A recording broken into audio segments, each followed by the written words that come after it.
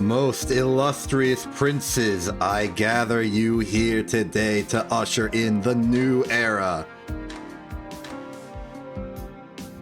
A new age. But what kind of age will it be? One adorned with gold, or a less savory metal? All I know for certain is that a metal it will be. Welcome, one and all.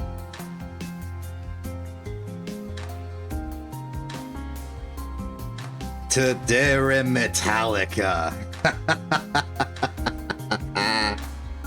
Oh man. I'm excited. I'm very excited. I boot up the game and I'm seeing new things. It's really exciting and cool. Also, I would like for the record to point out that I am pretty sure I am the first streamer on Twitch.tv website to be streaming Opus Magnum post the release of the game, not including one other stream that was apparently started 2 hours before Dare Metallica came out.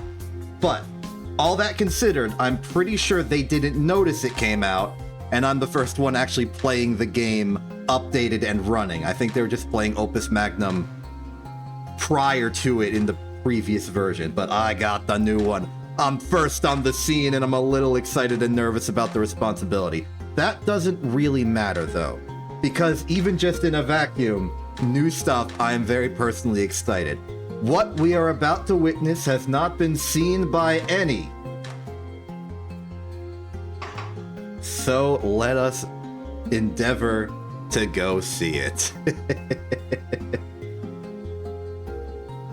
Oh, I'm excited. I'm kind of waiting for the music to like dramatically end to leave. I tried to time it out like that, but I didn't pick the music and I wasn't paying attention how well it was looping good. This feels like the end, maybe.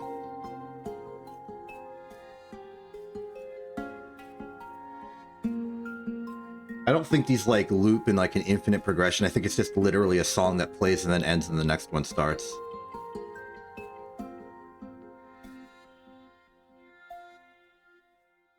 All right, let us recede so that we may proceed. This is just my previous solution to buoyant cable. I picked it because it had the two elements that are most symbolically representative of myself. That would be air and iron. Illustrious indeed. Okay, first thing I know, let me just take you through the process. First thing I noticed, brand new symbol right here, right behind me. Hold on, let me just get myself out of the way for you for a second. Right here, brand new symbol. Right next to the journal symbol is this. However, in order to prepare for the stream, I had to go to buoyant cable. And when I did that, I discovered that there were now 3 more entries into the Journal of Alchemical Engineering. I am not going to look at them because they are theoretically the future. Also, let me just look at production alchemy, anything. No, okay, everything here seems to be untouched. There's not like some weird mysterious secret bonus level that showed up. Okay, I now know absolutely nothing of what's going on. I'm unprepared, I'm scared, I'm excited. But we gotta start somewhere. And I don't even think I want to start with Sigmar's Garden, because that's, there's a new one. We should probably do that one. Let us take ourselves back in time to an earlier time, before the collapse of House Van Tassen and all of the conspiracy of House Colvin. Okay, not all the conspiracy of House Colvin, just most of it. Just, you know, the parts Anateus was involved with. And we enter. I have pressed the button, nothing has happened. Mysterious.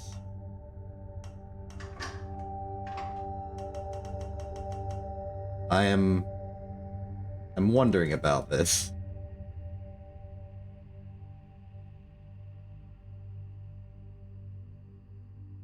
There's a new symbol. It does not appear to do anything. Do I open the journal? That just takes it away. Do I open this? Do I need to go to the Times? I don't know. It's possible that there is some sort of unlock requirement that I am not meeting. How about we just look at the concealed letter, see the credits, skip the credits, and see if that unlocks something now that it realizes we've beaten the game.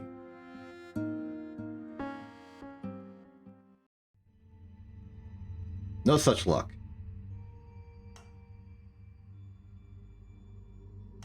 Okay, how's about we solve a level? Let's just open Universal Solvent and hit the go button. This is perhaps one of the risks of starting a brand new game the second it gets released. There's probably bugs that have not been fixed.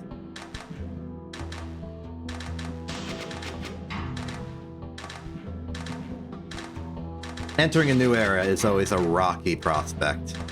Who knows what kind of shenanigans could happen. I bet there's excited people on the internet. Oh, of course. I have made a critical, foolish mistake. We are gonna have to stop the game for a second.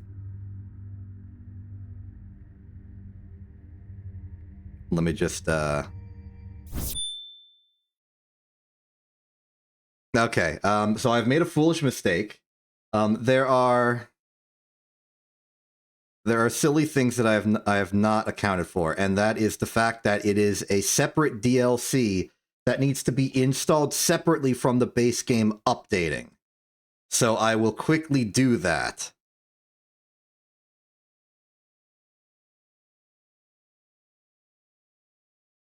Let me just go through the process here.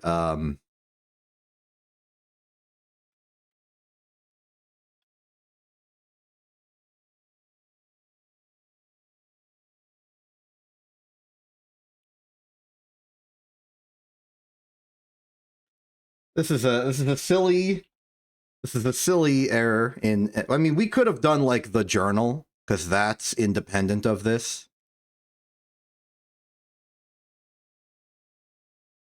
But like, you know, I just want to get this whole thing done, and like I want to get to the plot. It's exciting. So I'm just going through the process on Steam of doing the process on Steam stuff.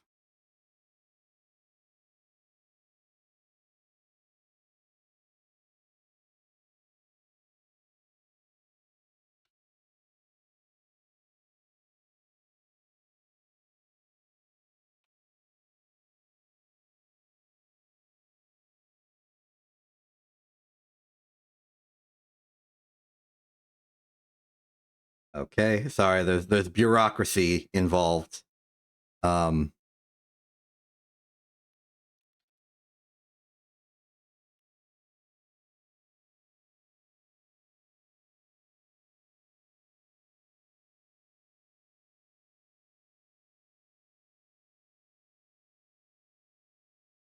had a very dramatic intro, and now I have to sit here for several minutes as I install the game, go through processing, and also buy the game.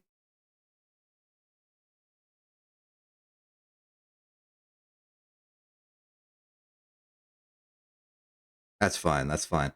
I mean, I could have just, like, you know, done this before the stream, but I was too excited.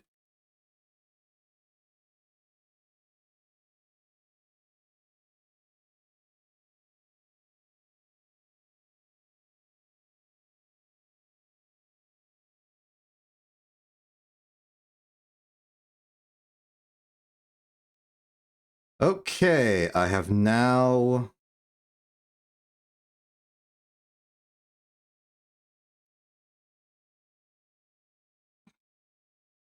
I think we should be good.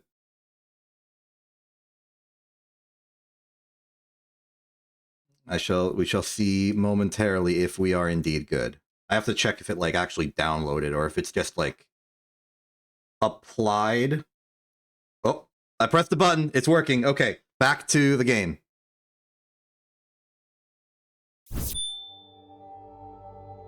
Okay, we're back at the game. Hello and welcome to Metallica for realsies this time.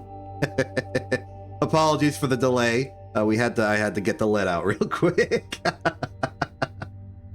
Okay, Metallica for real. Look at us. We're in a new world, a new land. Employment has been offered. Raw ambition, that's an exciting new type of lead ore I have never heard of before. Thought! Specialty alchemist. Production alchemy, yes! I knew it. I knew it. Production alchemy was a good thing I did that yesterday. Production alchemist sought for research position on short-term contract. Work with novel alchemical designs. Must be willing to work long hours, odd hours, and within frameworks previously unknown to alchemical science. That's always something you want on your job description. A specialization in metallurgy is also required. Compensation will be influenced by experience, but do not expect anything much. At least not until my theories are proven correct. Contact Severio Doth, independent alchemical researcher, 71 stone throw wind. Oh, so that's probably wind. 71 stone throw wind. Because, like, wind is something you would name a road. I like how it's a stone's throw away. So, or I guess Severio Das sent out that, hoping for, like, an assistant? Oh, frick, I gotta do, like, voices now. He's on time, I see. That's a plus. Up there in years, though, could be a minus. I'm standing right here. Of course. Remind me of your name? Pierre Pagano, potentially at your service. Right. The one who works for Scolari. Yes, and Oberon Burke, and several other esteemed and trustworthy families. Yes. I'm afraid your list of prior appointments doesn't tell me much, though. Alchemists often get appointed to positions without regard to their merit or technical ability. True enough. I've been around long enough to see that happening now and then, or perhaps more often than that. Then you won't object that I have a small test prepared. Follow me. Oh, Saverio's test.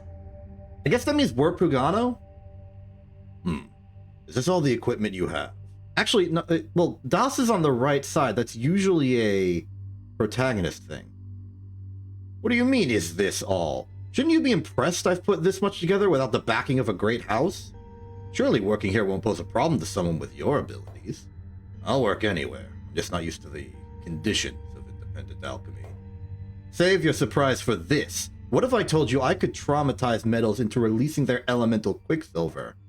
I would say 1, it's strange that you put it that way, and 2, please show me. Here, take a look. Alright, let's do this. Whoa. Welcome to the Glyph of Rejection.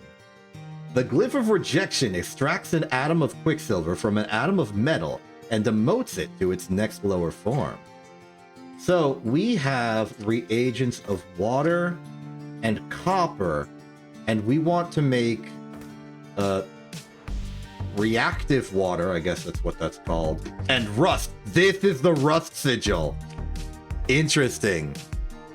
Not the rust sigil, the rust element. I'm excited for that. So, the demand is very simple, and I will do so immediately. I guess that means we're going to need 2 water per. If this works like the glyph of whatever Quicksilver Ascension is actually called, then this should be interesting. Okay. Trying to chart out how I want to do this. I think what I want to do is I want to grab a water. I think I know how I want to do this. I want to grab a water.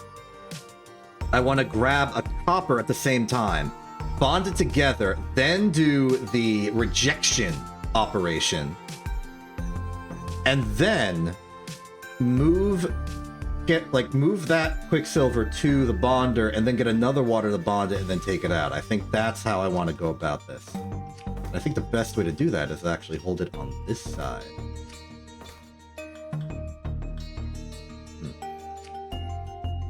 Actually, it's going to... And I should pick it up from the Quicksilver, move it in. Okay. So the output for this is going to be something like this, and 1, 2... I guess it could be that. So I'm going to do my classic track-based system. it's going to be a nice little grab. Well, now that I look at it, we could do this via rotation relatively easily. But I think I want something down on the test. We don't want to, like, over-optimize. That's not good on an interview, I would imagine. So we would grab, pull, twist, reset. Then, meanwhile, we could have a simple 2-length track setup to push the copper in. Then that can reset immediately. Meanwhile, the moment the rejection occurs,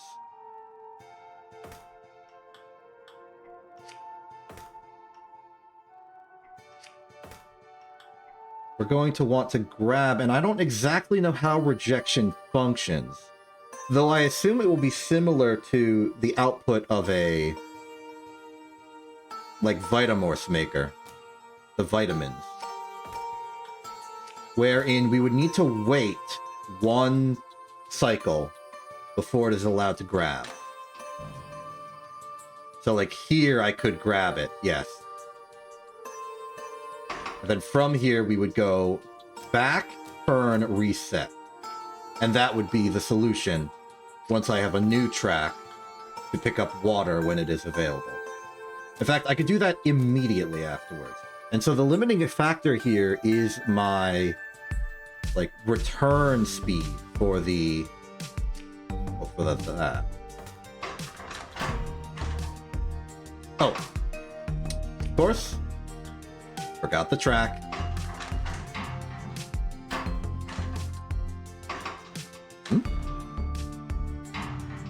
Oh, I have moved the wrong way along the track for number 3. Solved it. Do you think Das will be proud of my work? I like to say, oh my goodness, look, the bar graph is like so depopulated. Nobody's played it yet. It's only been like 30 minutes.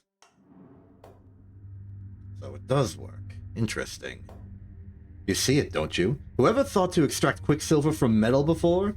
The applications here are countless. Oh, I guess whoever thought to.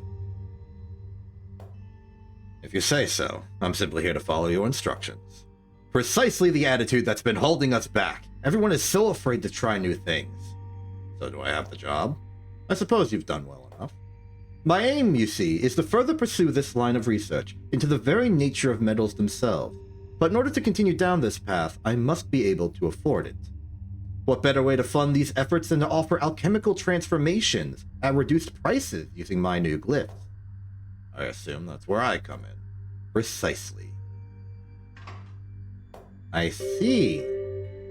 So we're going to use the new glyphs as a means to undercut the market of metals.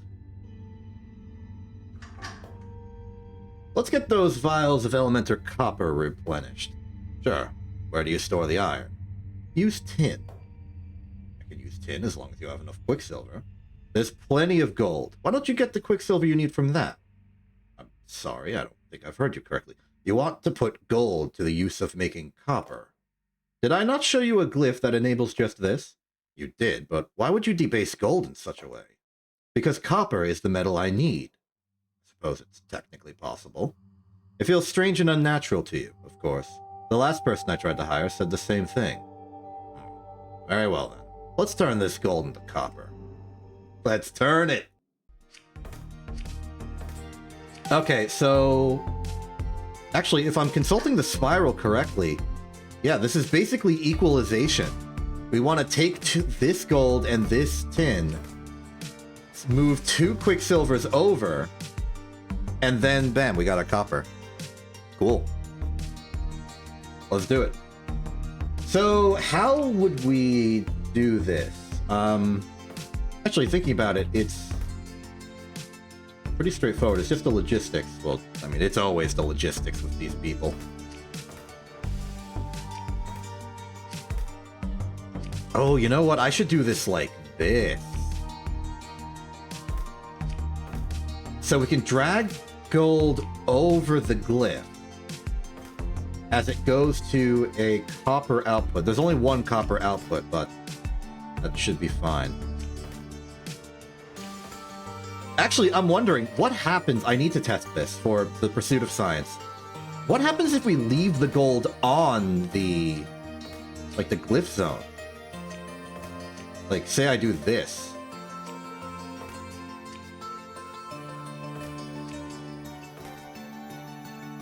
I suppose it would wait until I remove the first Quicksilver, but that's very interesting. So arm 1 I want to be with a gold arm.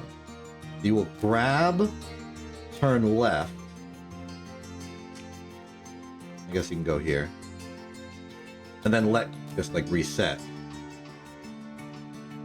Oh, I have this backwards. I imagine that's going to happen a lot. So then, theoretically, I move this out. Oh, too early. And as I suspected, I do need to wait until the frame after. I say frame, but it cycles. And the moment it becomes clear, it puts the new one down.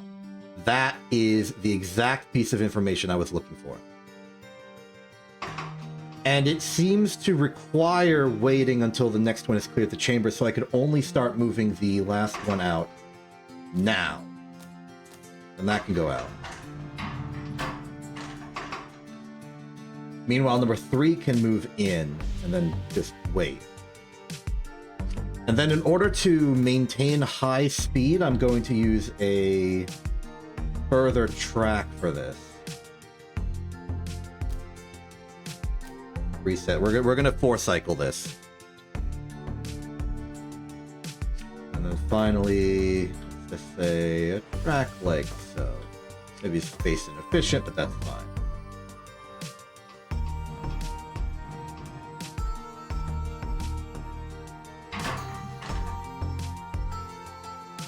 That hit? I'm surprised that hit.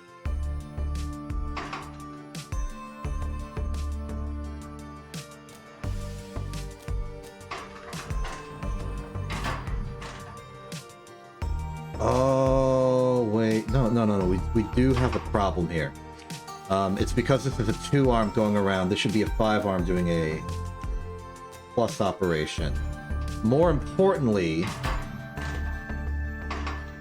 it cannot 4-cycle. We do not have enough time to get the second tin out. Actually gonna have to 6-cycle it.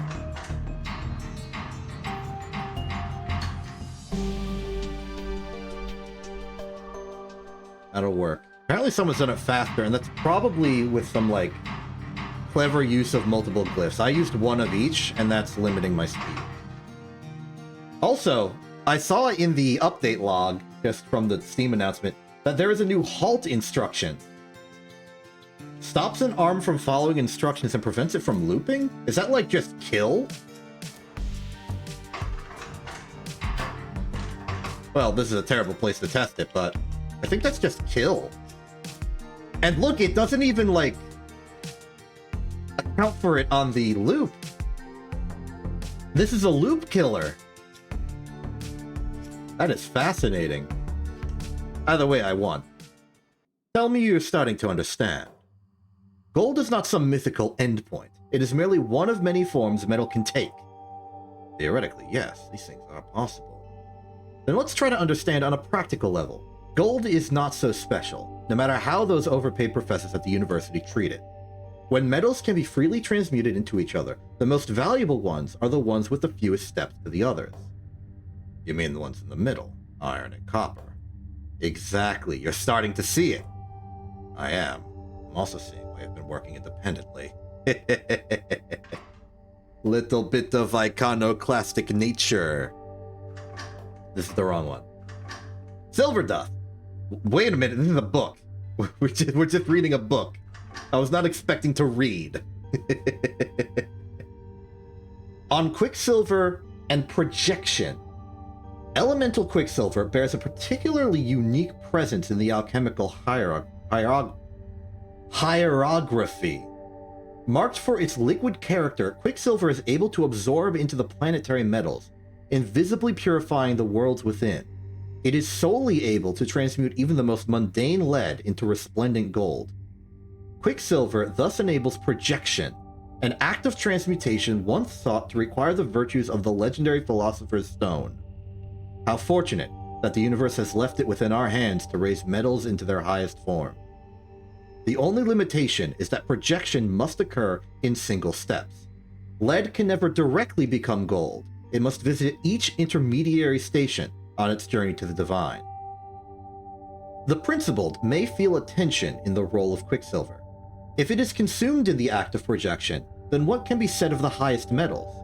Could it be that these noble metals, considered pure, are simply admixtures, excitations of that simple lead?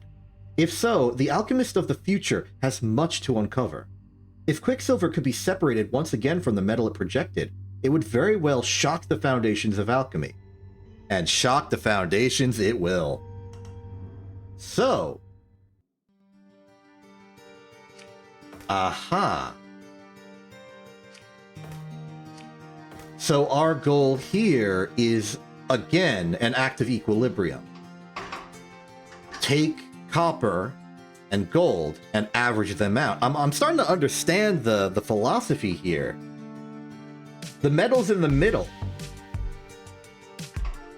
It's the metals in the middle. Also, this is some lovely good music. It's got a nice little style to it. So, oh, you know what I would love to do, but can't because there's no core structure here? I would love to be able to, like, spin this, thus allowing, like, the quicksilver to go in, then go over here, and then, like, refine up, like... Actually, there's another problem here that we need to be careful of.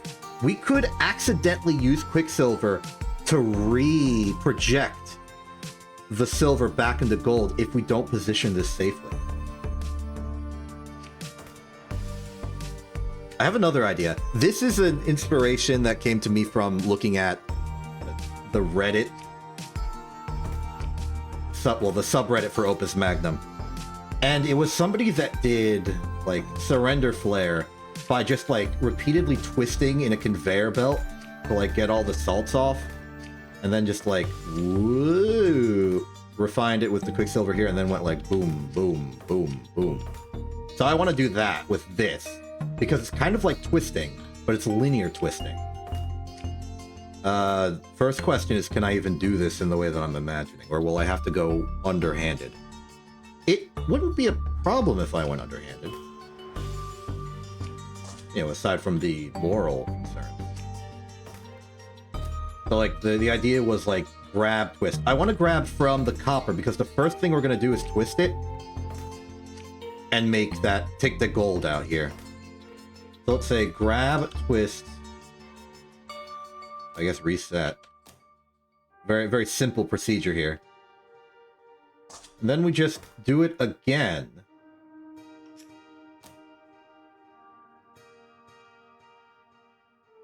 Oh no, we have to do it from the other side because there's no room for glyphs down here. Which means we want to pick up from the gold so that when we twist, this is where we begin. Actually, I'm wrong. This is where we begin. We begin by taking this out.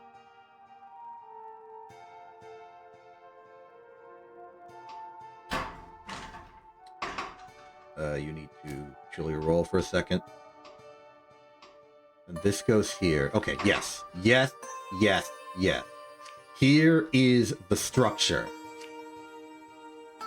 We're gonna roll it. Now, it's here, and that's a problem, but it's not really a problem because we will simultaneously move it here via this arm that I just invented right now.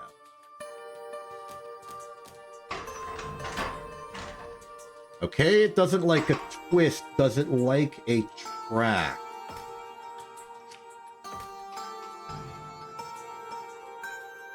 I mean, one solution to this problem would be to just do it like this.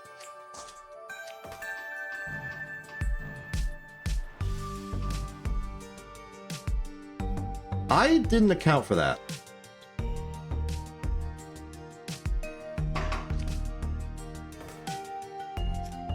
Well, let's get the twisters in place here. Let's just make a bunch of them. We know the form, it's just a matter of the essence. So that goes there, that picks up, that goes there, it drops it in. Maybe I should have gone for tracks. The ever-reliable track.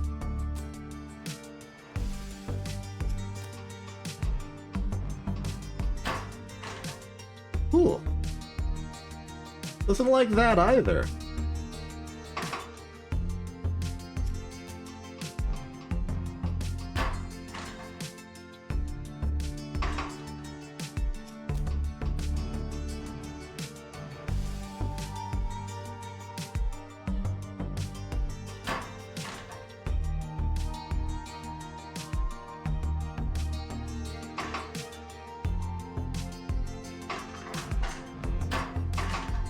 Okay, I think what I want to do is actually turn it out, then come back in and go. This is a lot slower.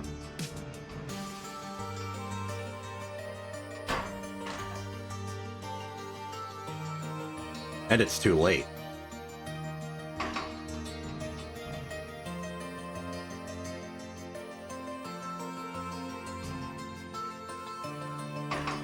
So what happens if I turn it to the right? That certainly won't have enough clearance. Yeah, absolutely not. But suppose I simply turned it around many times. Wrong way. This is a little bit of a silly solution, but...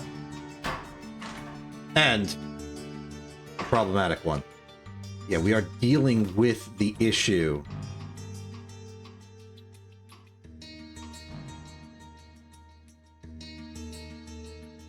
Yeah, I'm starting to question my methods. I think what I'd rather do is do one big arm that like swings around and does every single projection step at once. Where's my... there we go. So from here, we can imagine, say, 3 different Destructos. Just like removing all Quicksilver in existence.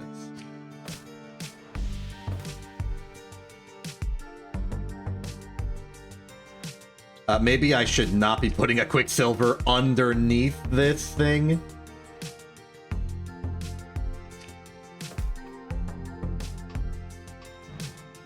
Okay, the other threat is that we need to move this out immediately. Otherwise, these silvers will decay further. Which is the real threat of this.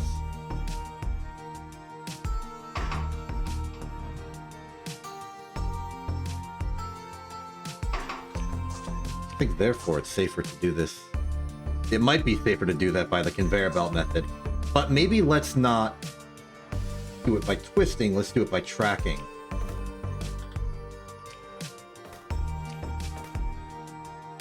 In my mind, if we go over the track like so, this is a whole different like theory and philosophy that I have to figure out for these.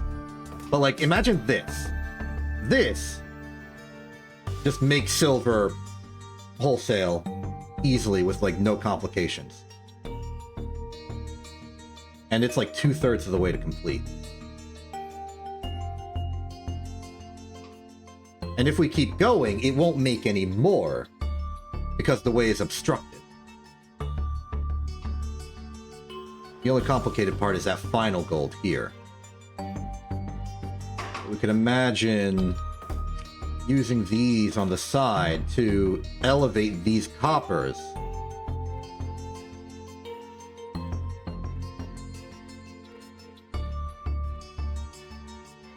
A process I'm told is called projection.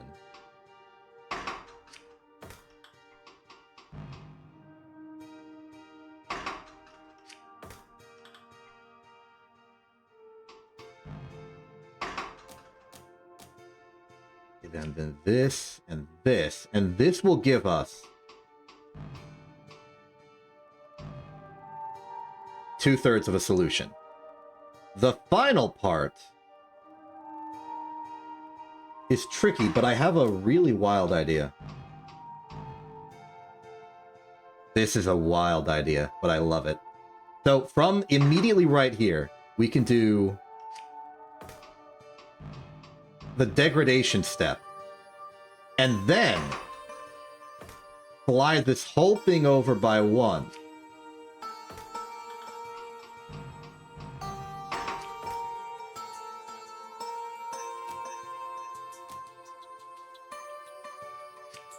This is a solution that I would think of only because I have played the community map Maze.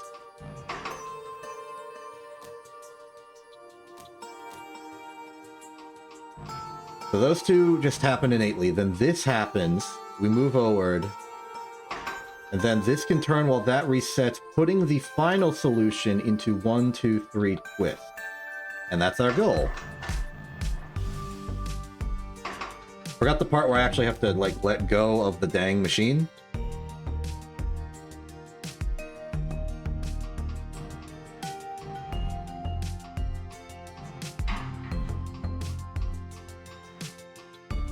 So everything I'm seeing suggests to me that I can do this via multiple arms that are doing crazy, wacky things at the same time. All we want is a let go minus, or sorry, plus, plus, plus, plus.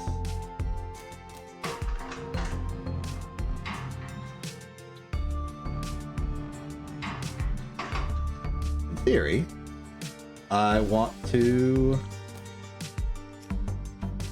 double this up.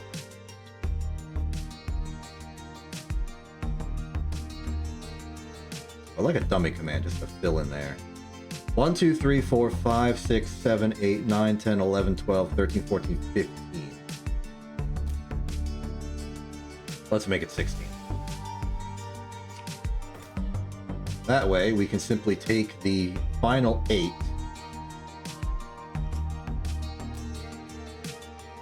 and swap them. And because we know that this letting go step happens right here, we can set it up there to begin with. And then, should be a simple matter of doubling everything we've already done. And now we have something that runs in parallel.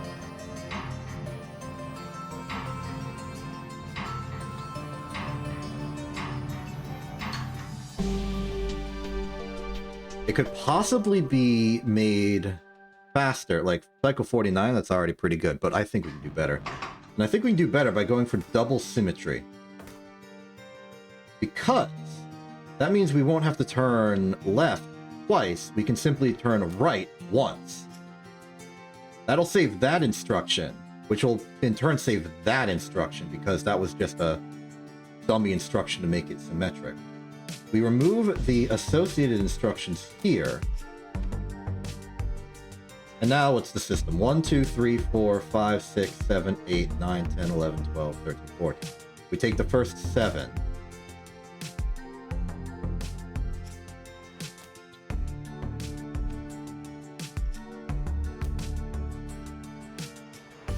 Take the last 7. And this has changed us to starting in this configuration, because it's sooner.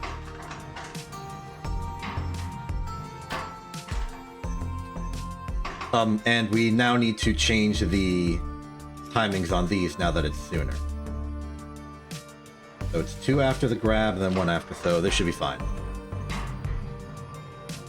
Other improvement to be made, this could be smaller.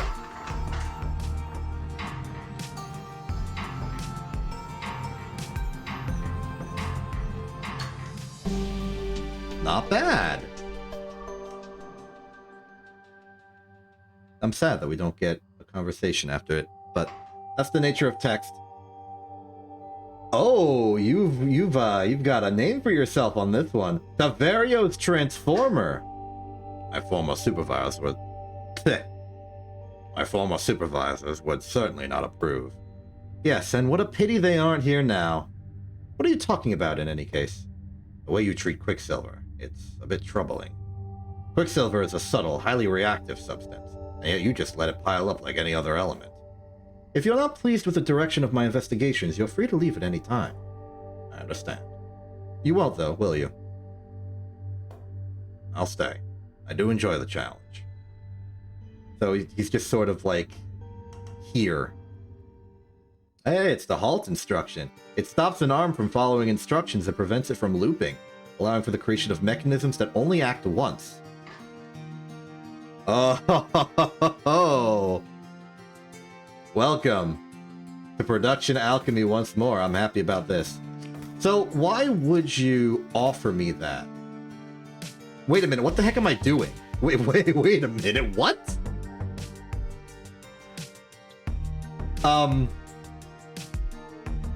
If I hold you posed me with a puzzle here. What happens if I do this? Okay, I was really worried it would just turn lead into quicksilver. What am I expected to do? Oh. Oh. I getcha. 2 lead equals a tin, and a tin equals a lead and quicksilver. We are turning lead into quicksilver. Oh, and that's why you need the first instruction. You get the tin, then you deproject it, and then you can use that as the first lead again. Oh my goodness, the way forward has been opened up. I am so excited to see what kind of Turing complete nonsense can come from this. I already know that, like, the game is... I don't actually know if it's, like, Turing complete. But there was a level in the workshop called Information Age where you had to, like, decode a string of elements into a particular refinement of metal or something like that. That was a wild one. Really had to get you conditionally operating. It was cool. My solution to that took 1,000,000 years, but I think any solution to that takes 1,000,000 years. Okay. This is... I'm suddenly excited. So, how to best configure this? Probably it's just going to be like a loop. I think this triangle loop is the best way to think about it. This is wild. We have a catalyst. We have a catalyst is what we have.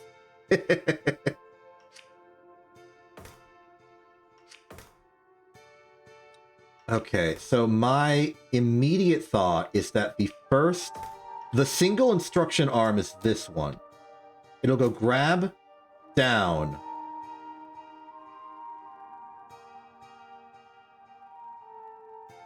No, I'm wrong. I'm wrong. The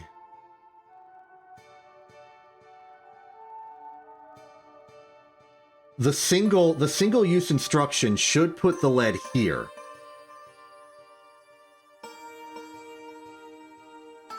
From the input.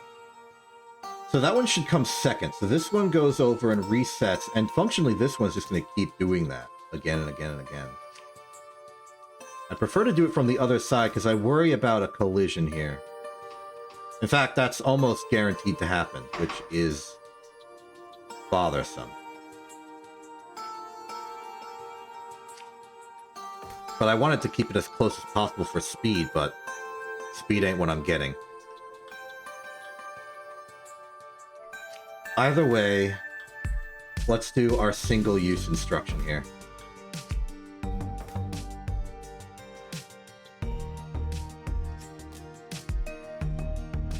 Then you just... Nope, you go forward, buddy. Oh. Sorry, that was a piston move, not a track move.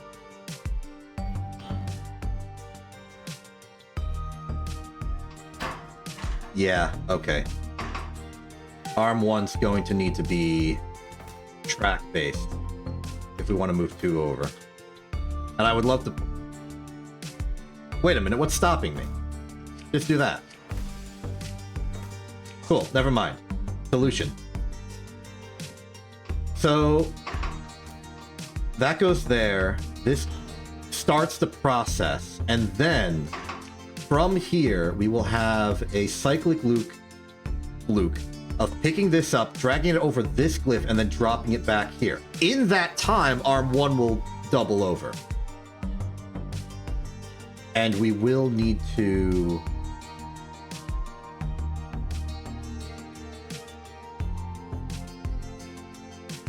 wait the process out. Track forward, go. Too early on number 3.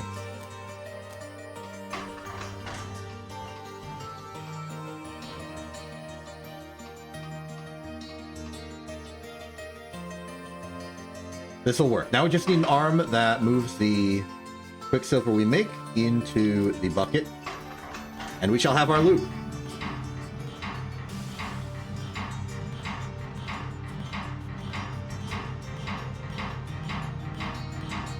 $18 product? I only saw that right near the end.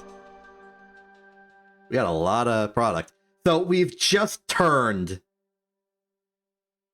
by sacrificing one lead element, a singular lead element as just a catalyst into this process. We can then use it to turn lead into Quicksilver, which is wild. But that means that all metals can be metalled through metal. You don't need Quicksilver anymore. Quicksilver is now a thing. Now, here's the question. Can that go backwards? I can't think of a way to do it backwards. You would have to be able to split a metal into 2 of the lower stage. Though maybe Das has an idea about that.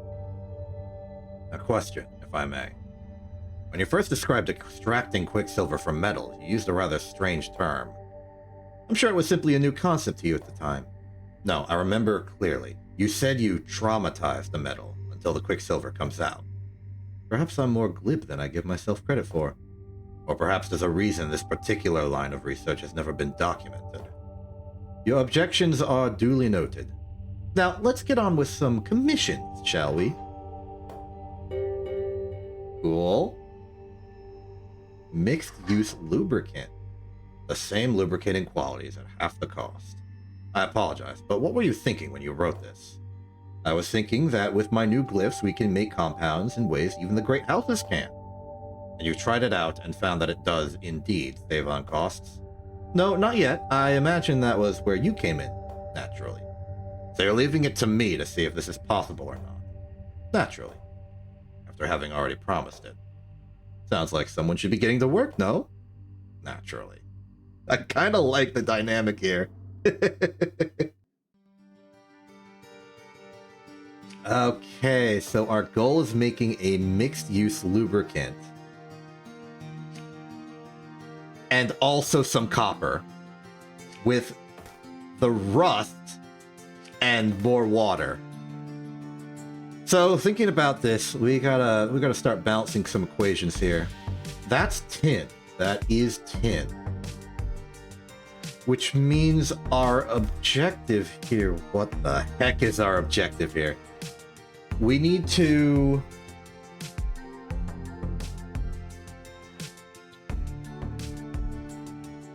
Oh, this is weird. This is weird. Okay. So we need to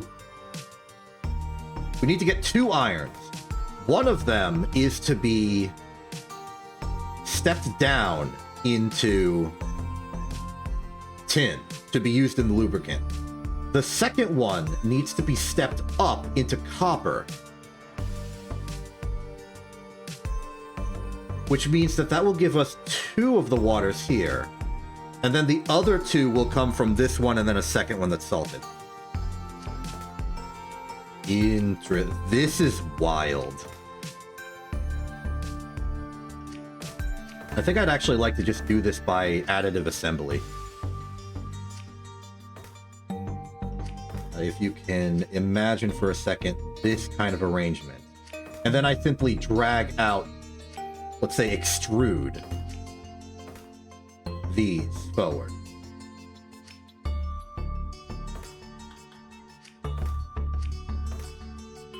Out here extruding. Extrudal. So we do this, and then we do it again. Don't forget to reset, you fool.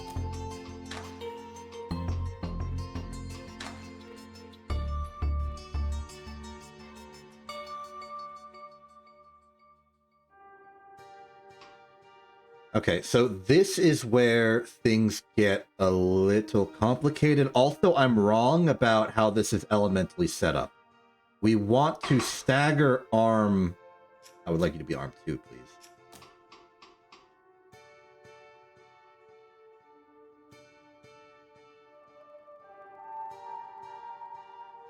Yeah, because it bonds this way and should go that way.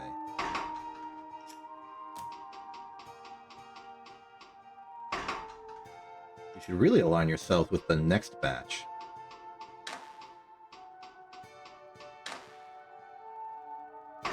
Ooh, but that's undesirable. That's okay. That'll come out of the loop, though. Even better, I think we should just split this into 2 arms that do the exact same thing slightly after each other. That way, this assembly can be made to go fast. Same with number 3, and especially because I want this to pivot outwards once it's done, in order to do all of the more calculated elemental manipulations out of this. In fact, this doesn't have to go out 2, it can just go out 1 at the intended time. The repeats no longer make sense.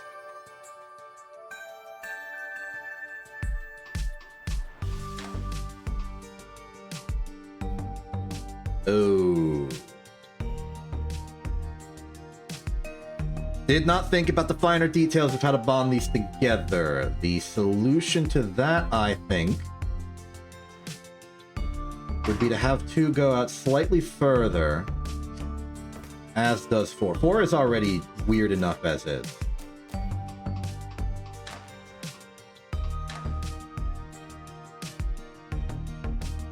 No. I'd rather do this via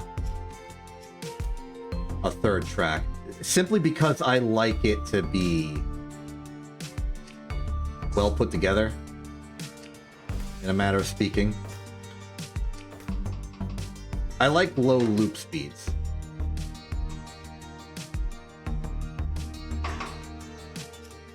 This is where you pick up, move it further along once. Then the new number 5 can simply leave. Number 3 can then be the turner. And now we are here. Our objective here is to... Oh, we have a few objectives. Step 1, turn this into tin via rejection. And that can happen immediately on site. Then we want to move this whole assembly, or just hold it in place even. Oh, if we can just keep it in place, this does not get easier. It gets easier to loop. But this will happen, and 3 can immediately leave. In that time, we can move over the 1 Quicksilver that we get from this process at the moment it arrives. We pick up, move over, reset. Quicksilver will be ready to go here. Let's just see how this goes so far.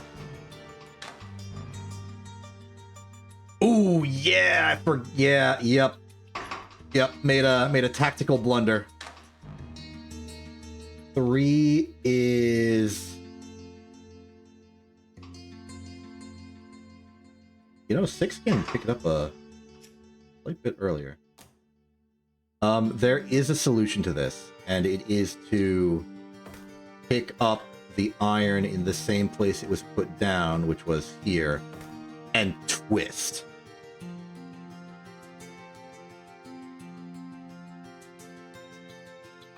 So upon this, we twist. You really cannot keep a metal in one place when dealing with rejection.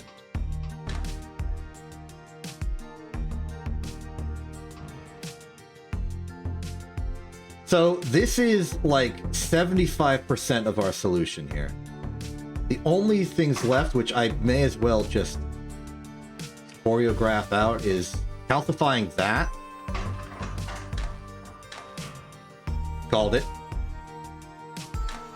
Unbonding this newly created copper.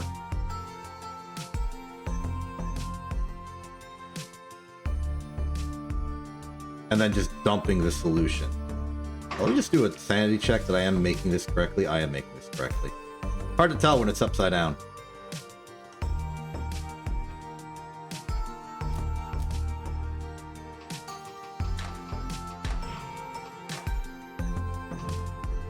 I think I want to, instead of turning, I want to track forward just to keep this thing a bit more physically compact.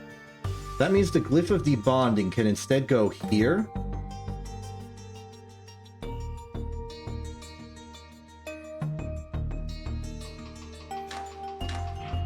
Arm 7 does not need to be this. Ooh. First off, that's not even the correct positioning for it.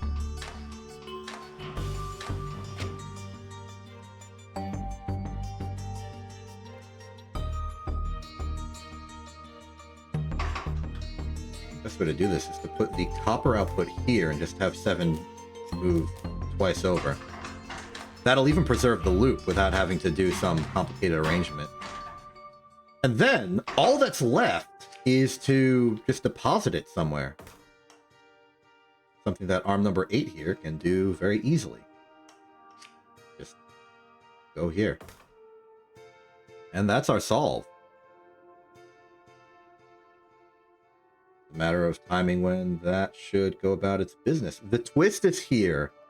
Then this is where the bond breaks, so then we pick up here, turn, and reset.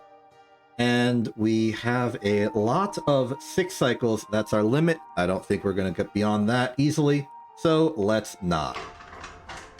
Solvema.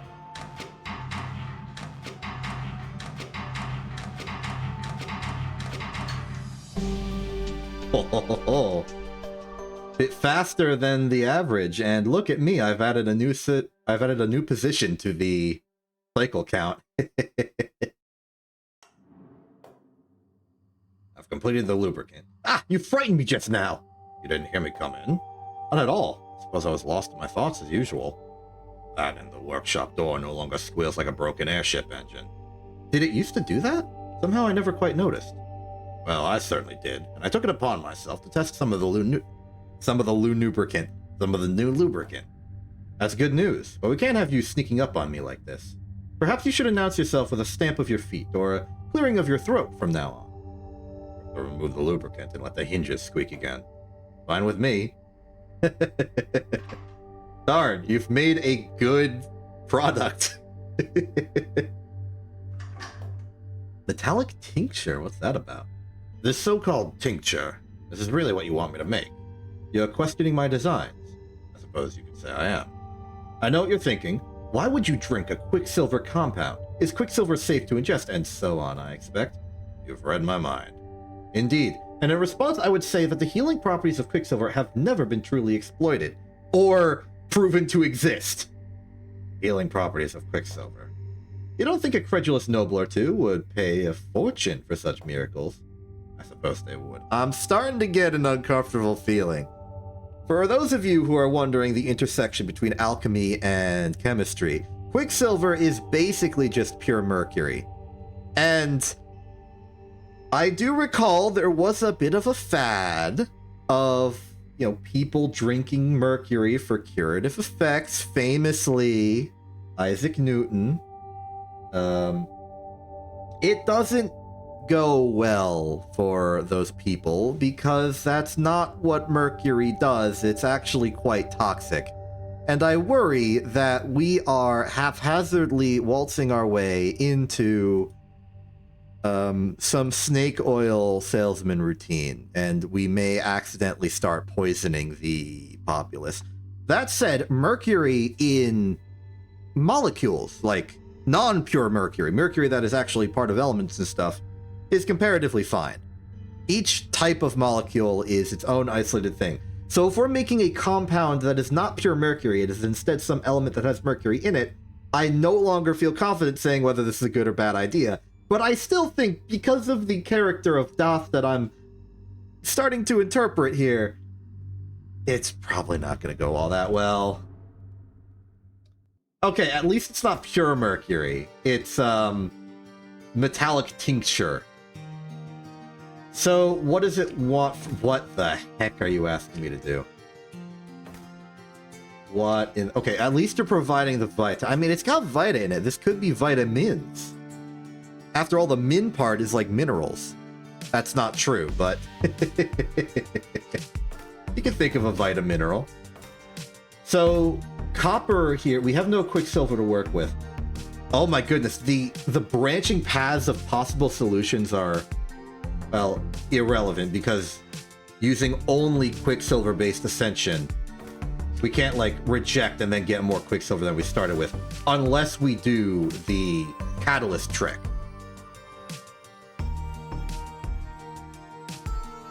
You know what would be cool is a puzzle where you start with, like, a single element of, like, copper or something, and you use the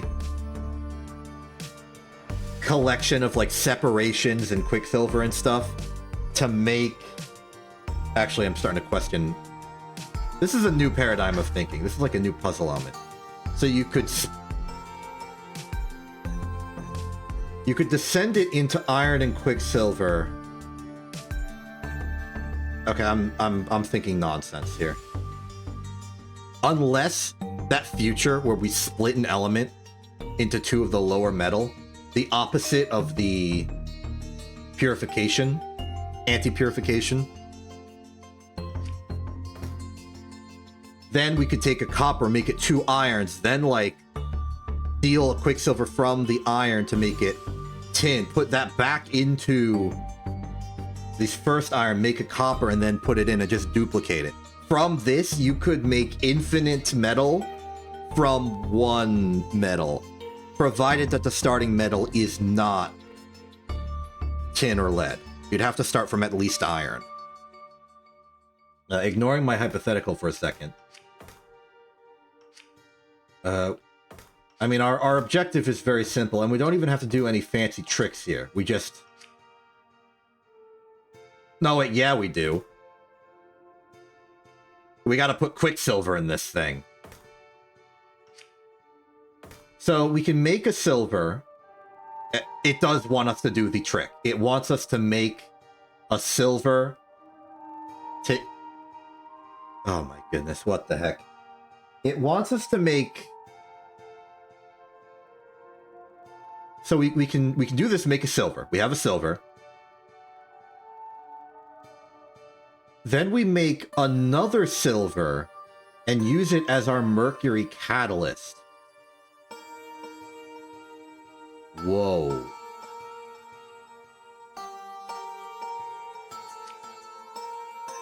This is the nature of it. This is wild. Okay, I'm starting to... Das is possibly insane, but I'm for it. So arms 3 and 4, now arms 1 and 2, are going to be our one-stop shop for craziness. Number 2 will need to arm out like this. Number 1 will arm out like this. We then need to have the same type of arrangement here. So the true outputs of this machine will be 1 silver and 1 quicksilver here, which can then be brought together to make the monstrosity in a roughly this position, I would say. 2 it over. Seems good. Oh, but, like, actually thinking through, this is such a new pattern. I think arm number 2 is going to be... Yeah, arm number 2 is going to be our repeat. Arm number 1 is going to be our catalyst kickoff. So you're gonna go up forward. I mean, you could just let go and then stop. B.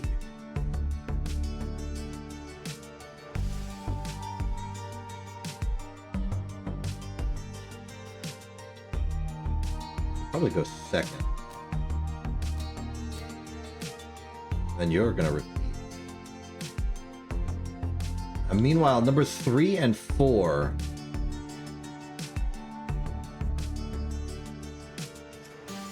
Actually, let's just do it like this. 1, 2. Arm 3 will then put here, reset. Arm 4 will then put there and reset.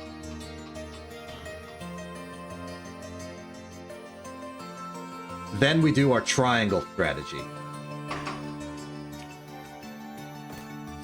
How exactly this triangle is going to work is we grab from here, move forward, then up, drop it. So I'm thinking a little bit of that. Oh, hold on. No, that would not save on stuff because we would not be able to loop back around. So grab from here, thank you. You would be...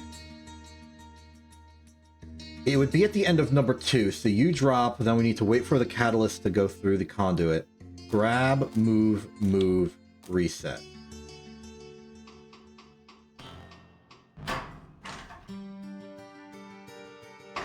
And that's complaint on the loop being too fast. Okay.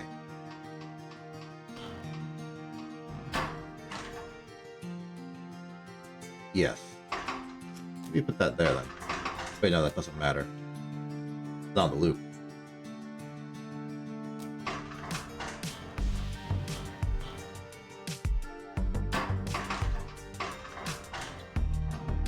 Okay, now we got to get the Quicksilver out of here. That is a simple turn left, and hopefully we don't hit arm number 4. I really hope we don't hit arm number 4.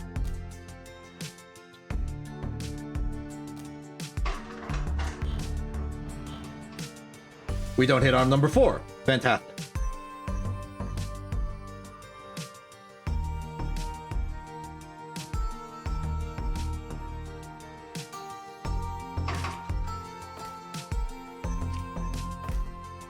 Meanwhile, here,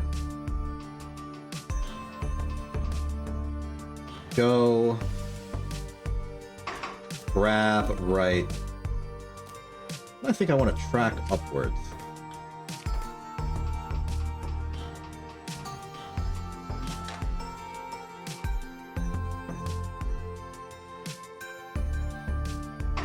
Better idea. Just turn again and then reset. This will put... I want to see this in action.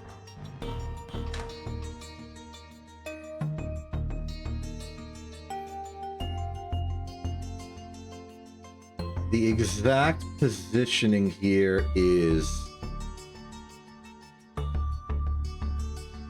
a little awkward.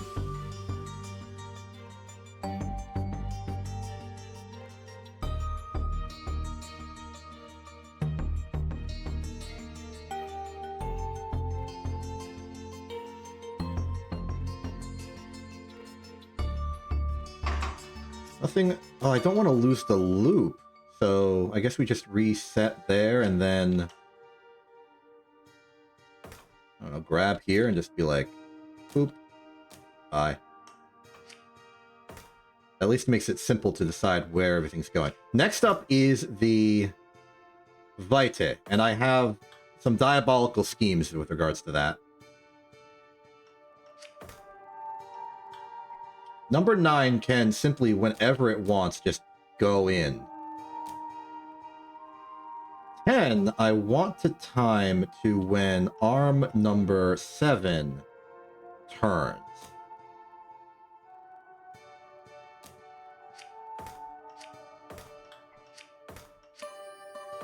Like that.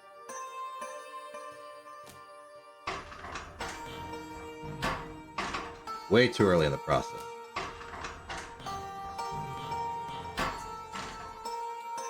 Ooh, you don't like that, do ya? It's too soon.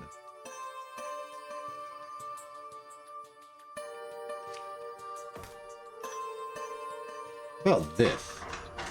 You like a turn any better? No.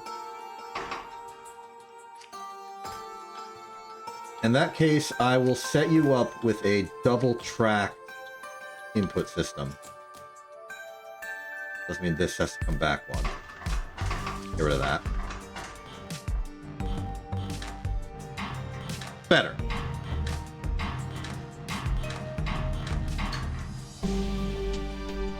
Not bad. Definitely overpriced. Overspaced as well. I'm not very good at handling it, because I like to have the safety of just knowing it'll work by putting everything very far apart. Tell me one thing, Severio. You really intend to sell this? I did say I intended to raise capital to support my efforts. I'll admit I was hoping the work would be of a more reputable kind. Don't be so fixed in your thinking. For many, the mere suggestion of a healing property is enough to satisfy the desires. And it doesn't bother you that these properties may not exist. If the great houses had any sense, they'd be funding my research directly. For now, however, I'm forced to use more indirect methods. Whatever it takes, then. Everything will change once I present my research. You'll see. Galena separation! Now we're talking. Now that I'm working with these tools, I keep thinking back to one of my previous jobs. Oh? Something concerning the metals, I assume? Yes. It involves processing galena ore, which can be quite complicated, as you no doubt know. And which could be greatly simplified with my new glyphs, yes? Once again, you've guessed where I'm going. Interesting indeed.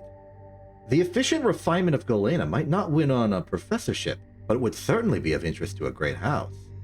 You would go after one of them as a client? The potential reward is far too great to ignore, but let us first see if it's possible. Okay. Galena ore. Okay, no, this is just galena. No, that's the galena ore. And then we want tin. And... aha, okay. I see. So the idea here is we want to take the silver, remove 3 quicksilver from it, turning it into tin, and then use those 3 quicksilvers to elevate the leads on the outside into the good stuff. The major downside is that we don't have room to do this on site, so we're going to have to do this a little bit like Surrender Flare.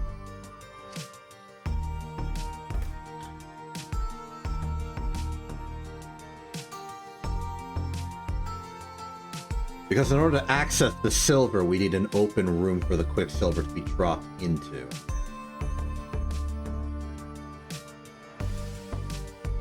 Yep, we're gonna assembly line this. First off will likely be a right turn. We can then do something like... this is how I'm imagining it.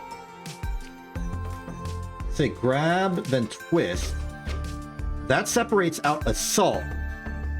Wait a minute. What am I thinking? We need to get the salt out anyway. Why am I overcomplicating this? Just remove the salt. That's what we're here to do. Never mind, this is easy.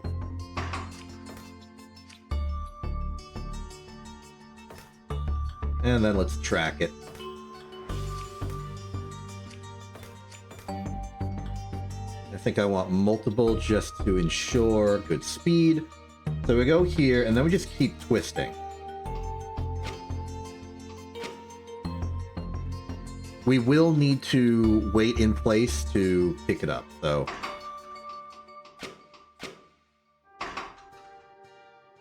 so it'll be wait, turn, turn, wait, turn, turn. I believe.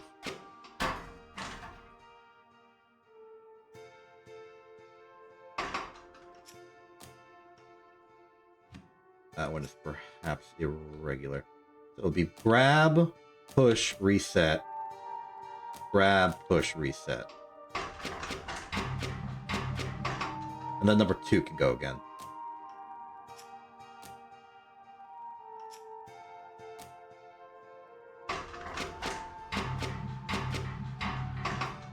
Oh, we could do the whole process here, actually. We don't have to worry about the loop. The loop will be expended by number 1 as well.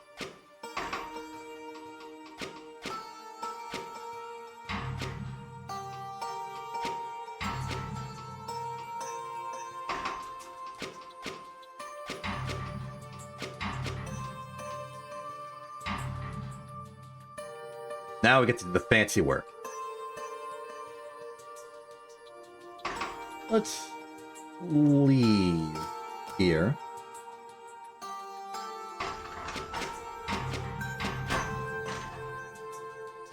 Oh, need to wait another.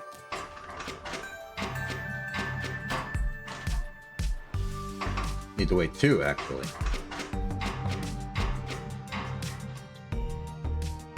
Then from here, we can start doing the fancy work. And in my mind, the fancy work can be done like this, I feel.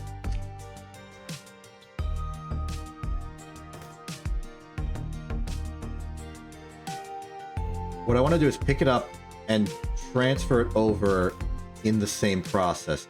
It's my hope that by doing this, the next tin lead in line will block the output for the rejection.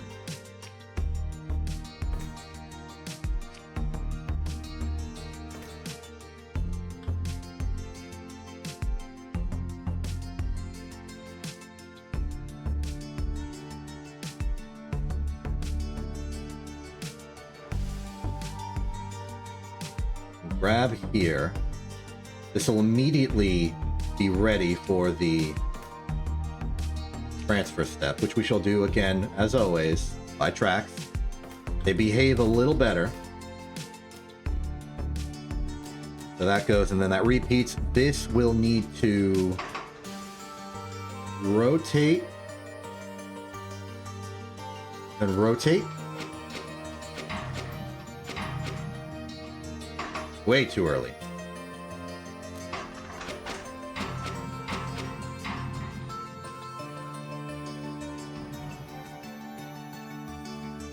That's looking good. Now we just need to do it again.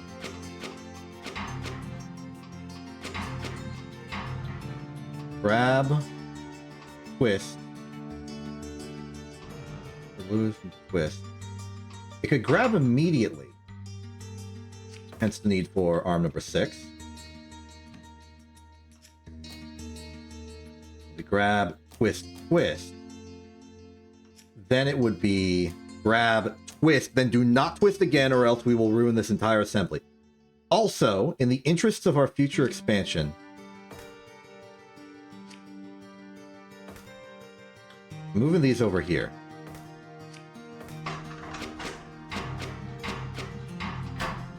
I was afraid of that. Nothing a little longer arm can't fix.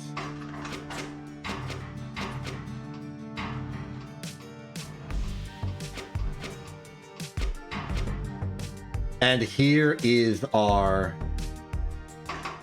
grand output. Then from here, we could just turn it out.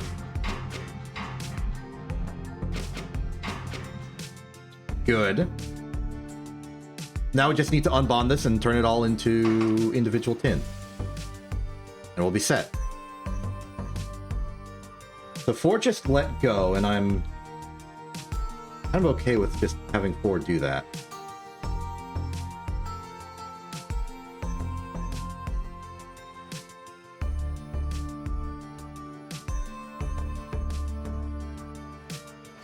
I think from here I'll take this as a new arm out of 4 and then turn left. See if that clears the arm number 1 and such. It does. And then this will be our debonding zone. In a very similar arrangement to what we just had. Probably even that same deal. So we will On immediate term, it will despawn, and then we need to grab, and it can turn while we're doing this. Turn again, reset. And 9 should be ready to do the exact same process.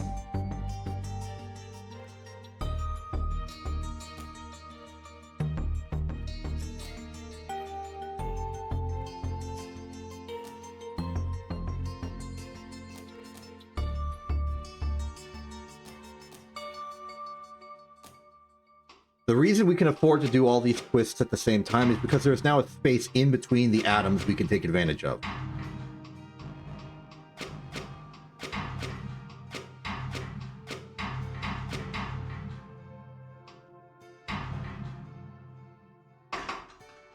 These final 2 twists do not need to happen. It can simply be that.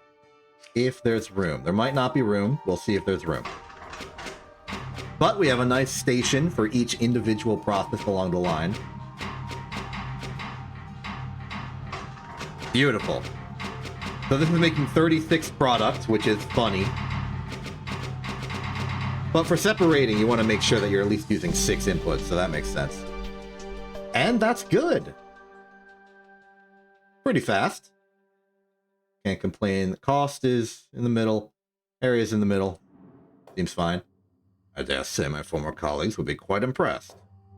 With all due respect to your former colleagues, I am much more excited at the prospect of a great house's attention. A fair point. With the fees earned from this new process, I expect you should be able to pursue research freely for the rest of your days. Well then, it's been a pleasure to work with you. What are you talking about, Pierre? Now that I've demonstrated and proven this process, I thought my work here would come to a close. No, I want to present my findings, but I have no intention of stopping here. The possibilities are much greater than this. We have merely taken the first step of the road to something far greater. The task. The glyph of rejection is only the beginning. I am certain there are more novel ways to debase the metals. Indeed, when placed under great duress, we might even see them rent asunder. Severio. I'm in the middle of writing my talk, so make it quick. This is perhaps an odd question, but do you hate the metals? I have no idea what you mean. The way you talk about working with these metals, it's curious, as though you had some history with them. Don't be ridiculous. Metals are inanimate forms of matter. They don't feel pain or anything else. True enough. Now leave me alone. I need to finish this presentation by tomorrow. Oh, so this is how we're doing it, huh? Okay. Chapter 2, Unstable Catalysts.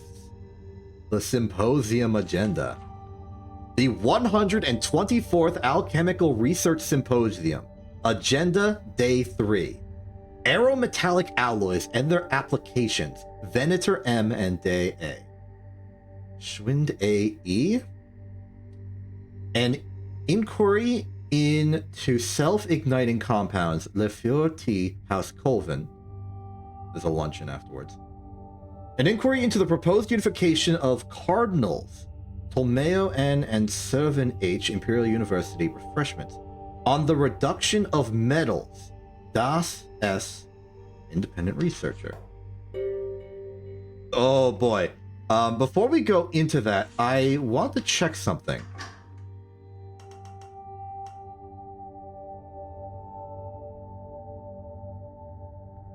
Okay, this doesn't denote which year this is, but I was curious to figure out if we could figure out exactly how many years before this issue of the Alchemical Symposium Journal of Alchemical Engineering this was about. But it definitely appears to be a different year. I was just curious if we could figure out like which symposium it is, but it doesn't say so here. Actually, you know what we could do? Proposed unification of cardinals, Ptolemaio and Servin H. Those are names that sound familiar. Venator was on the list. Botnell may have been. Rovari, Pluster, Thiel, Wong, Shu, Ptolemaio. Okay, yes. Okay, I think this might be about the. This might be slightly before the discovery of quintessence. Servin is here. Ptolemaio's here. They were proposing a unification to the Cardinals, which I believe would then turn into Quintessence in the future. I really hope that they haven't discovered Quintessence this symposium, because that would be a little awkward if our destruction of metals is overshined by the literal creation of Quintessence.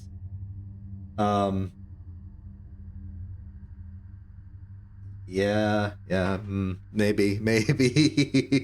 We might be getting a little overshadowed here. Well, how did it go? Those coddled, smug quacksalvers. Not exactly a smashing success, I take it. It's astonishing how closed their minds are. The potential stares them in the face and they refuse to see it. Isn't this why you were working alone in the first place? There was one person who did seem interested. A member of House Soria. Oh, that would be promising if true. I've forgotten her name, alas, but she did ask us to keep her appraised of our progress. That's something, then. There was also some talk with a provisioner from House Colvin to provide some basic materials, but that was it. What more did you expect?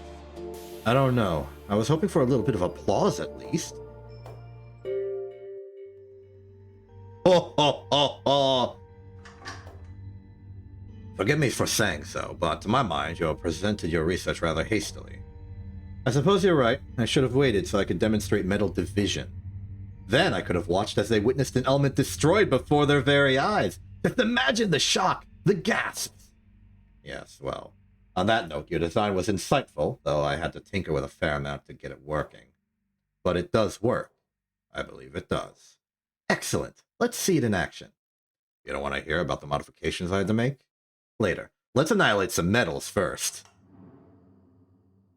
Oh, yes. The glyph of division splits an atom of metal into two atoms of lower form according to its metallicity, or proposition in the position in the sequence of metals. For example, tin 2 will split into two lead atoms, while silver will split into iron and tin. Okay, so it's not reducing it by one, it's bifurcating the dang thing. Interesting. And I guess these triangles represent what side will round up or down. Oh, what the heck? Okay, so let's see if we can't chart out this. So we are going to go from, let's see, 1, 2, 3, 4, 5, 6. This should create 3 iron. Then the 3 iron will make 2 tin and 1 lead. The numbers are the hierarchy, not the amount. So the gold will make 2 iron, which is one of our outputs. Then we take the other iron and separate it into tin and lead. And that's our other output. So we need to do this twice. Oh, I'm excited. Now, in the case of this, because it's an even number division, it will be fine.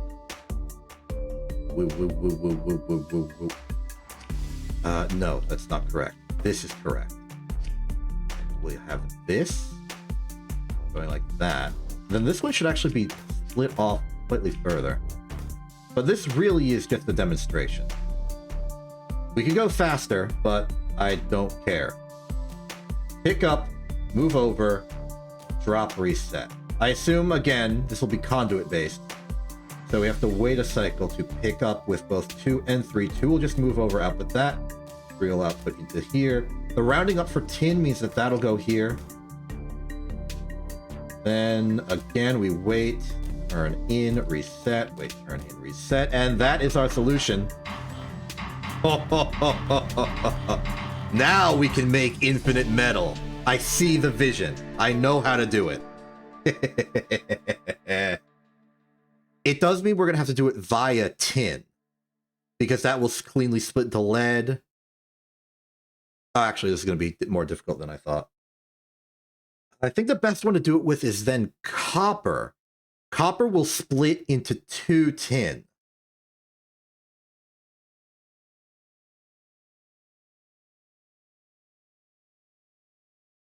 Then those tins can be split into 4 lead.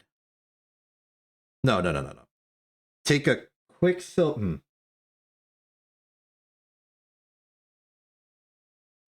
Copper into... okay. You know, they've made this interesting, huh? Copper into 2 tin. Then we can theoretically...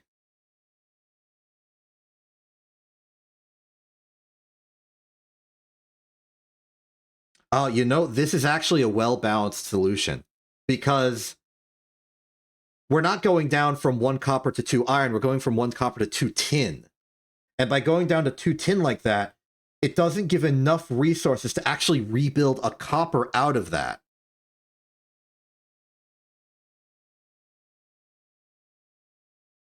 If we go from gold, we get 2 iron. Hold on, I'm thinking. We split down to iron, we can lower that to lead and ascend this other one to silver. That's not enough to bridge the gap, though, and that means we can't make infinite. That's a really, really smart way of going about it. We are not violating some sort of material law here. Did I finish solving this? Yes, I did. As you can see, the results in 2... Look, I'm just going to start over.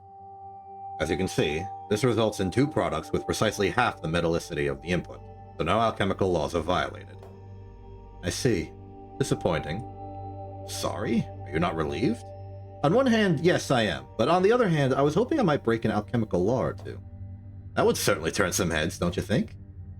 I don't know if that's a good enough reason to try. The history books are littered with alchemists who attempted to violate the laws and paid quite a price. But they aren't me, are they? Okay, so he's disappointed for the same reason I'm disappointed. I would have liked to have made infinite stuff, but whatever. Ooh, provisioning. Hello.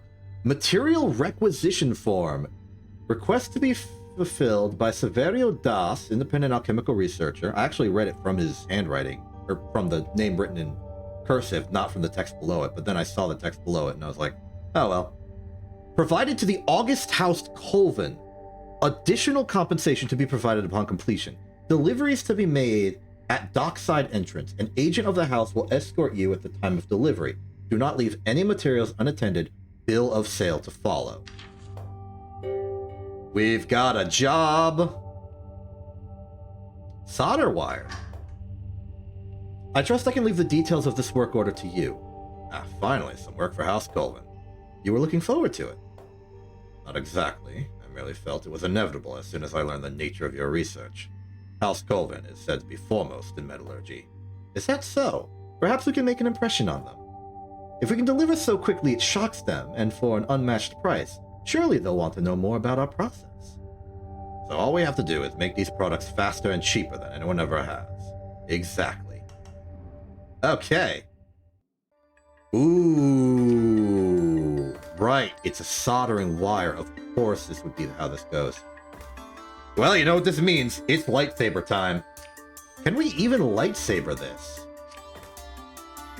Let me start thinking about the logistics of this. The tricky bit's gonna be bonding at such a distance. We have the space required. I can get these metals out. And if we leave it up on the top, we could push them forward, but it's going to be an arrangement. Oh, I see. There's an additional factor here. That factor is the fact that we need to alternate like these pair bonds. This is going to be interesting, but I think I can see how I would do this. Lightsabers alive. Step 1 is going to be that, naturally. We get our 2 metals. Then I think step 2 is going to be to bond them together, and then slowly and carefully move them out of here. We want to make sure that we are tying... Oh, this is going to prove complicated. No, it is not. We can do this. We can do this. We can totally do this.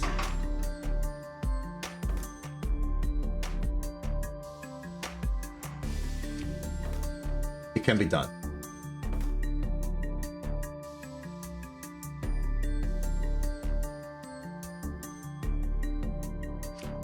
Just gonna have to take our time here.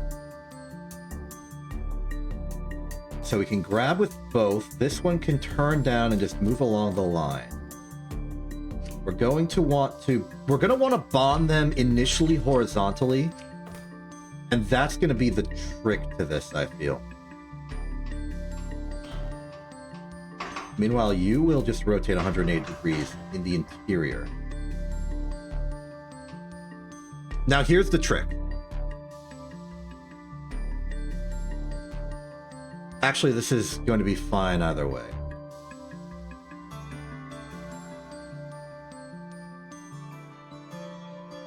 Thinking about this, I want these to be swapped, and I want you to go no further than this.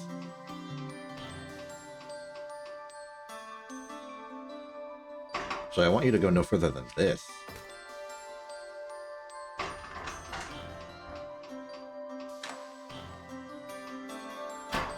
Yeah, okay, you forgot to reset. Then from here, we can twist this. Oh, too early on the twist.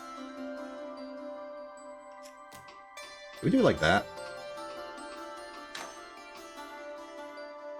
Actually, if we can do it on... No, I do want to keep it debonded for as long as possible. This is when we can bond it.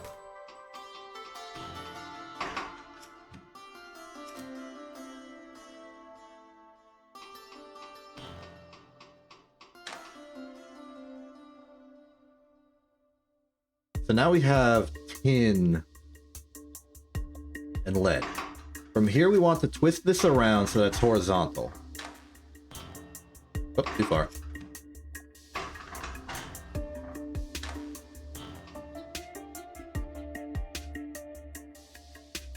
The tricky bit's going to be just zigzagging this in the way we want.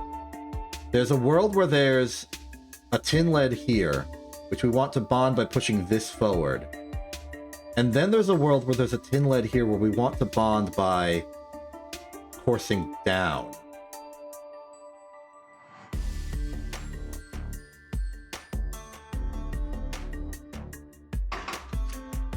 And I think we can manipulate that by doing something like this. So we can go... So once it goes around, we can either go forward twice, or go forward and then push.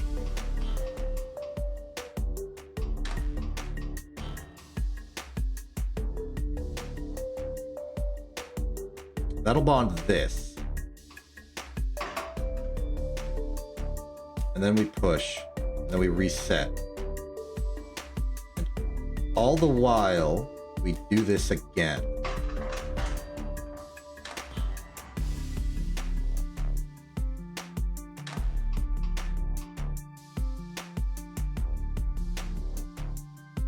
And then it's just a double push from here instead.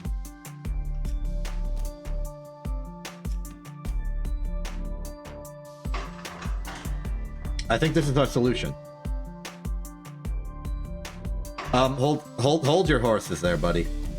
I am not letting you rotate out of the puzzle here.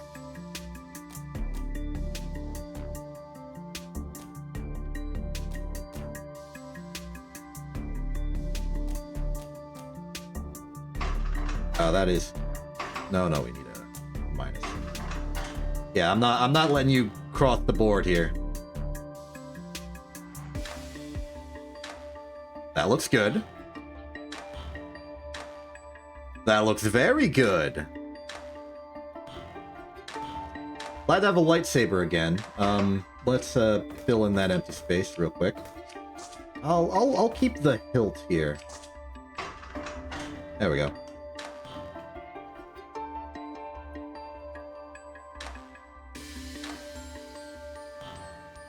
Whoa. That way, buddy. You almost got me there. You're almost violating the lightsaber accord.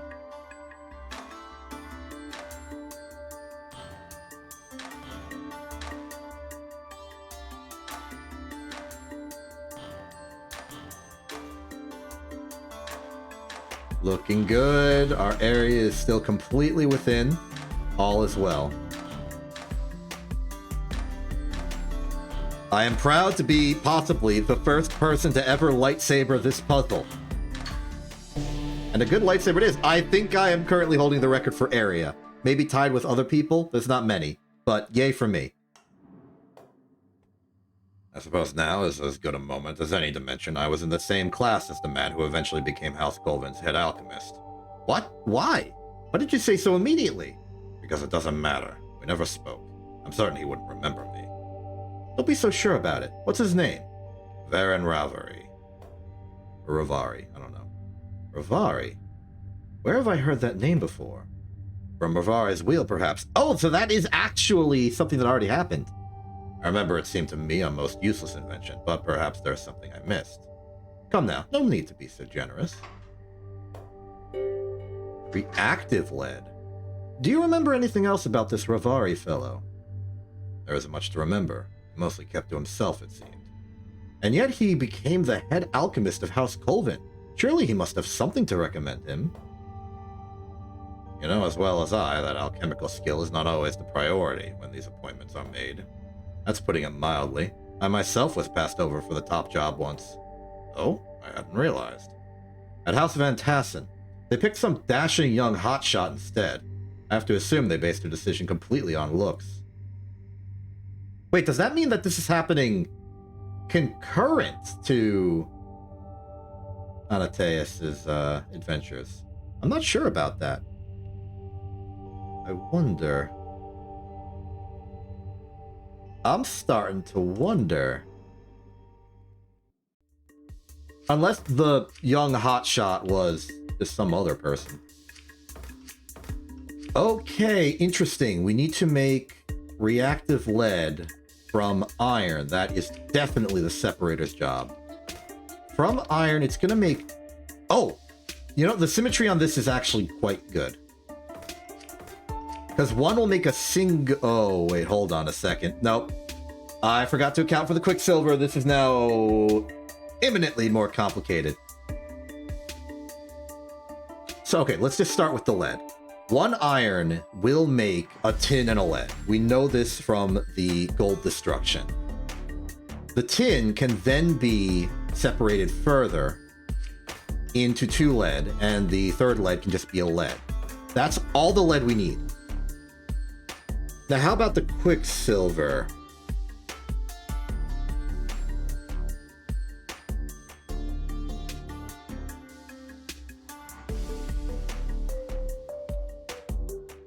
Well, iron gives us 3 Quicksilver, but then there's a resultant lead. So... Oh, maybe the play isn't to divide the tin. It's to traumatize the tin. So we put 1 iron in, we get a tin and a lead. The tin becomes a lead and Quicksilver. So then we have a lead, and a Quicksilver. Then we can take the iron and another iron and just traumatize it directly. That will give us a lead, a Quicksilver, and a Quicksilver. That's what it is. So this is actually splitting the job at the site of iron.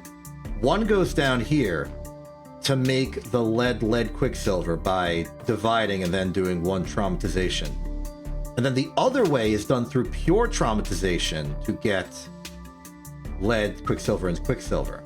Interesting. But not too painful.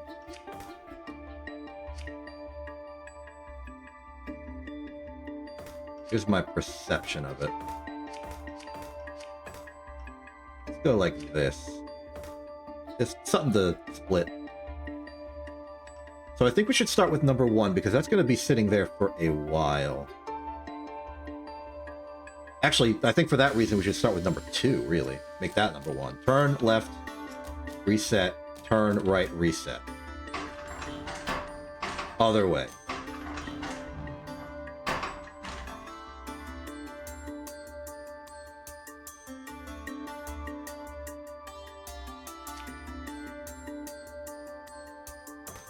far as how we want to do this, I kind of want the things to bond to be fairly close.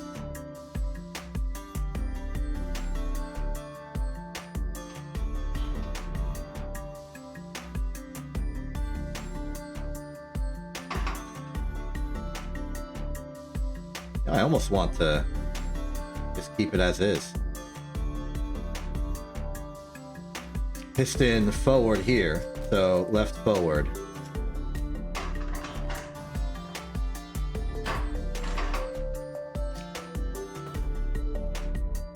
Then arm 3 will grab, turn, and I guess turn some more. We can then do a second traumatization step here.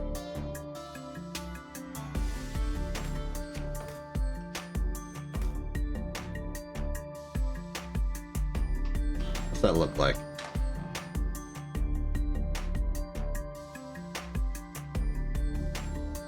Interestingly enough, it looks like we've just done the exact same thing again. Let's just turn this into a ladder.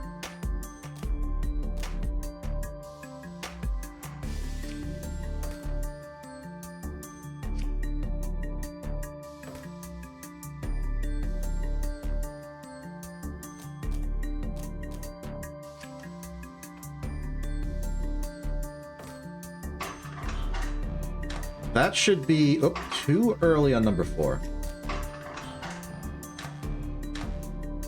Oh, and I'm wrong about the arrangement. Not bad. Okay, so now we have to deal with the separation, which is not that tricky.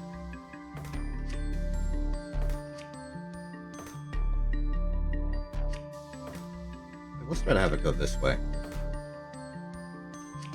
For that reason, let's put the tin on the bottom. So the moment is there when it drops off. So we pick up the next moment after, move it here, reset. So far, so good. And then really from this point, we just do a triple bond and then just grab it and go wild. And then we're good. What we need to do is extend.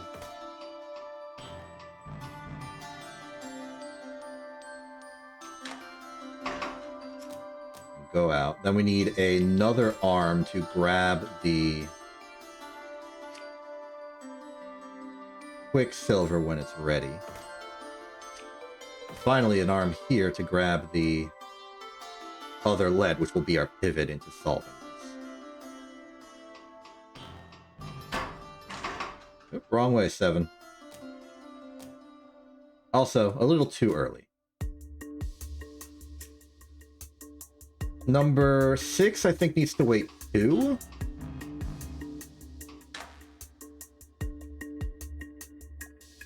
So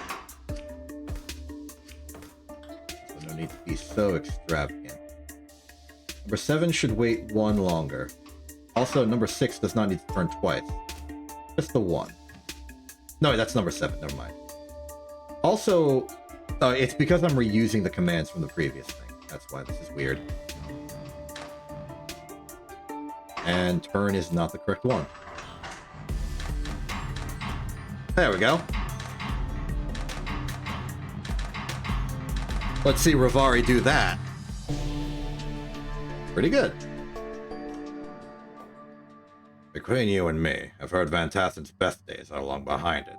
Perhaps it's for the better you were not invited to join them. Perhaps. You're still upset about it, though, aren't you? I have nobody to blame but myself. I chose the Maverick's path, wanting to fly in the face of alchemical convention. But it's been difficult, I can see. You still want the recognition. After all, do I not deserve it? Who can say?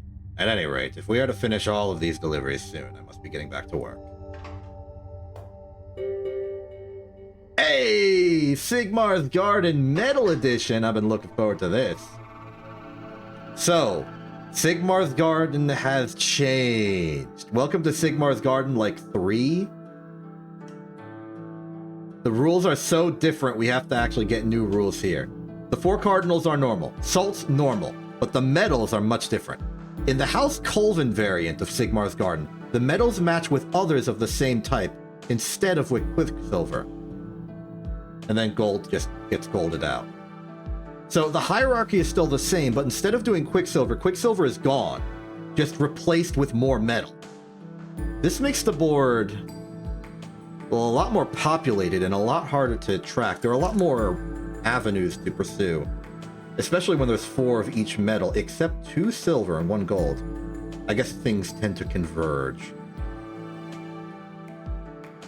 As opposed to before, when it was 5 metals past gold and then 5 quicksilvers. There's just more marbles on the board now. Cool. Actually, wait! No, there isn't! All of the Vitamorphs is gone as well. That's probably making the difference. Interesting. Cool. So probably same amount of marbles, just different distribution. No Vitamorphs. No Quicksilver. A lot more metal. Interesting. But let's begin. Our first move is forced. This is going to be so weird. Like, there's a lead, air quotes. Do we need to do them in order also? Like, do we need to get rid of all the lead before we can do any tin? That's an interesting prospect. Let's see, fire, water, that gets us there. Lead needs that water to be freed.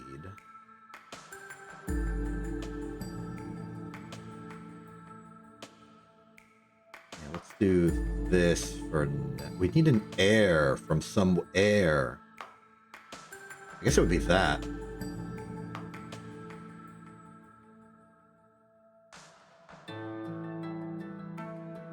This one. Okay, then... These fires can leave. This lead can leave. We don't have any further evidence of how this goes. We're gonna have to just keep digging. Earth, water, water, water, water. A lot of water. Very hydrated. The next lead appears to be this one. And this one. Okay. This is not been activated. So we do need to clear every single lead before we can do any tin. Fascinating. There's earth, there's water. That will get us some good tin on the board. Where's the last tin? There's the last tin. That will need to be freed via removal of salt. Just 1 salt. We could pair up salt by doing this one, but I think it's in our interest to... Actually, there's physically no possible way to get rid of this fire before... And so we may as well do that now. I'm going to salt this fire, not this air, though it is tempting. Okay, that is tin off the board. Next up is iron. We have our first taker right here. Getting to these is going to be tough.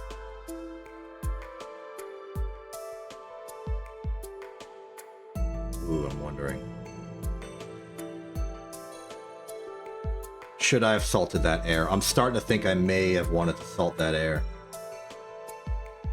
Oof. Well, no, we have fire available. We can salt that fire.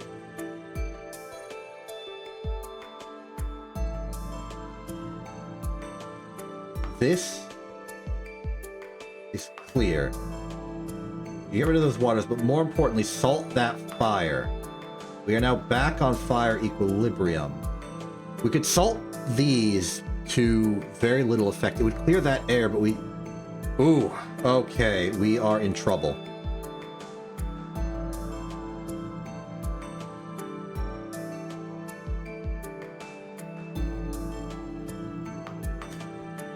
We are in deep trouble. I think we've lost. To clear that iron, we would need to clear all of this. But we can't get... How the... We would have had to have paired the iron with a different iron. Wild. Man, they do not mess around in Sigmar's Garden 3. Let's... let's adopt a scorched earth policy right now, just for a little bit. Hydration can fall. I have done negative planning here. That lead's stuck behind the iron. That lead is not. Where's another lead? Am I already dead? No. But it's close. I need to salt water. That'll get this lead open up, which gets to that lead. Then we can salt water again. Which clears all lead. We are now on tin. Well, tin could be cleared immediately, and now we're on iron.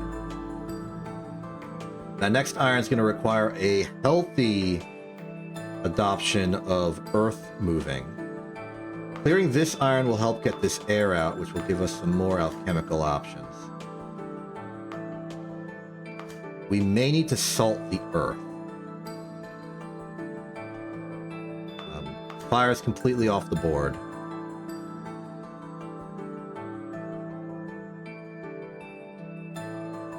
Getting to that iron is going to be a thing, but I think we need to start doing it. Salt the earth. Water's off the board. Salt the earth. Air is open. We are not far enough. Wow, House Colvin packs a real punch in there, Sigmar's Garden. Okay. Our first move is... Okay, it's not forced, but it feels forced. We have a lead cleared. Salt water will get us more lead clearing.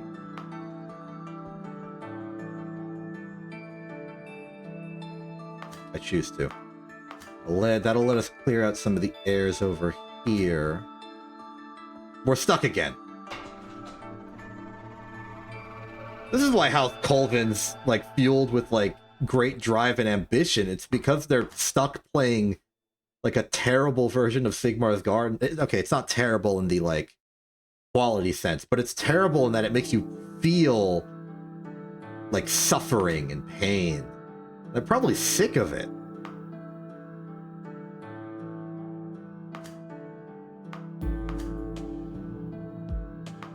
Clearing up some of the lead. I'm a little worried about this water, but I solved that problem. Now I'm worried about the complete lack of anything. How are we? We need to get the next leads out. That's this and that. Double salt will give us a water we can't use. But I think we need to salt fire. That'll give us a completely non-load-bearing salt. This lead's free. Then we need to salt the earth, I feel.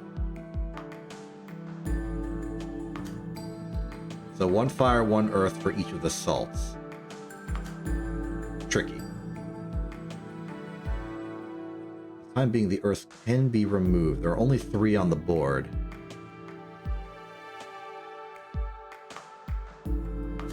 Clearing the tin is easy enough, it seems. Then iron begins to be available. Where's the next iron? Here. Means we're gonna have to clear through that. It's not load bearing. Okay.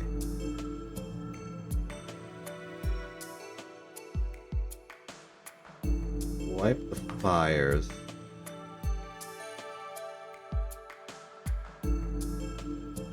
Wipe the fires. That gives us this air, which can clear that air. We can now salt this fire, or we can salt the earth. I think we have to salt the earth right now. No. We have to salt that fire somehow. That would have to be that salt. Yeah, we salt the fire, and then we salt the earth. Salt's off the board, but we've made a good cut. The earths are clear. The iron is clear. The copper is clear. The silver is clear. And the gold is out. Oh, man. They make a tough Sigmar in Colvin. But we did it. And now they want armor polish. I do have to wonder why House Colvin needs all this stuff. Armor polish, fireworks. They intend to have some kind of parade, perhaps. Never heard of any grand Colvin parade, but I suppose it's possible. Oh, I just realized we're supplying the tools and weaponry used for the attack on House Van Tassen. So the hotshot was on Ateus, and this is taking place in between the acquisition of Anateus to House Van Tassen and the collapse. Interesting. I thought this would be years back, like a prequel to the Notions entirely. But this is interesting. It could be they intended to intimidate their neighbors with such a display. Oh, sorry, I spoke that as Das instead of Pierre. It could be they intend to intimidate their neighbors with such a display. Maybe. Why bother wondering about such matters, though? I'm eager to see this work done so we can return to our more pressing research. Only because such matters can affect my job, and I haven't the luxury of another trade I could fall back upon. If production alchemy disappeared, I would be useless. Whoa! Fancy. Big one, too. Interesting. So, what's the idea here? We're clearly going to need 4 waters, one of which is to be salted. As for the iron, this is going to be a mess. Actually, maybe not. Iron alone ascends to copper, which would then split into tin cleanly. And we need 1, 2, 3... Well, 1, 2... We need 9 of the stuff?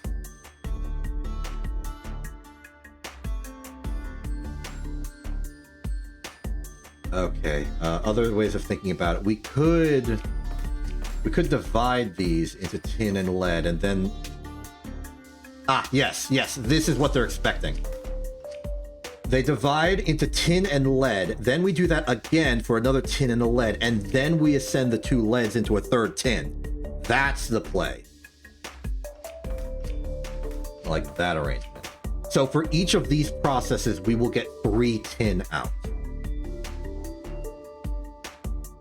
Okay.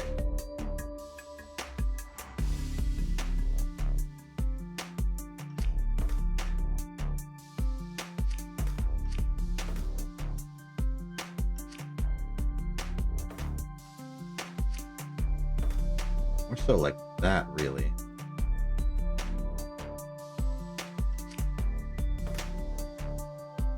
Yes. So the order is turn in. Oh no, it's the lead we want on the bottom. Yes.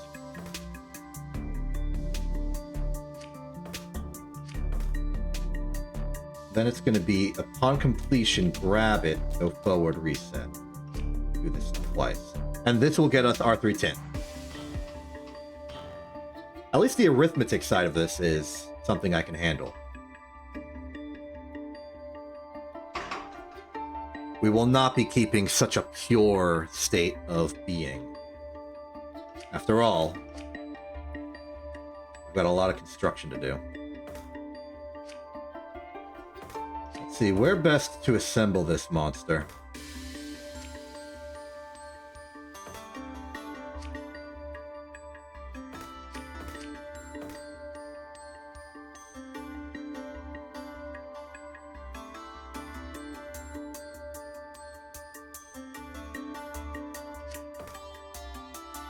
Wait.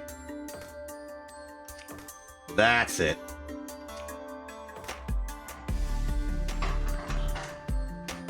Oh.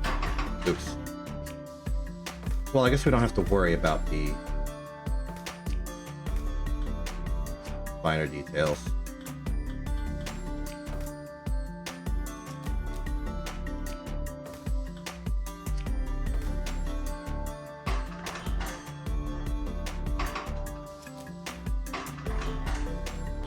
Well, this could easily be done just by a simple rotation as well. Now that we have the room for it.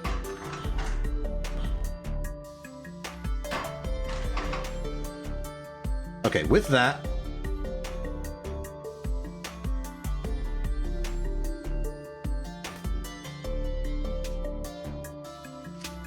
What next? We want to sort of... I guess we can make a sort of feed outwards.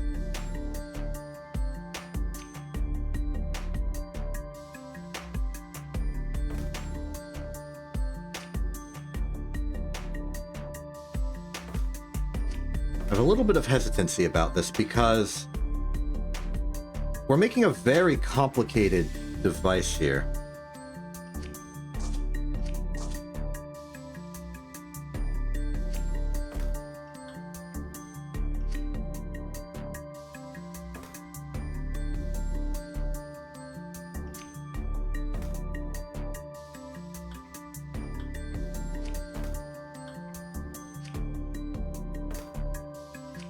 These arms I'm making are almost a protective measure against the future.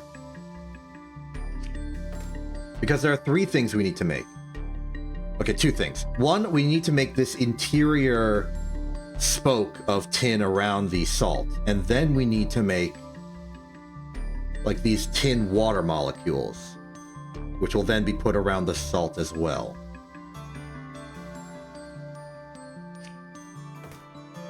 My mind feels like a challenging prospect.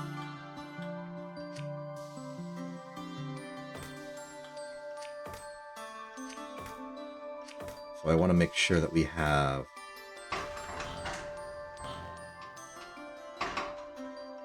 good manipulation options.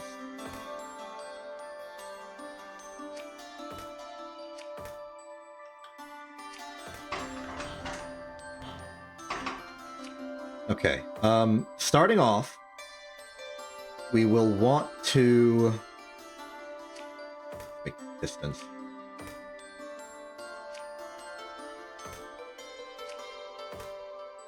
We're going to go overboard on price. I just want to be as cautious as possible.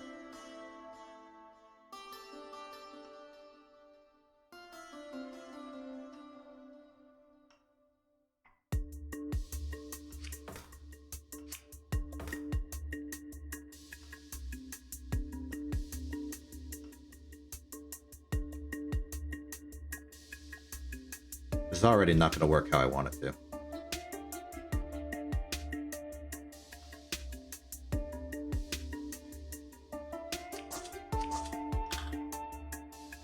I think what we really want is like a linear feed. Like this.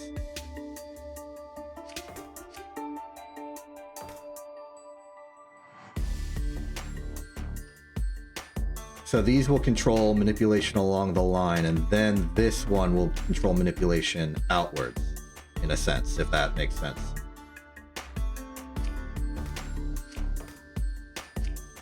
So, for instance, number 6 will all... So they can all grab at the same time. Let's say this is numbers 6, 8, and 7. 7 wants to go forward, 8 wants to go back, and 6 wants to go up.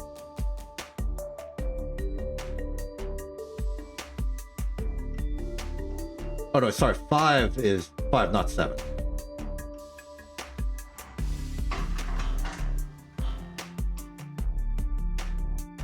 That's good. Now these 3... call this 5, top 7 and 6. And on number 7. So these will repeat their instructions. And through this triple repeat, they will put 3 tin here. That will give us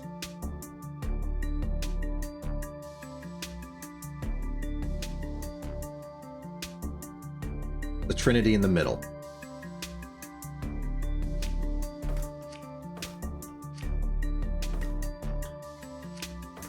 Say we naively start with this.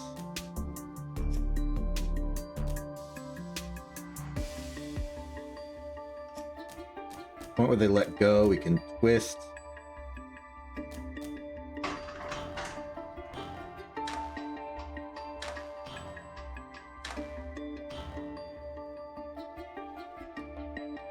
Okay, that looks good.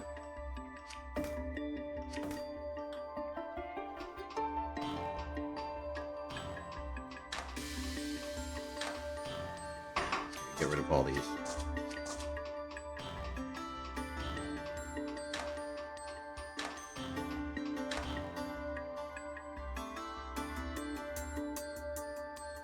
I think I can see how this is going to work now. A little bit, at least.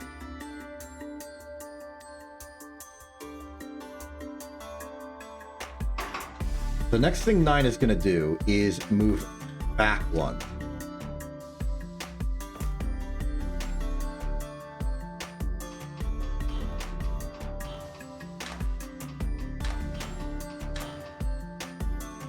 Oops, wrong. Also, maybe let's not actually let this be done by 9. Let's have it be done by a new arm. 1, 2, 3, here. This arm's purpose is going to be to move the whole arrangement forward in preparation for gaining a new bond.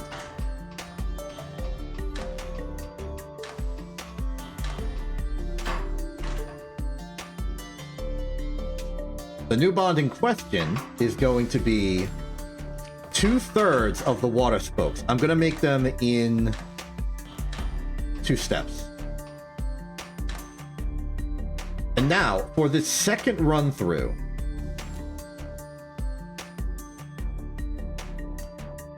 I'm wrong about the direction that pen should go. It should go that way. But then, it'll pick up a new water, and then move it twice, repeating this process. All the while, the original machines will need to prepare their next payload of tin.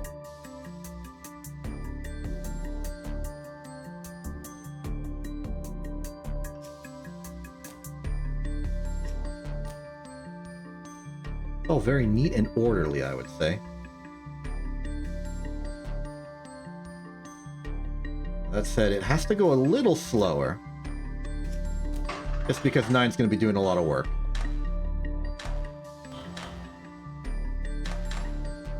But you can see now what the scheme is. Once this happens,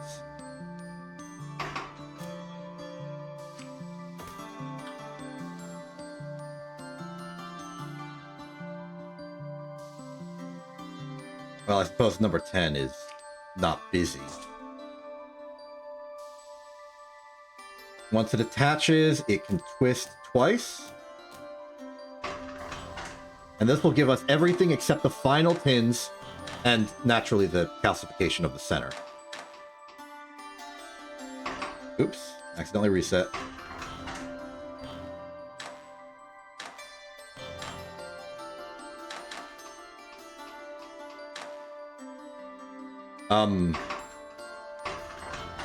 I think I forgot a step somewhere.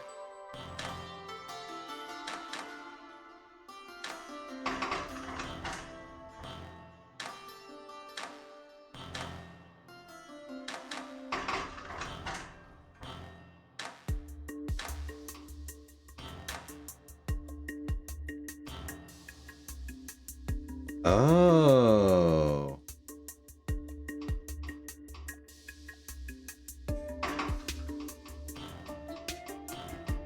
Because there is still a tin element on the thing right there, we need to wait another cycle.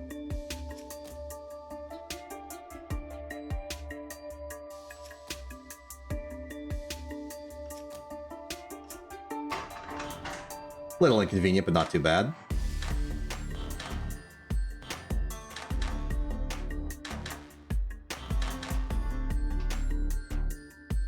All right, we've made a triangle.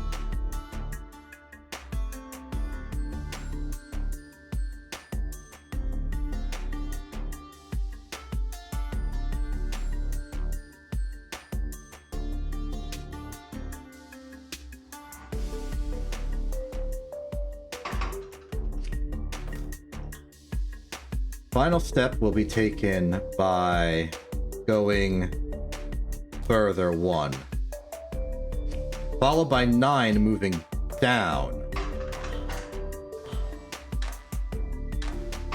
Actually, forget it. Just have a number 11.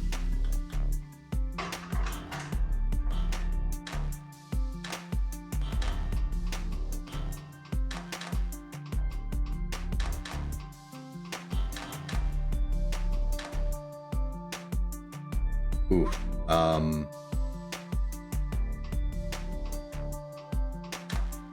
We do have a glyph of unbonding, so we can fix that.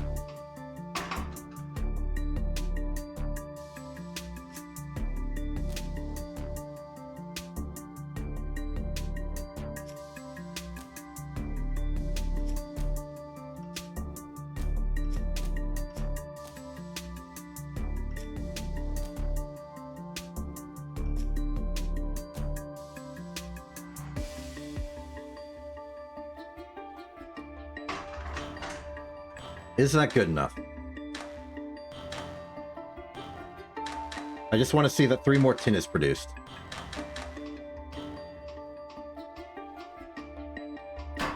It is. And that's going to be our cue to start doing stuff here.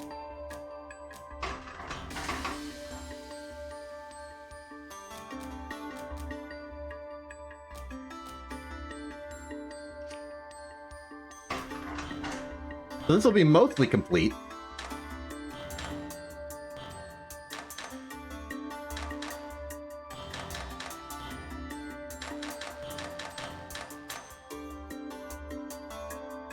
Yeah, okay, the only problem now is the incorrect bonds and all that comes with it. But that can be easily solved by number 10 just doing some more silliness. First off, let's get the salt there. 10 can do a little twist in place. And go left again. Here it will be doot, there. And then I think the only problem is the bonds around the outside, so we could even do this, this, and this, and then just simply twist it once, and that would be good enough. I hope.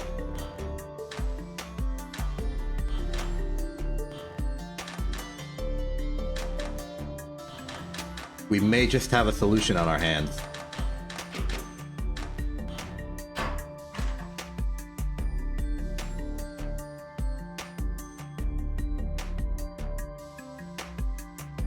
Not quite, and this is the problem.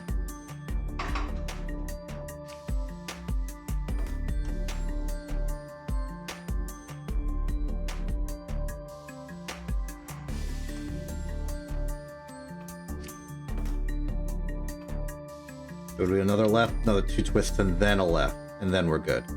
Now the other problem is that I've learned that on the reset, number 3 and 4 need to be expanded 1. Which unfortunately changes the speed of everything. So I'm just going to move the entire puzzle forward 1 and then move that back once.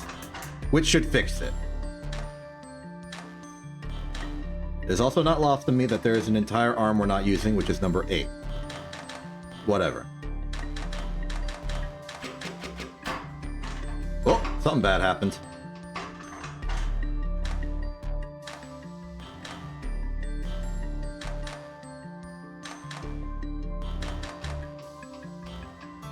I should actually pay attention to what's happening.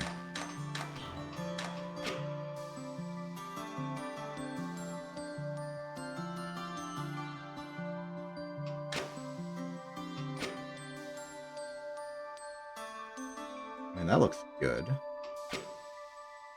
That does not look good.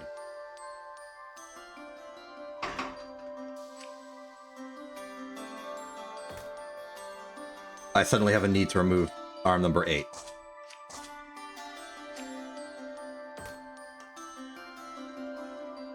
So instead of doing that, we're going to rotate 1.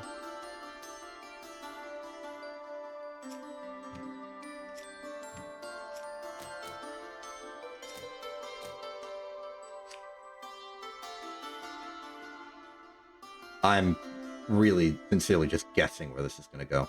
1, 2, 3... Oh, down. That's the problem. It needs to go there.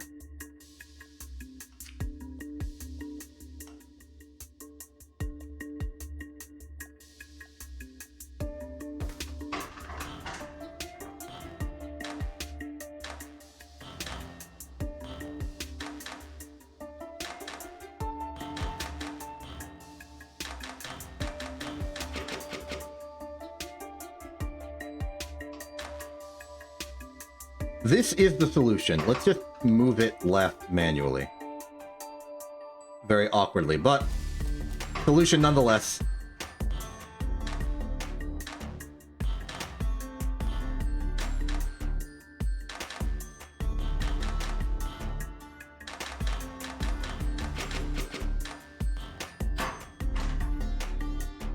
Oh, I've clearly failed something.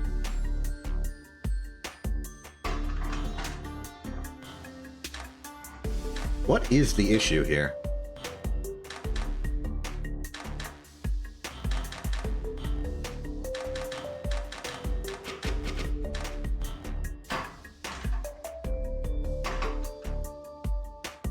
But the third arms aren't being given enough time? Did I never reset them? No, they should be resetting automatically.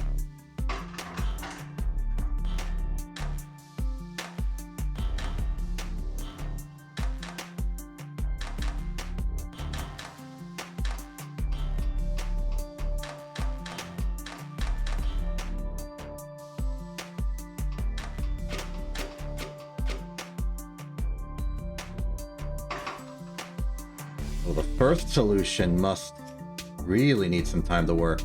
I'm gonna give it 2 extra.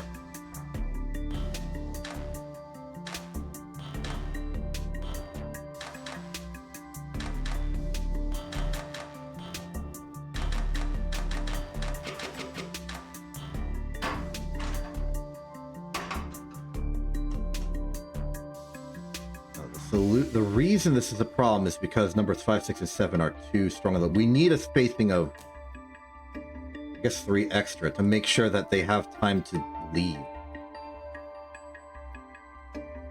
That's probably the issue.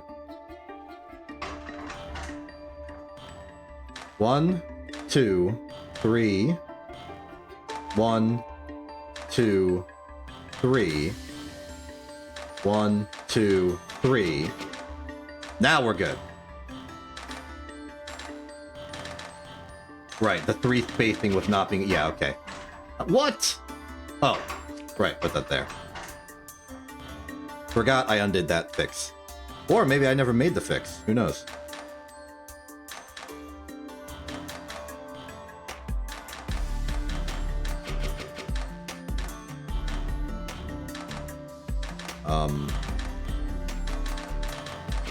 Oh.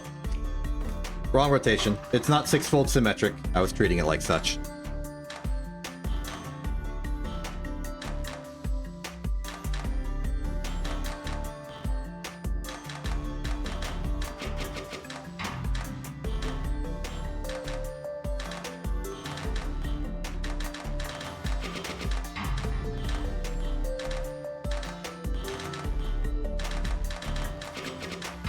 Nice.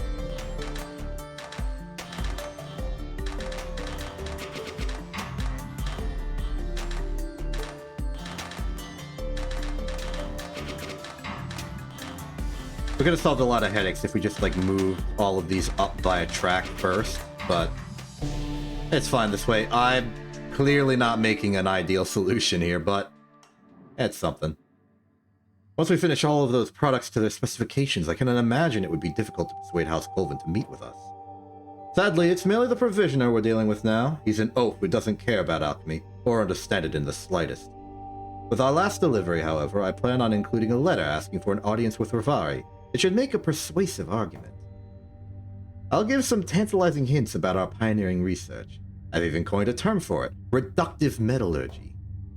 You should have gone to the symposium with that. They'd love fashionable new terms. Oh, I will, but first, let's see if your old classmate is interested. Hello. Here, regarding what I said earlier, surely you have your own tales of thwarted ambitions. I can't think of one. Truly? Don't tell me you're happy simply doing whatever you're hired to do. I would refuse to believe it. It's more that I'm happy when I have an interesting problem before me. And that's all you ever want to do?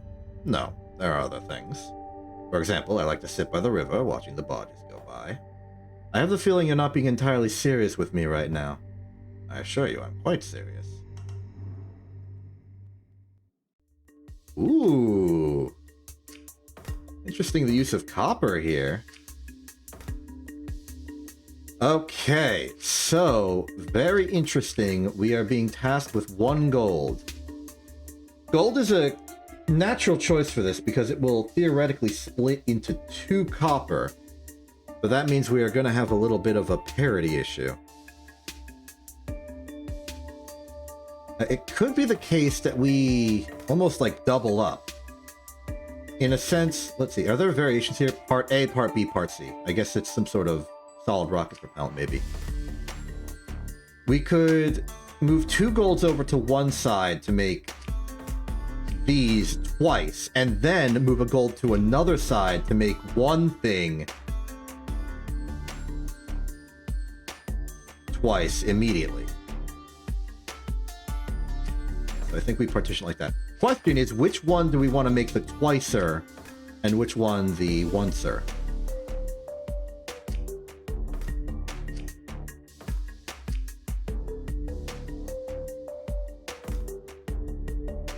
I don't know, it almost feels like we're making something like xylene, para ortho, and the third one, meta.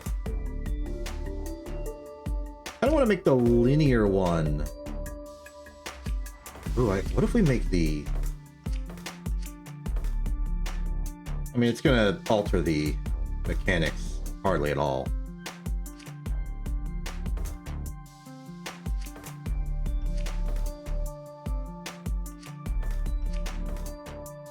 They also don't have to be all that far apart.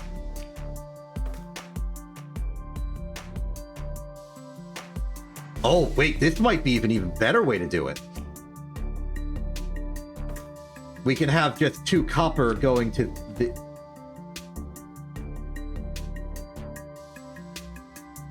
No, never mind.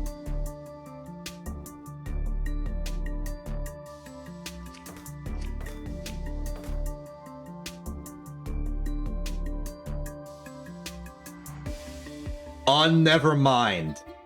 This isn't actually all that good, but it's very compelling. I'm gonna make the Trinity Breaker.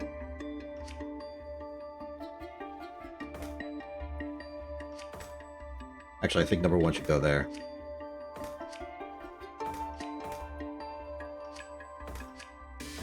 Yeah. Oh, if anything else, it's gonna look really cool. So, you can probably see the idea here. Split. Oh. Right, it splits into iron. That's fine. That's fine, it just means we make 1 out of this.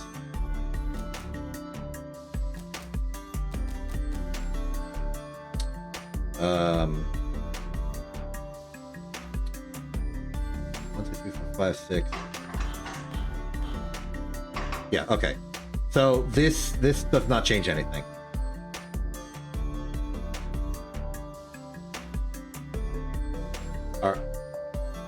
Seriously?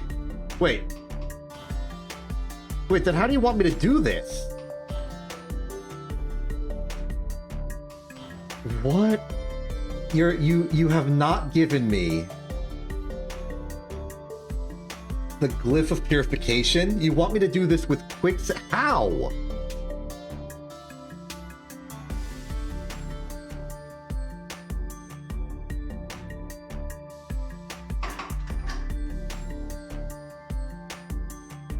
You...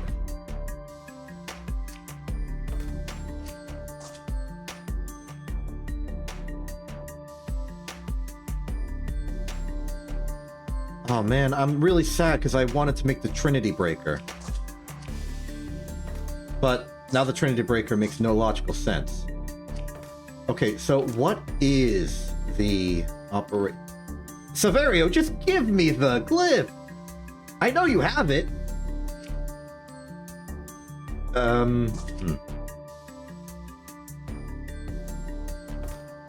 Hey, hi, Acela. Also, what are you talking about? What happened? What did you do? Or is about to do? Are you up to something? Hold on, I appear you... Oh, right, your anniversary thing. I thought you started a year after me. Like, I remember a long time ago. Like, I think it was during your, either previous anniversary or, like, one of your birthday streams. It might have been on the thing. We had a talk about this somewhere. Where it's like, oh, hey, you started a year after me. And I was like, despite the fact that I considered you more of a veteran. So yeah, that makes sense. In that case, retroactively unhappy 5th anniversary and happy 4th anniversary. Yeah. Yes. That's fine. That's okay. Also, hi, welcome to Opus Magnum. You're not going to be spoiled on anything in the plot while I'm on the screen, and I don't think you're going to follow my solution, so don't worry about it. You can stick around. I'm trying to figure out how to murder this gold in the correct way. So if I can't bifurcate, what if I... Oh no, I see it. I'm actively talking to you right now. Oh yes. Okay, I think I see I see it. It's weird, but I see it. We need 2 gold. 1 gold needs to track along to be traumatized or just rejected into 2 quicksilver and a copper.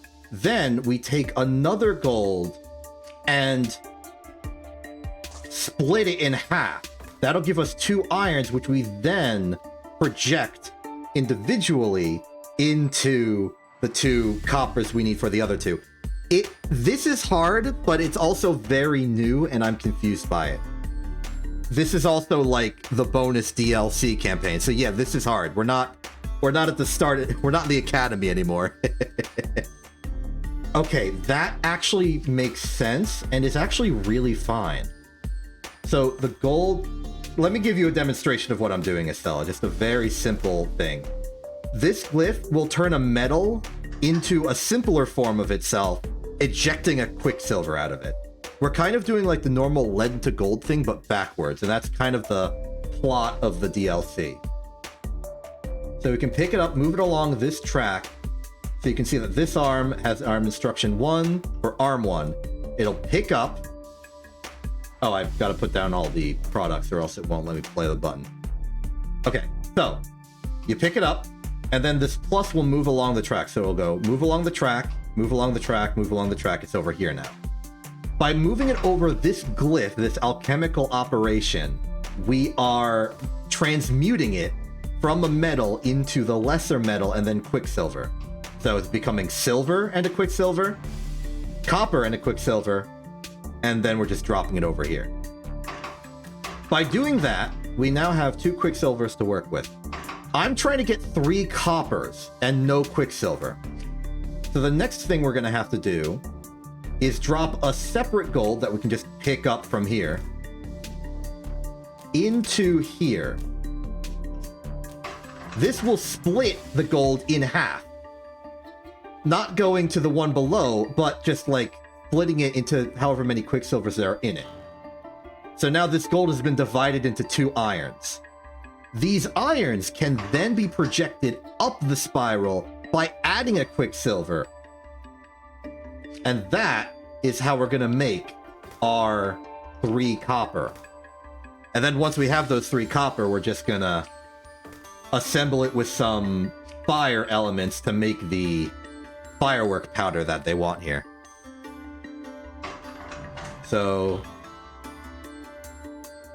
I have a few complaints about the position. I would like these to be closer. I can just rotate this whole assembly. Almost. This is in the way. Yeah, we got Quicksilvers here. That's an issue. But then all we need to do is move out them over here. The iron will then need to come out here. So this is going to be a bit of a trek unless...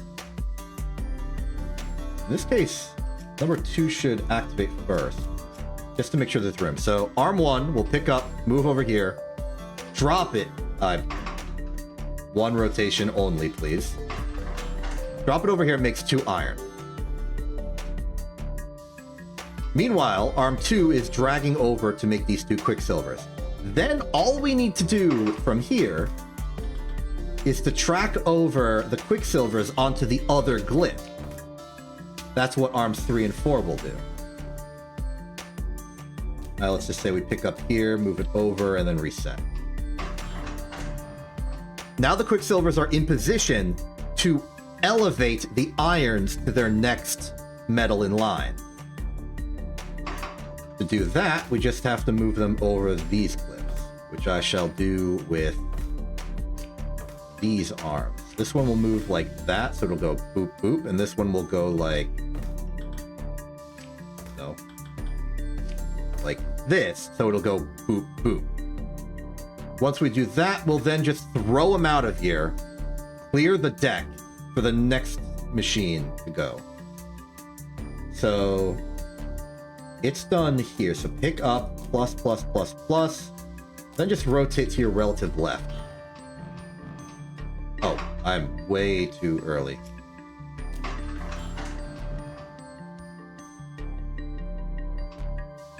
We need to wait 1 before we swing our arms out. We have to wait for the Quicksilver to get here. Okay, let's go.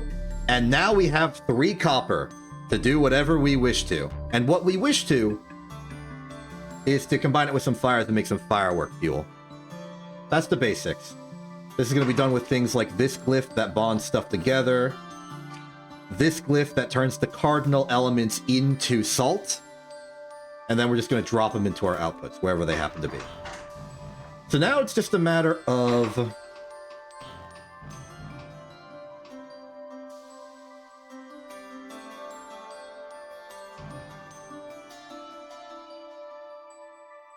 I want number 2 to have some responsibility in this. And those can go back.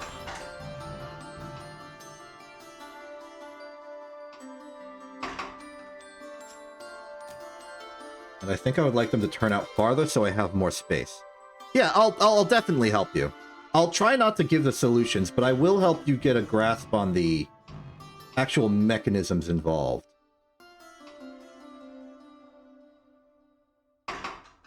Number 2, please hold by. Okay. So now that we have this, we can begin assembly of the actual elements. Each one of these is being given its own fire input to work with. So I think the best notion is one of these has to be a straight line, one of these has to be a 30-degree turn, and one of these have to be a 60-degree bulk.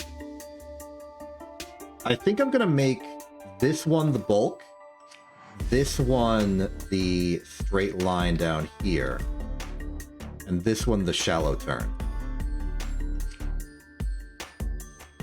So this ends up here. So in theory, we would like to bond it. We could theoretically just get the fire all the way ready, and then just move it into position as needed.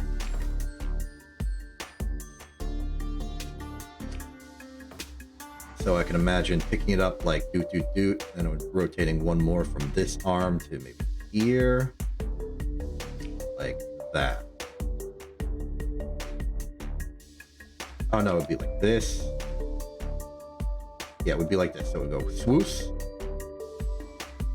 swoosh, probably.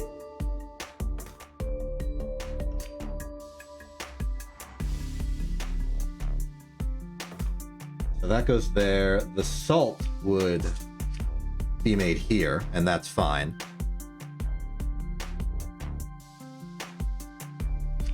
So now we just need to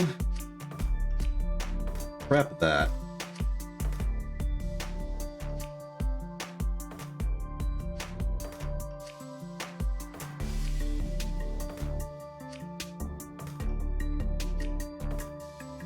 Let's just say 8 and 9 do their thing pretty early.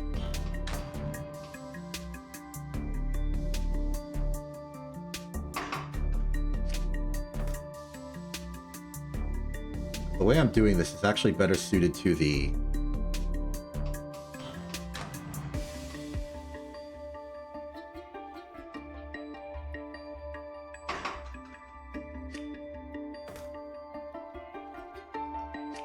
rotate like that is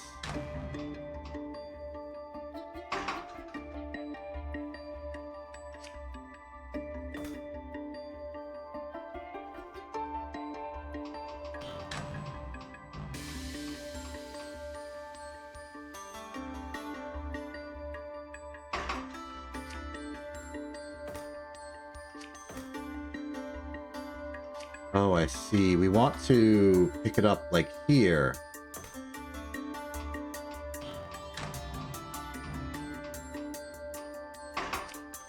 Yeah, okay. This is turning into the linear one, and I'll just make the linear one first.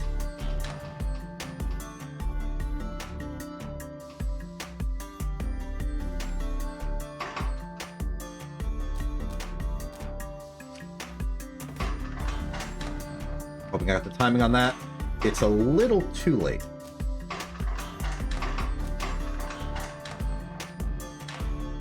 There we go. Okay, so here's the line. The copper gets placed here at the exact same point. These two bond together, and this one becomes salt. We then twist it over, and that's a solution. Now we just have to do that everywhere else. With, like, equivalent form. What I'd really like to do is just pick up all of this. Not that. Pick up all of this and then just copy it over. And then slightly change the formation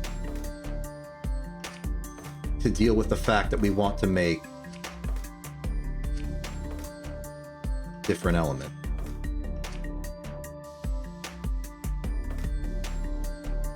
This one's a pain because it's actually supposed to be on the other side. It means number 12 has to turn that way.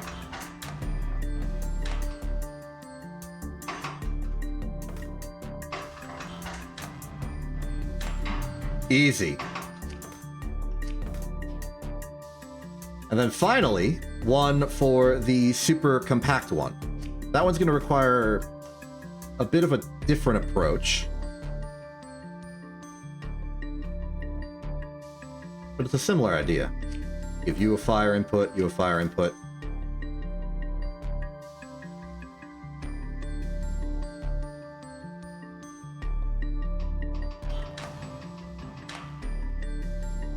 Because that doesn't work.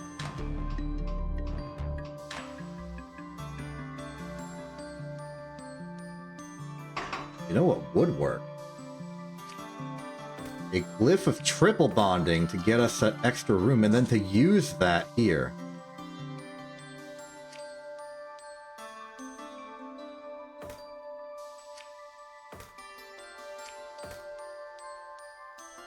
Number 10 will need to be swapped to a track in order to fit.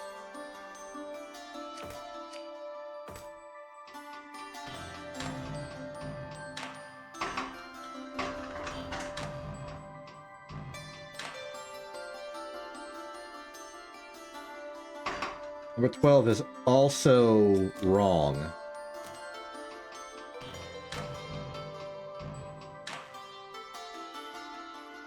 But now we're good, and this is going to require a few extra rotations just because we don't have room here.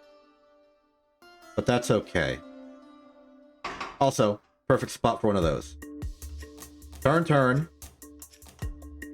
Would be turn, turn.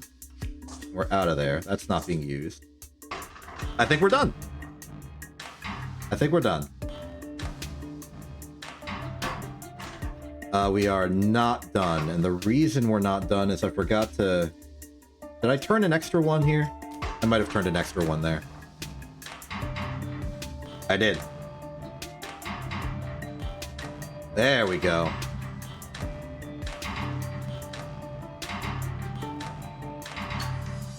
We did it.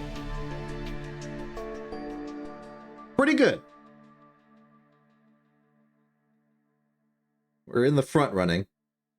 Like we're not being so egregiously behind the pace of everyone else. In a way, I envy you. Would that I could be satisfied by a job well done. I don't see anything preventing you from that. You wouldn't understand. The alchemical establishment is wrong, and I must show them that I am right. It drives me mad the way they tiptoe around the base elements as though their feelings might get hurt. If we could but recognize that we were meant to be the masters, that the elements can be bent, torn, and tortured into all kinds of new forms. Nothing is stopping us from making these new discoveries except an unthinking devotion to the past and simple cowardice. By making way for new theories and... Here? Here? Where did you go? What the heck's going on? Also, Acela, if you are still here, please leave. I think plot's about to happen. Also, hi Lark, who is apparently replacing Acela here. Hi, we are about to experience plot. Lark, if you are worried about the plot, I believe we are about to experience it. So if you could hide.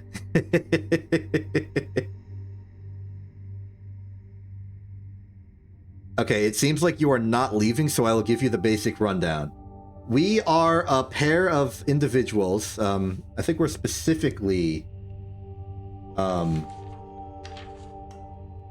We are Pure Pugano. We are in the service of Saverio Das, and Saverio Das is like a maverick alchemist who's just invented new ways to do stuff to metals, and we've just been hired by him to help turn his theories into profitable stuff so that he can get the attention of people and like actually publish things.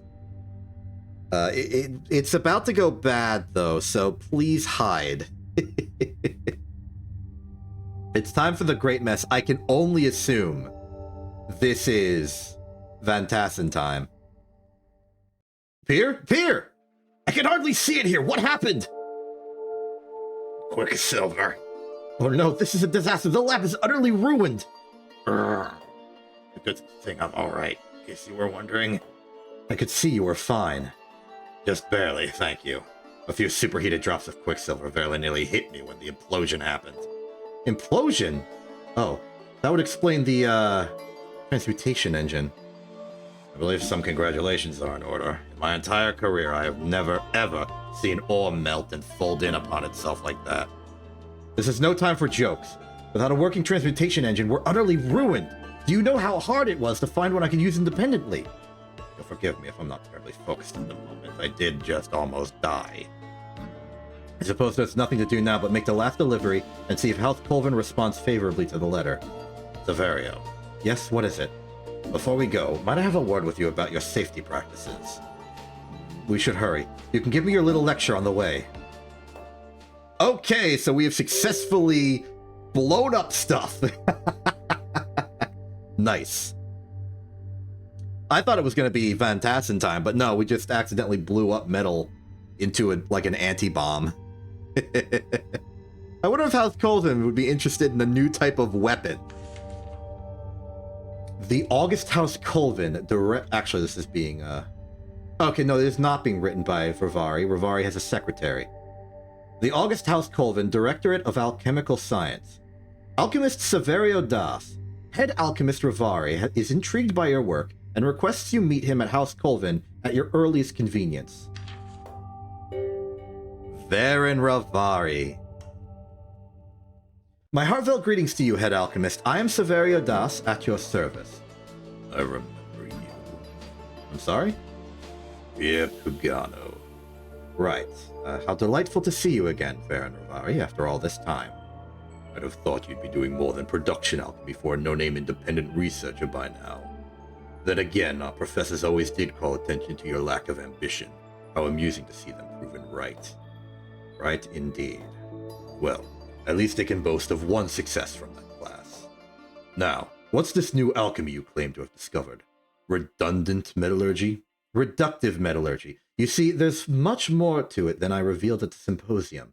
If you'll allow me to perform a few demonstrations.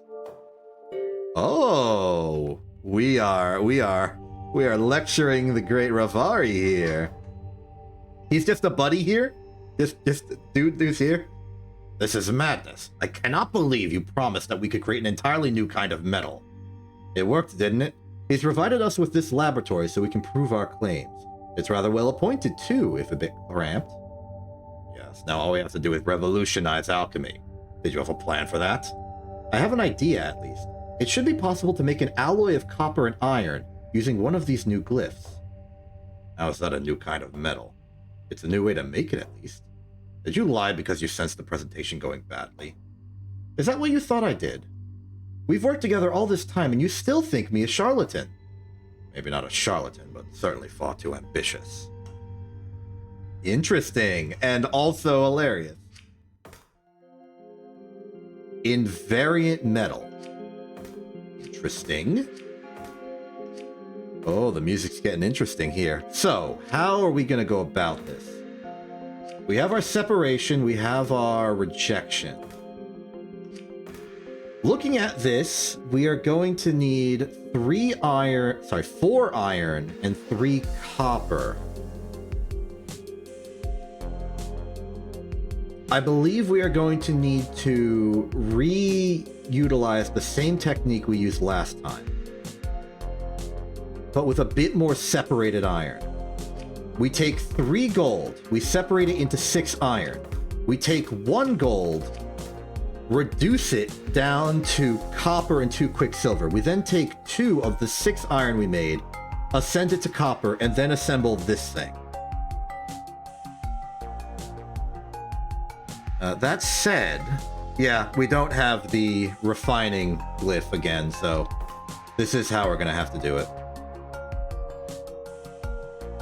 Oh, no. Yeah, that is the way. At least we have 2 separate sources of gold for it this time.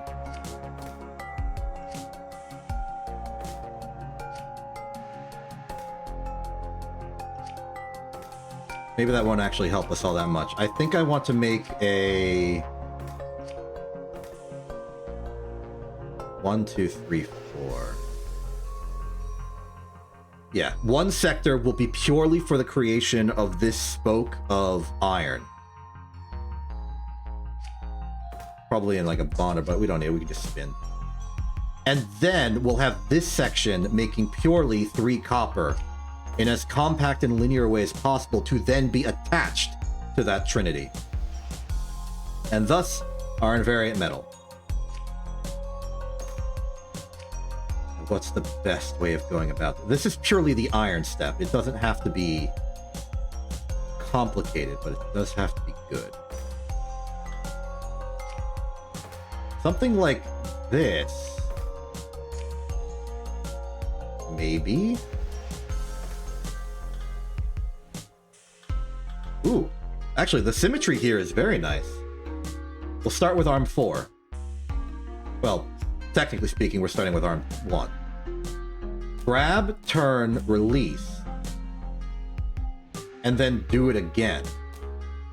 I'll use the extra time to do manipulations here. That's not a problem. So the first iron will be grabbed by arm number 2 and swapped out here. Then arm number 4 will grab the other one at the exact same time, turn it in. Then arm number 2 will need to pivot itself twice.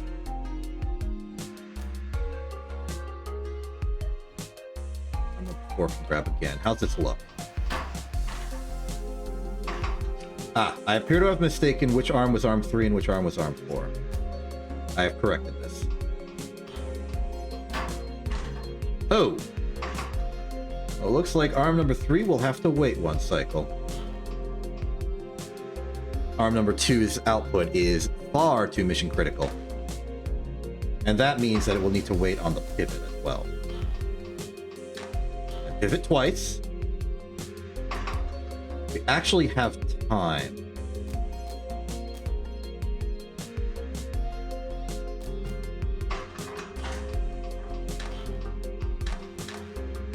Ooh, we need to wait one more on the return of Arm 3. Actually, what if we waited earlier and then just did all the pivots at the end? No, because the gold's in the way. Man, processing like this is complicated.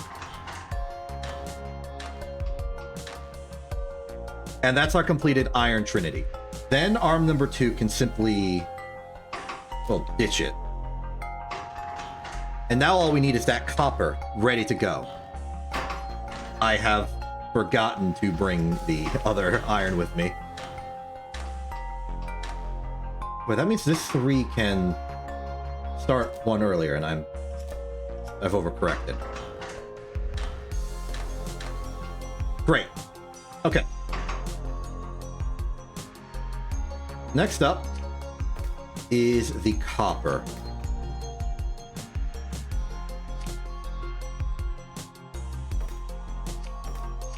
We know the recipe.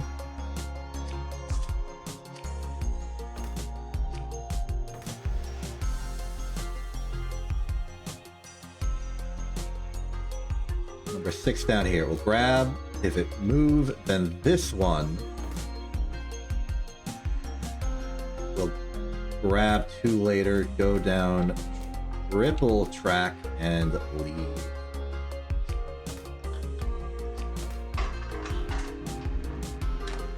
So that gives us one of our coppers and everything else we need.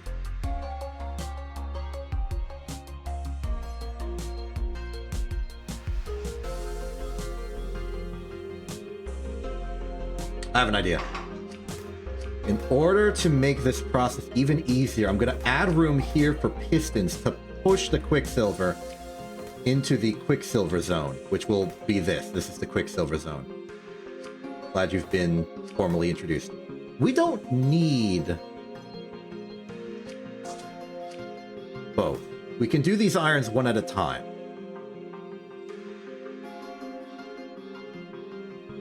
Oh, but no, we do need it for convenient Quicksilver motion. Motion.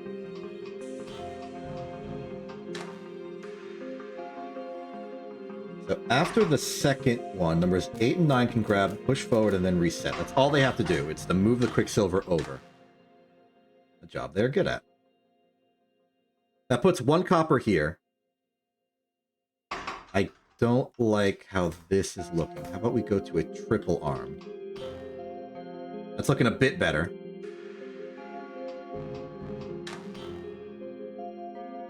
Okay. From here, we want to track over the iron onto the glyph of projection. This will happen the moment after arm number 6 is finished. And then we will need another one of these to move this one to that.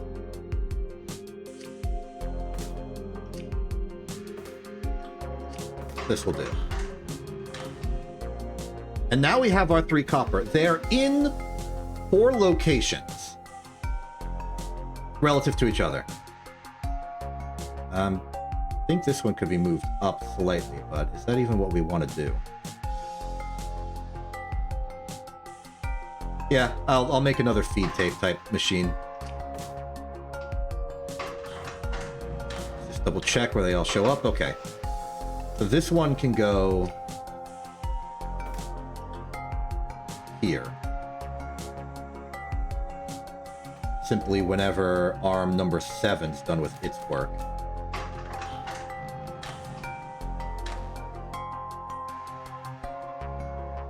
And from here, we simply build a sufficient feed to fuel the final product. So this is how it's going to go. We're going to move them over one by one into position. I think we have enough space to just do this with a 1 arm, but maybe a 3 arm's safer. In that case, if we put the arm here, 1, 2, 3, we go 1, 2, 3. So we need to move this whole assembly down and to the right once, and then put our triple arm here. Ready to go. Then, we're going to need a separate pair of arms.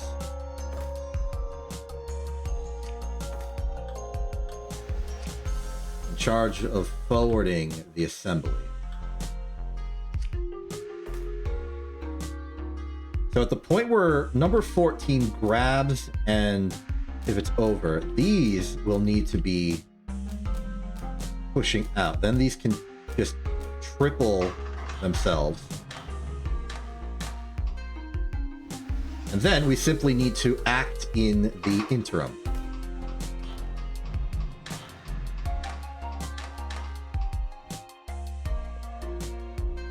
Now we need to deal with number 5. Number 5 is activated when number 2 drops off, which is here. Let's move number 5 way down now that we know where it starts. To here. So it moves in here, then it can start twisting.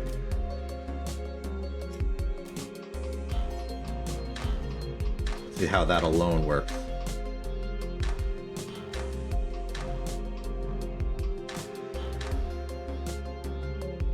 Let go here, so this will be another twist, and then I think it'll be as simple as pulling it back one into the waiting arms of this.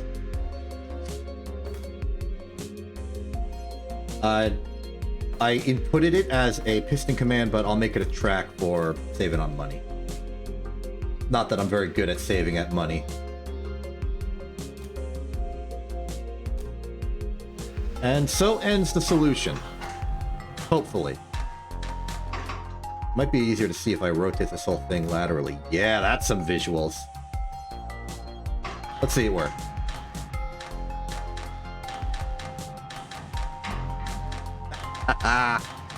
Yes. We alchemied. We alchemizing. We're doing metal. So, is Rivari gonna be happy with us with this? Maybe not with how much I've broken the budget.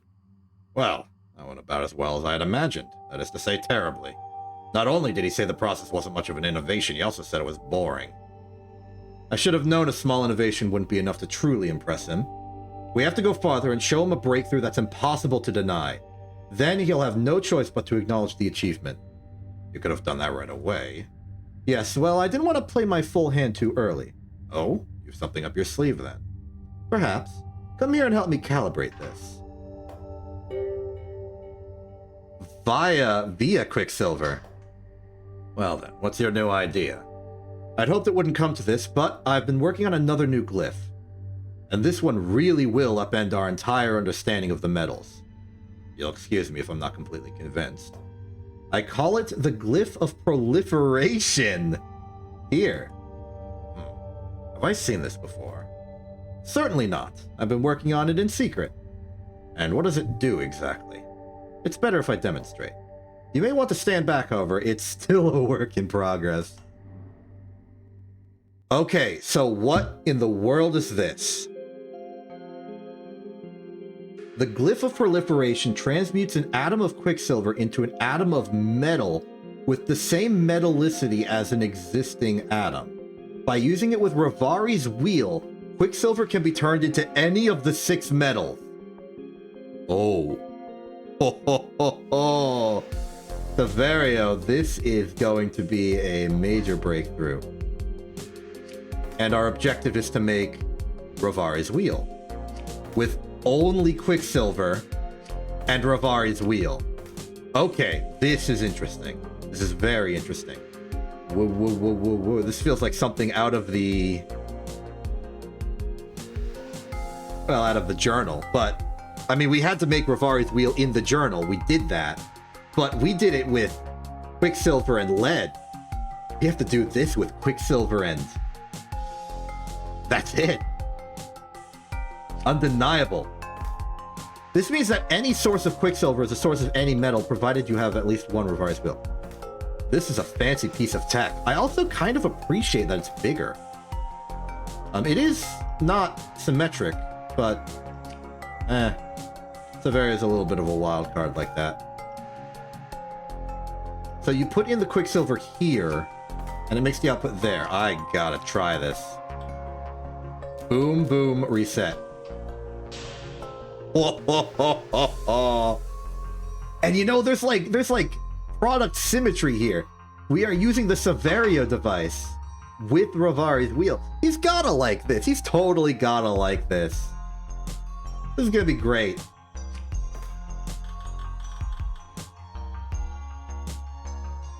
Okay, so there's a few aspects to this. We also need to steal one Quicksilver for use in making the base of the spoke. But after that, it's just your classic bit of spoking it.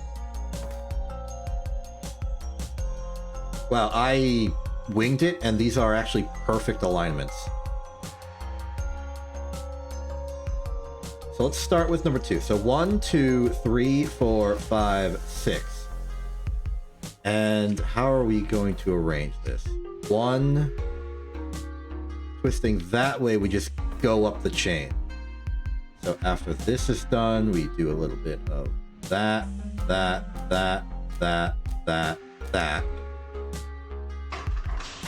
That'll do us.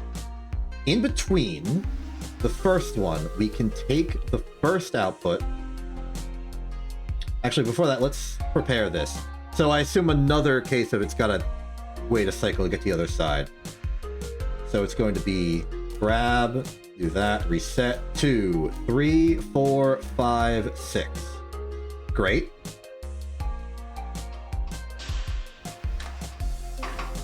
Number 4 has to start twisting.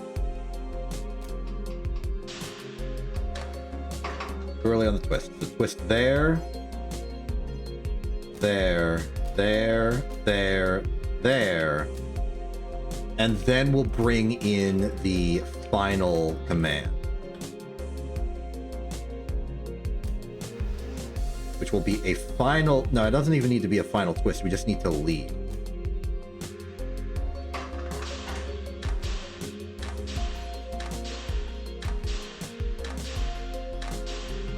Oh, too far. Also, I don't know the alignment that the wheel will be output as. It will be gold to the left.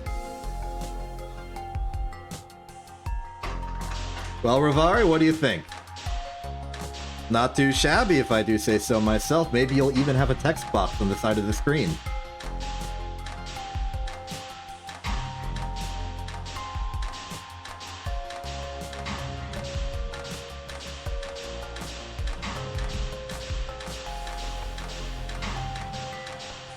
We could make the Quicksilver faster if we were creative, but, you know, this is fine. If I'm not mistaken, this means that every metal can now be duplicated using only Quicksilver. A rather astonishing result, and one that should easily be enough to impress the head alchemist. Indeed, we're at the very borders of alchemical knowledge. Maybe so, but it would be better to have more undeniable proof before we inform him. I have a feeling you're right. He doesn't seem like one for a discussion of theory. Or alchemical science much at all, really. I know the type, sadly. In that case, perhaps we can demonstrate the principle in a grander way. If it continues to work... If? Yeah, what do you mean, if? Ex materia. Soon now, they'll have no choice but to acknowledge I was right. Severio, I've been meaning to ask. Just what was it that set you on this journey to overturn the alchemical establishment? And why do you hate the metals you work with? There's no use stretching up the past. Then what were you saying just a moment ago? Nothing. Let's focus on the task at hand. After we are done, perhaps I can share the story, but I'll warn you, it's not very interesting.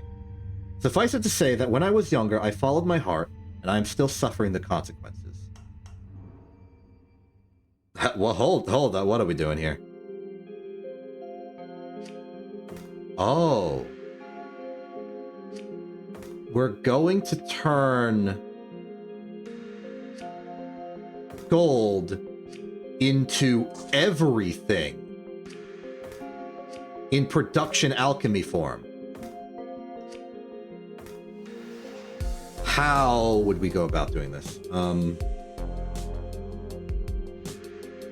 We have no division. Oh, hold, okay. Oh, are you really sure I have enough space here? This is a wild proposition.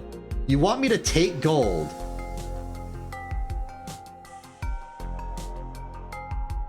Oh, I get it. I see it. I see the vision. Oh, this is wild. I love it. So, what's it asking from us? It wants us to take this gold, reduce it into silver and quicksilver, then use that silver and quicksilver immediately to make 2 silver. One of the silvers goes into the output. The other one then gets reduced again into copper. Repeat until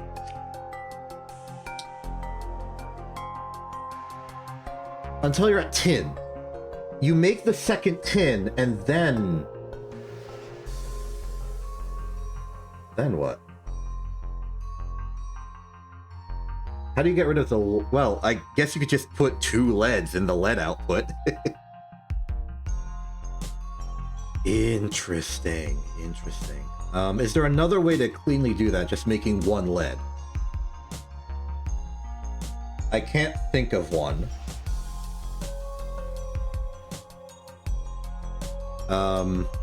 Yeah, we only have reduction and...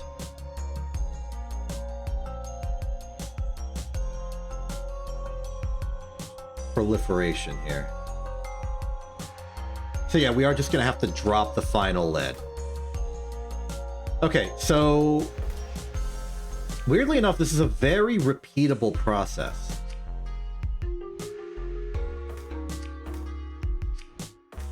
And in production alchemy form, this is interesting. So my thought is that step 1, put this here. Yeah, that'll work. So step 1, put the gold here.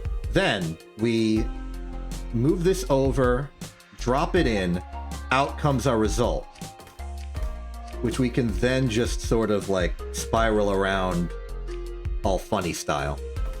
In fact, we can completely ignore this. This will just be pick up, turn right, repeat. Actually, no, pick up, turn right, drop, repeat forever. Just keep doing it.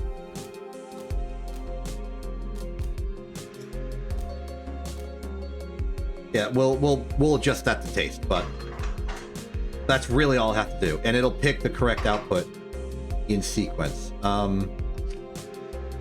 Actually, I think it would be cooler if we try to do it like this, so that at the end, when it picks up all of them, it will drop all of the metals into every output at once. I think that's simply stylish. Meanwhile, the rest of this is surprisingly simple. You know, Severio, I'm starting to really like this. You're doing good work. So step 1 is a simple, isolated process of beginning the process by putting the gold in place. Then we will pick it up, move it forward, I guess wait, move it back, and then let go, maybe? Then we will have arm number 3 pick up, rotate. It needs to wait until here, yeah? One earlier? One earlier is good. Now, will it work if I drop immediately while retracting? I need to know the timings of this. It does work. Okay. Which means this gets really silly really quickly. You reset, and then you just repeat. So silver, copper, iron, tin,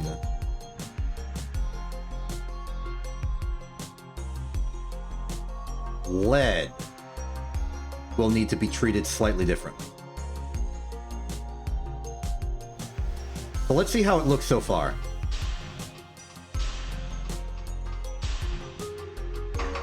Yeah, let's actually align our grabs here with the... actual dogma of the situation. Do that.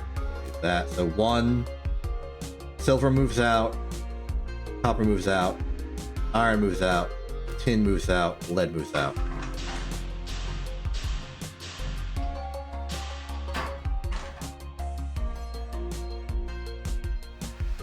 And then we deal with lead.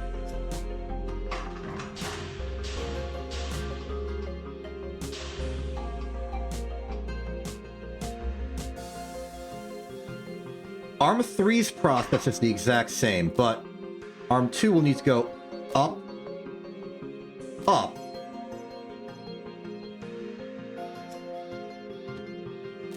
We reset it there.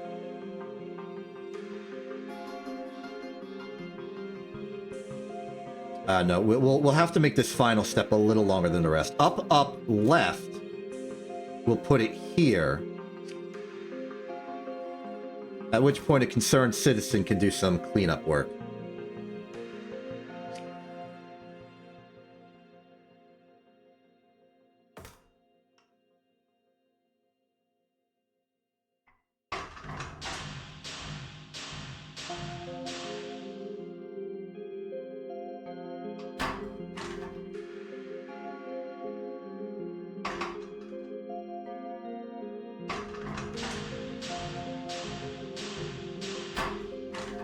Oh, you didn't have time to.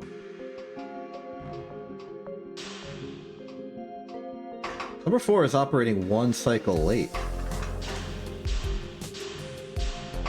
Maybe even more. Nope, just 1. Just the 1.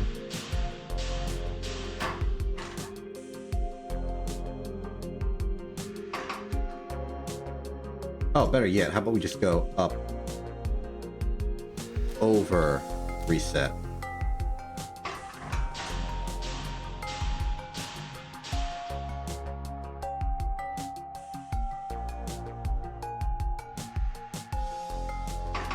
And we don't need number 6. 5 can simply grab it off of the end of 2, go out, forward, and back. And this should be it.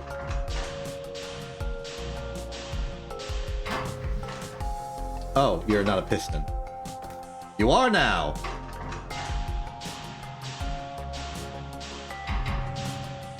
Beautiful.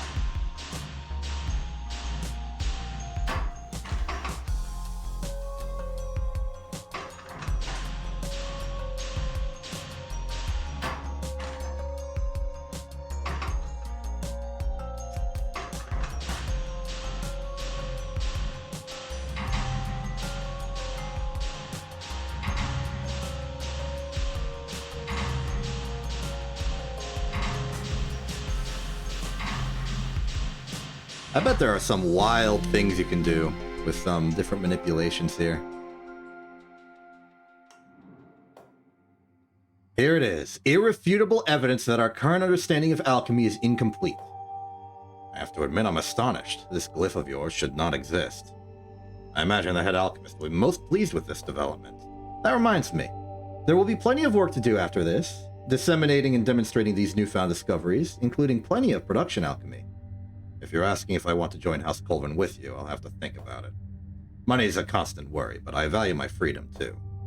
I understand. You can let me know your decision later. For now, let's create something that absolutely cannot be ignored. Experimental catalyst. Severio, I'm noticing something a little off about our results. I did say the glyph was a work in progress. There are bound to be some small flaws. Yes, well, one of the flaws seems to be a bit larger than small. In both of our test cases, the resulting products have been heavier than they should have been, given the reagents we used. You've been weighing them with that Colvin scale? I wouldn't be surprised if it were inaccurate. It could be, or there's something else happening. There will be plenty of time to work out the last little details later, once we have our appointments. We have to finish our work soon, or the head alchemist will only get angrier. True enough. Still, I wonder.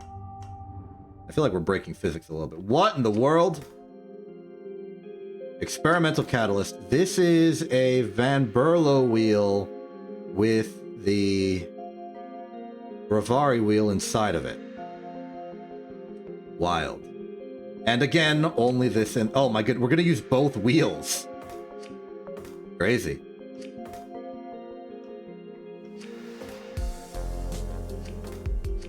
Okay, so we're gonna need our glyph of duplication, and we're gonna need our glyph of proliferation. There. So assembly of this is going to be marginally a pain.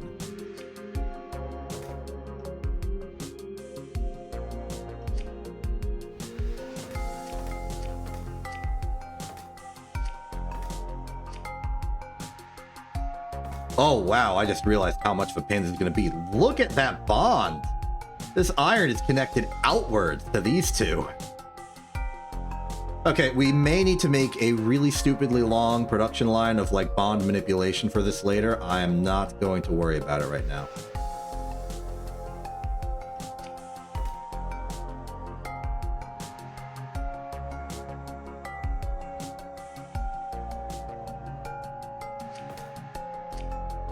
Going from Quicksilver, this is a little easier. I'm starting to really chafe under the size constraints here. Okay. I like this. Quicksilver does not need to touch the rest of it. It is a pure proliferation input. My hope is we can... Oh, okay. I don't exactly know how I want this to be brought together.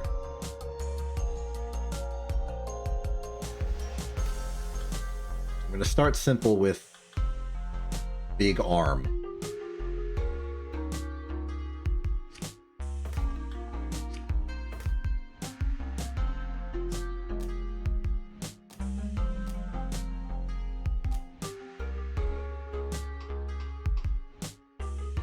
Okay, next step is going to be getting all of the metals around this outer shell. Then we'll start dealing with bonds. Maybe even some stocks.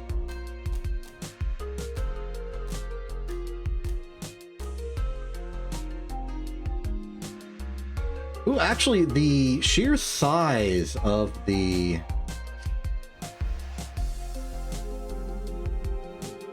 proliferation device makes this a little tricky.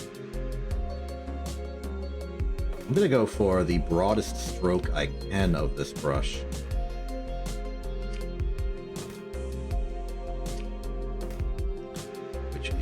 This.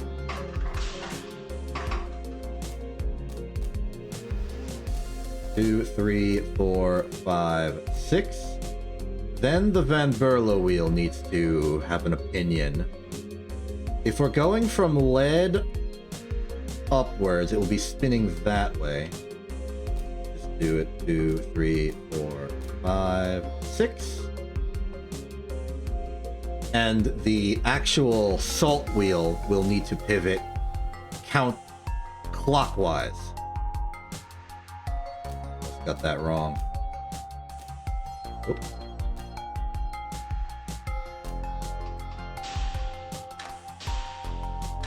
I ain't gonna win any speed trophies for this.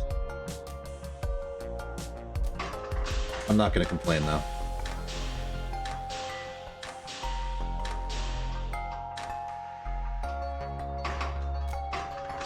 Then we go back.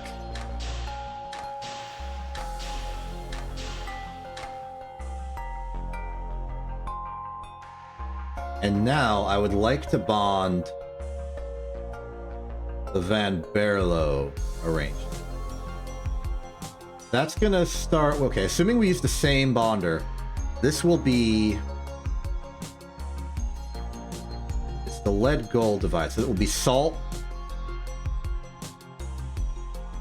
then fire, then earth. So we're spinning the wheel that way.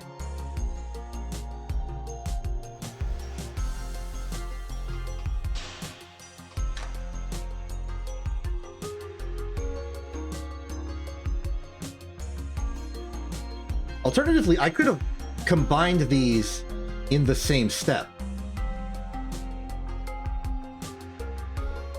I think I want to.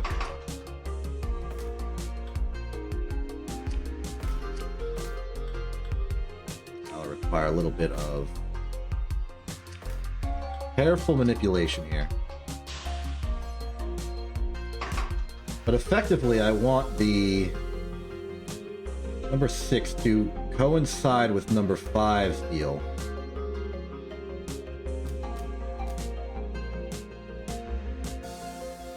It's a little slow on its own.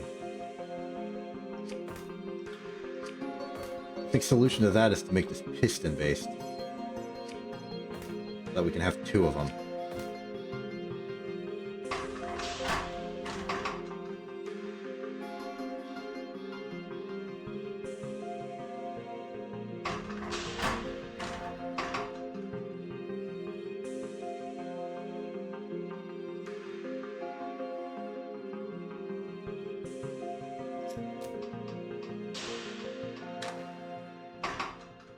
So number, let's say 5, the new process will be forward, then track up and then reset.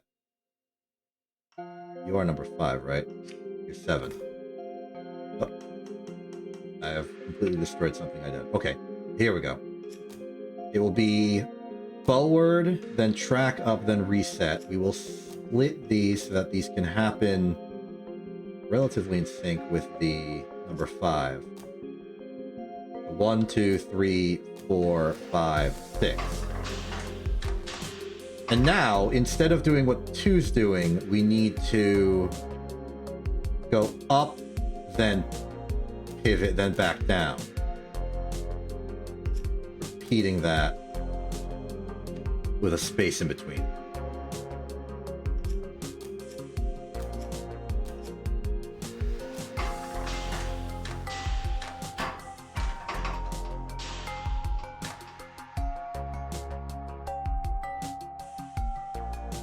Oh.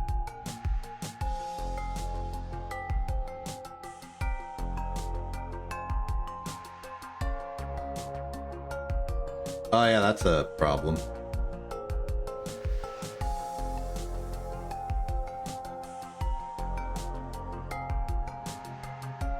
Right, because it's technically bonding on the gold side of it, but we can't because it doesn't exist yet.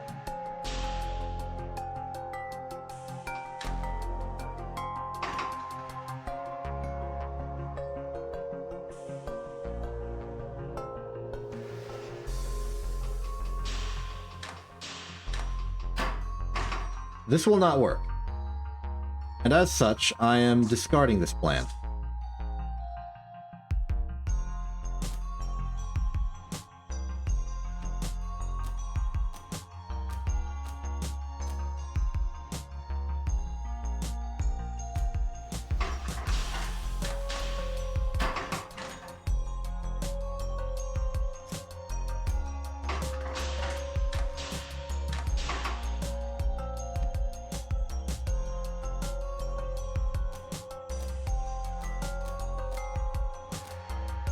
1, 2, 3, 4, 5, 6. We were never gonna do this fast anyway.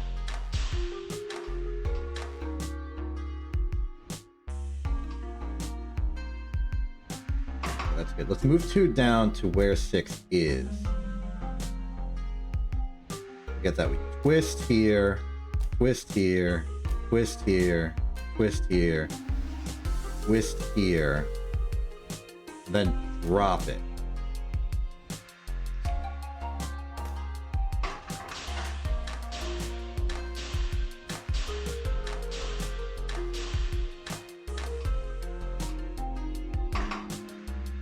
The Van Berlo wheel is going to do some work, so let's get that ready to spin. I think it'd be safe to just do it one before each. 3, 4, 5, 6.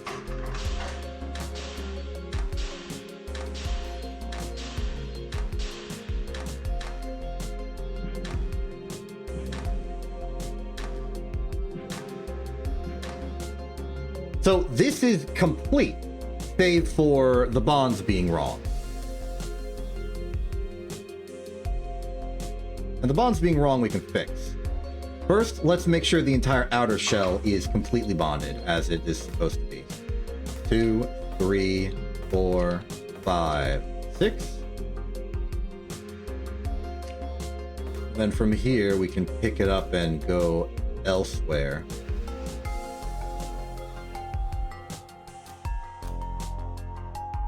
Arm number 4. Yeah, that's arm number 4. I just want to see what's left to do. It's almost certainly those interior bits.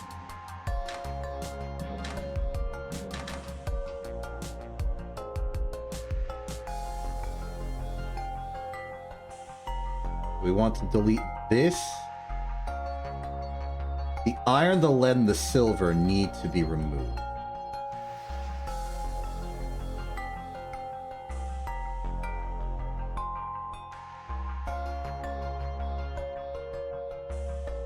Best way I can think to do that on a budget is to have the debonder happen to there and then track it over.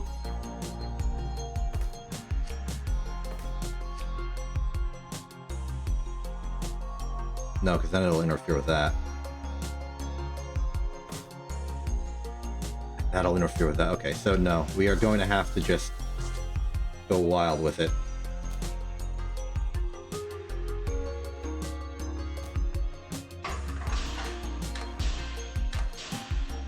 One per.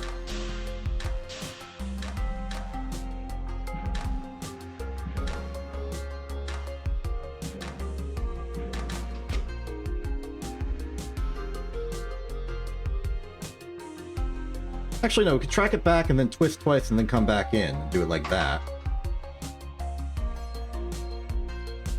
That's technically a way. And then we'll be ready to just put it in. So let's do it like that.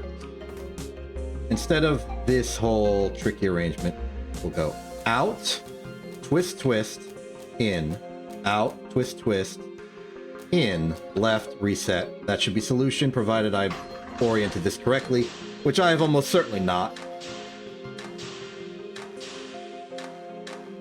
I got like 1 in 6 odds.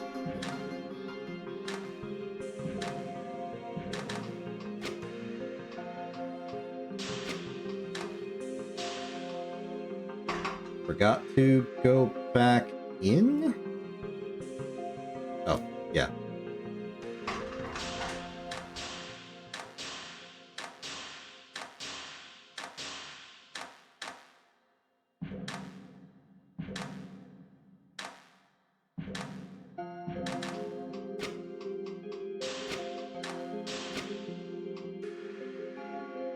And we are off by a complete 180 degrees.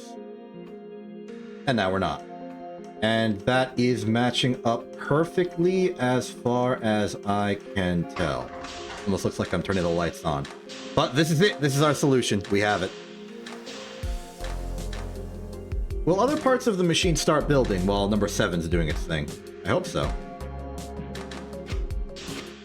It will. But number 7 doesn't do its thing for long.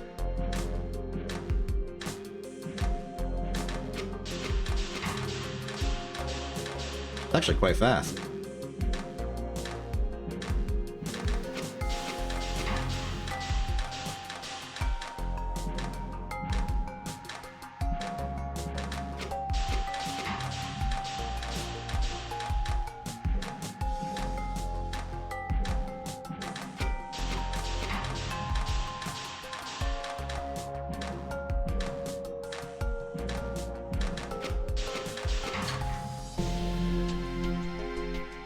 Definitely not breaking any records on cycles, but I am satisfied with it. It's a nice methodical way of going about it. I assume that a lot of the faster cycles came from doing the Metal and Van Berlo parts together at the same time. I do not feel like I have missed out. Yes! This is what Triumph looks like! Severia, look here. A rather good chunk of the transmutation engine is missing. What? I believe I understand now. Rather than breaking the laws of alchemy, the glyph of proliferation actually siphons metals around it to perform its seemingly impossible trick. That would explain some things. Such as why the transmutation engine in your lab imploded. Ah, yes. You could have told me. I didn't know! You really thought you were breaking the laws of alchemy? It's getting late. Let's present this work to the head alchemist. What exactly are you going to tell him? What do you think? Uh-oh. Uh-oh. Interesting. Interesting indeed. You'll agree with me, I believe, when I say this is a revolution on the order of quiet, I'm thinking. Of course. The work is indeed somewhat consequential. Therefore, I am prepared to offer you a position as an assistant alchemical researcher at the Directorate of Alchemical Sciences. Truly, it would be my... Wait, assistant? I'm happy to remind you we do not normally work with independent alchemists such as yourself at all. I've already been more than generous allowing you in here. But you still need me. Right now, I'm the only one in the world with experience in how to do this. What's to stop me from going to a different house and teaching them instead? You'll do no such thing. You and your assistant will remain here while you consider my offer. What's this? You're detaining us? You don't seem to understand the power dynamic here, which is unfortunate. I'll return once you've decided to see reason. This is my original invention, not yours. Don't I deserve better than the merest scraps? You're just like every other research alchemist, lost in the haze of their own ideas, and pointlessly thick-headed. In the meantime, it looks like I have a paper to write. Thank you for your assistance in developing what I will call the Ravari process. Ah! What do you mean a paper to write? Come back! Come back here and open this door! Uh-oh. Uh-oh. You know what? I have an idea as to what we should be doing next, and I think it will be a breakout using the actual truth of what's going on here. No accomplishments to his name, so he has to steal them from others. What rubbish. You knew him before. Was he always like this? Not as bad as this. Something must have happened to him over the decades. I've seen it before. Life in a great house can turn one soft. I don't know if soft is the term I'd use. In retrospect, we should have been a little suspicious that Varen was having us work in here. The transmutation engine still works, doesn't it? Looks like it does. The glyph may not break the laws of alchemy, but it does break down nearly any metal in small quantities. If we could somehow apply it on a large scale, we could melt away quite a bit, I'd wager, such as that metal door. Indeed, or this metal support column. But one does have to wonder how much load it bears. Indeed, it'll likely result in a rapid discharge of Quicksilver again, so take care once you run it. At least this time I'll have some warning. Oh, okay, yeah. The pattern metal. This is simply something to use a lot of Quicksilver on, I suspect. Okay. So, what do we need here? This is actually quite complicated. Yeah, okay, there's a few... There seems to be at least 2 different triangular segments here. There's a Quicksilver silver tin and a tin copper Quicksilver. Interestingly, both require tin. Actually, it's better to think of these like spokes going outwards of tin quicksilver, and then on one side there is either copper or silver in alternating forms. So we are going to Van Berlinate. Well, Revarinate, but I don't really want to give him the credit anymore, really, if I do say so myself. So it's gonna be easier than the production alchemy thing. I think it's gonna be a lot of that. We will need to prep our gold, which will come from here, I suppose. We'll also need a way to get the...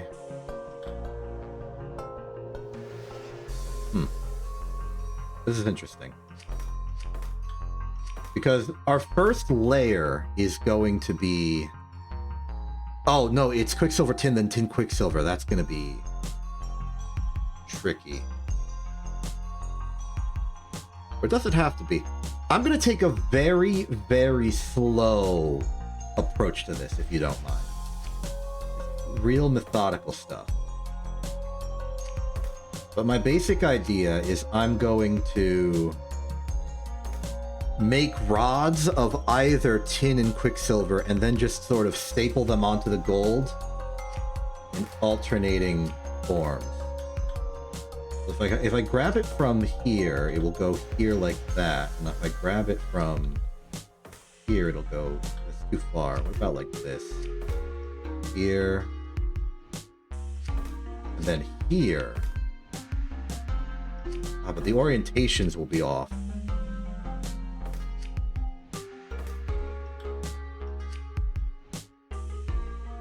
And it doesn't actually work.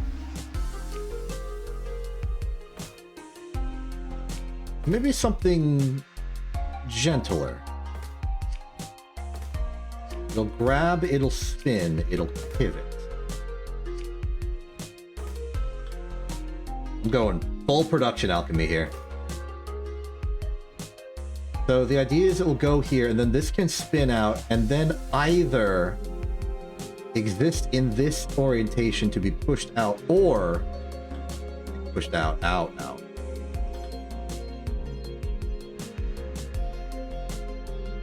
No, it would need to track in, or what I'm thinking.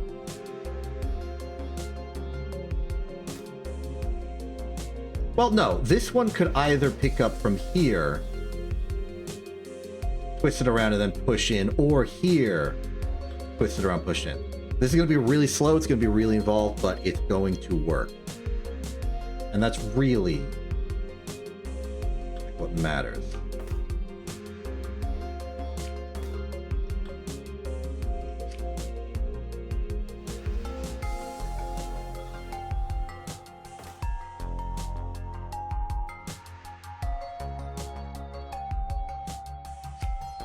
I'm still thinking about it. If the gold sits here, like we just go back up in here, then we can just either push it forward or twist it over. Both will work for now, I think.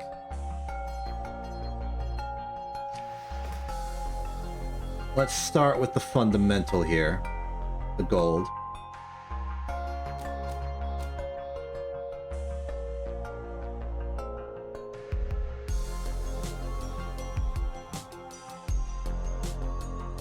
And I think it'll be...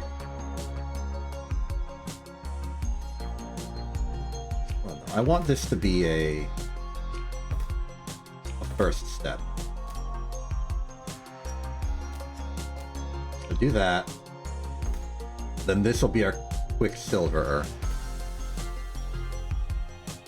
Arm number 2 it is. This will pick up, double over,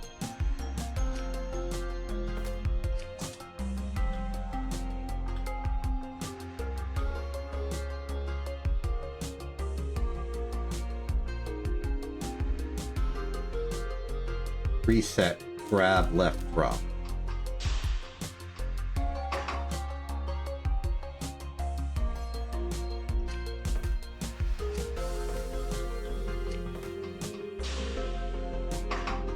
4 grabs here. We'll go here, here, and then wait.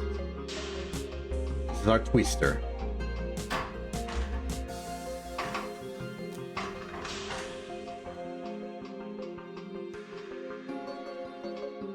Two. Reset these. Then number 5, as it happens. Let's make Ravari's demise wheel over there. We pick up with 5, then we will go in and either push out immediately by track or pivot in place. What should we start with?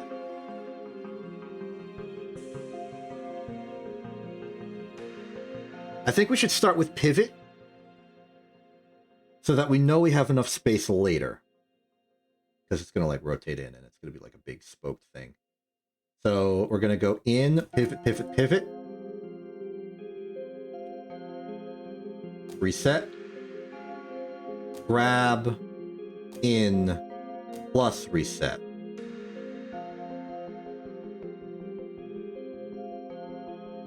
One, 2, 3, 4, 5, 6.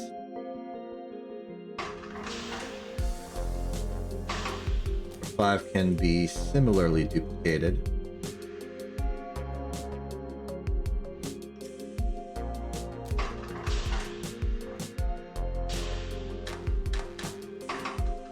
For 3 is actually a little too fast.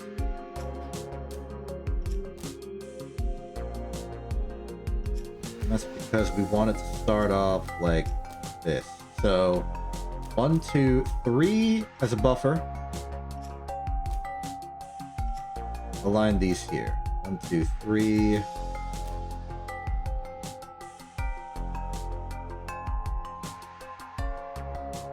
One, 2, 3, 4, 5, 6. 1.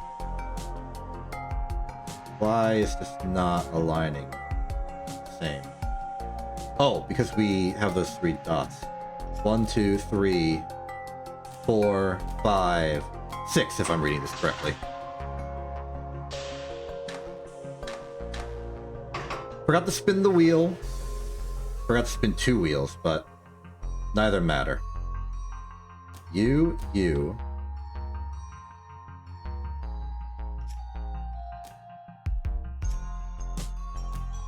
Oh wait, we should only have to repeat this 3 times.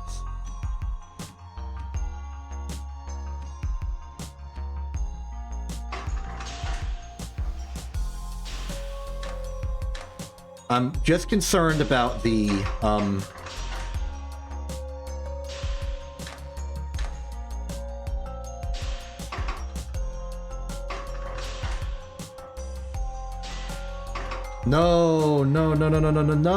No. 3. I'm misunderstanding something. 5 is repeating too soon.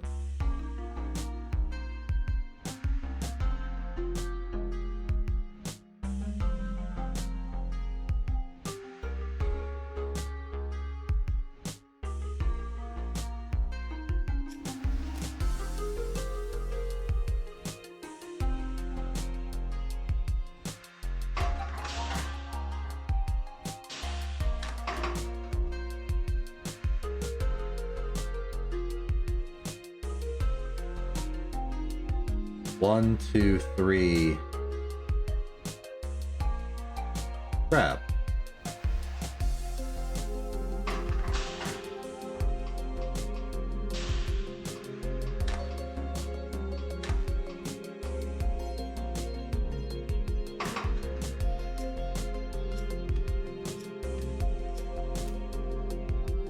No, I see it. It's because one run of arm number 4 isn't enough to...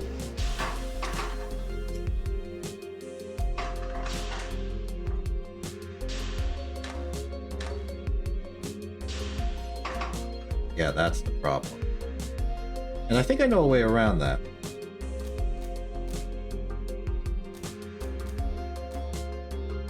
We're gonna alternate it like that.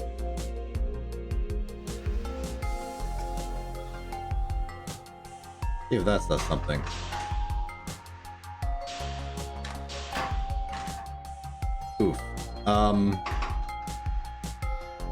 About wait 1 cycle.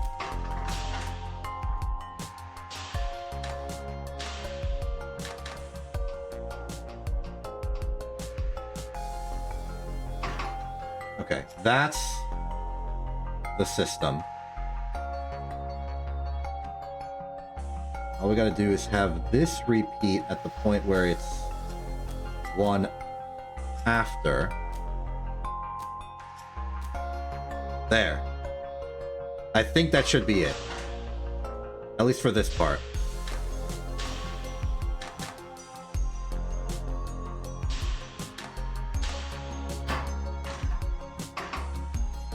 The pivots are now woefully misaligned.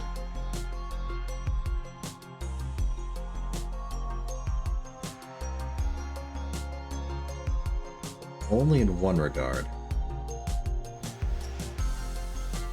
2 prior.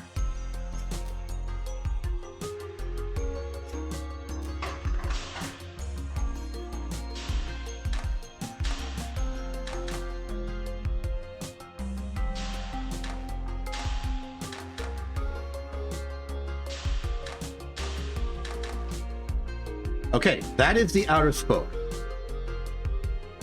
Now, you're obviously seeing a problem, and that problem is that I've not rotated the Rivari wheel at all to do this, but it doesn't matter. I mean, I guess I could do that real quick. The moment that arm number 2 clears the chamber, we're good to spin. We gotta spin twice to get to 10.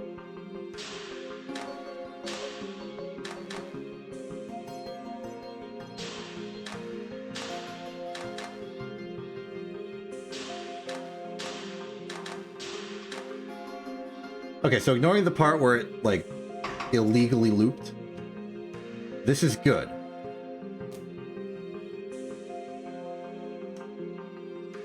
We get to this configuration, and then how do we want to attach the next part? I think the best way to go about it would be to grab... The flag needs to go to the left, so it needs to attach to this one here. In the way I'm envisioning it. So I almost want number 3 to go down. From there, we can have a brand new arm, just to keep the rolls independent.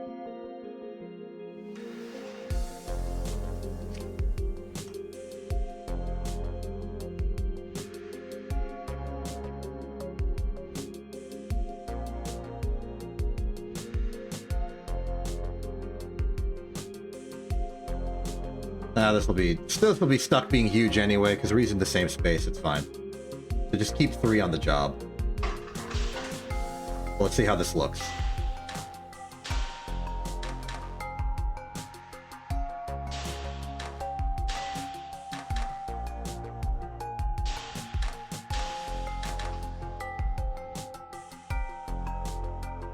Oh, that's an issue. We're covering up the output of the machine.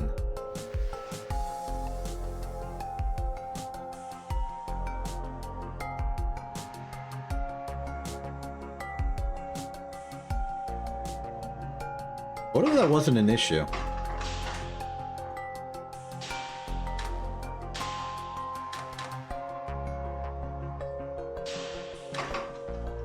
I see the path forward. It's gonna be a very nicely coordinated dance between number 5 and number 3.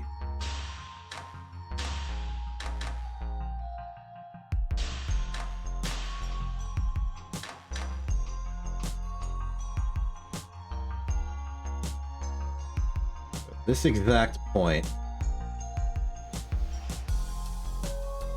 3 will go down.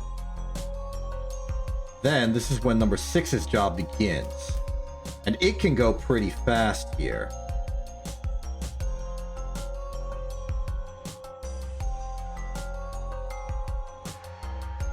I'm going to leave some space just in case, because there's going to have to be rotations and stuff. 1, 2, 3, 4, 5, 6. In principle, what we do here is when it drops it in, we then grab it with number 5, go backwards with both of these. This will connect them.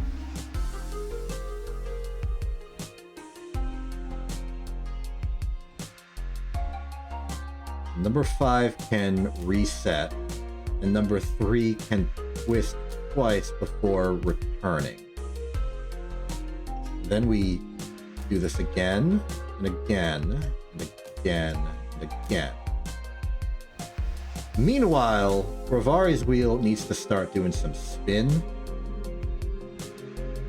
At this point, we're about to start doing a combination. It starts with the tin in the interior, so we actually want to start with copper. Then we'll spin over to silver. Spin over to copper, then we'll spin over to silver, then we'll spin over to copper. Then we'll spin over to silver, and then we'll reset.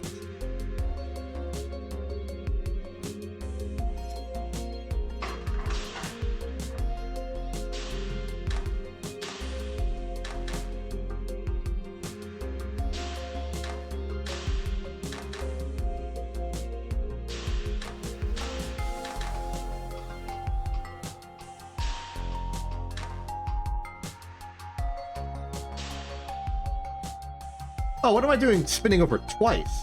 Spin over once. Makes this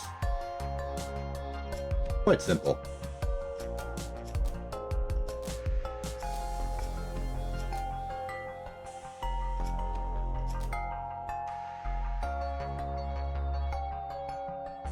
It also means that I suspect this whole operation can be done in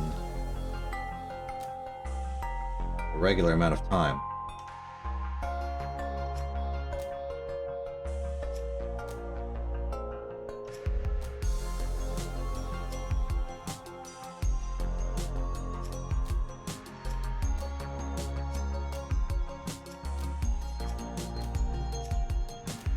This means that the Rivari wheel inputs need to be compacted a little bit.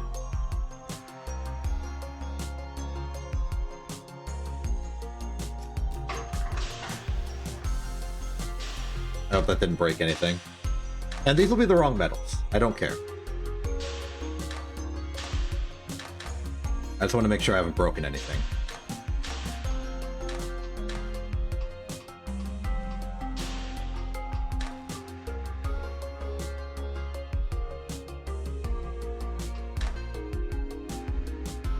Ooh, that's a little annoying, but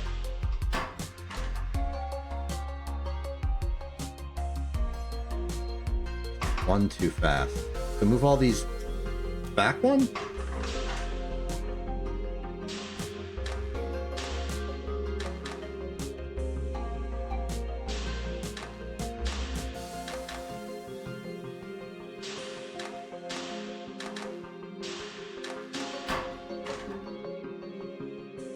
No. Oh, is it because it needs to wait for it to fully clear before it can, like, bring in the next element, which means that we will need one block of space between all of these.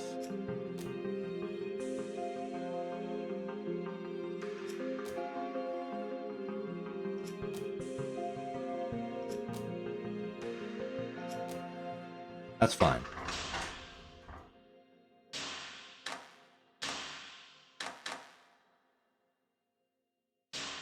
And as stated before, the bonds don't need to be correct right now. That's always solvable with a nice bit of spin.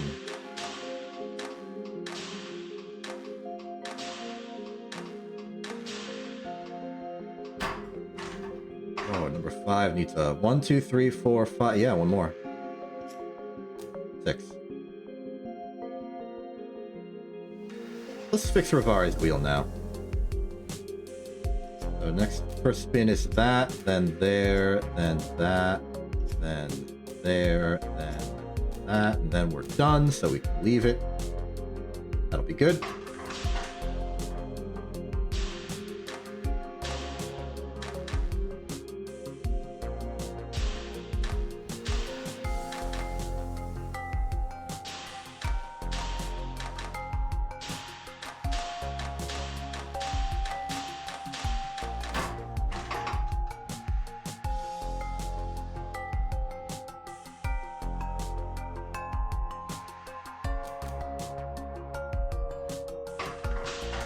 Maybe that'll fix it. Oh, maybe I was calculating it based on starting at gold, not starting at tin. That might have been my problem.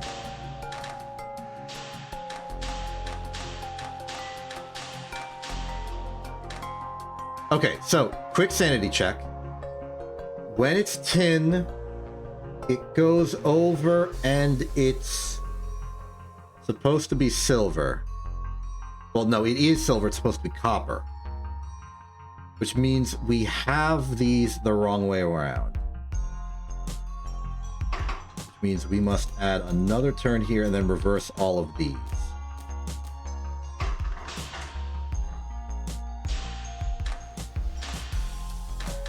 At least that's a simple fix.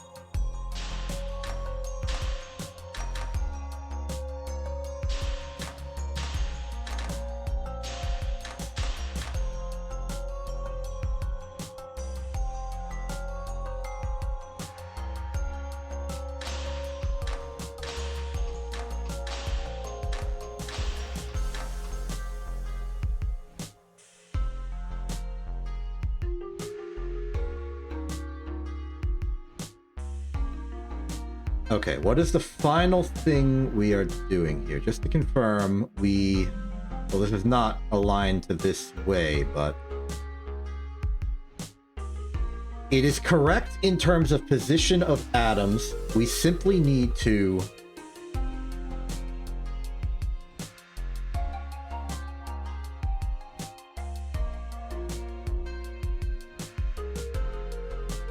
finish the process.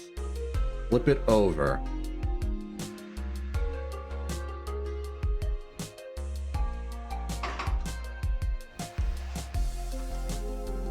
Instead of doing this full ordeal, we just rotate back, it'll let go. Turn, turn, turn. Drop it.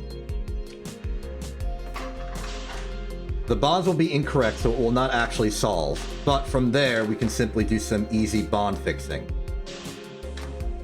I say the bond fixing will be easy because it does not involve the center spoke at all. That one should be fine.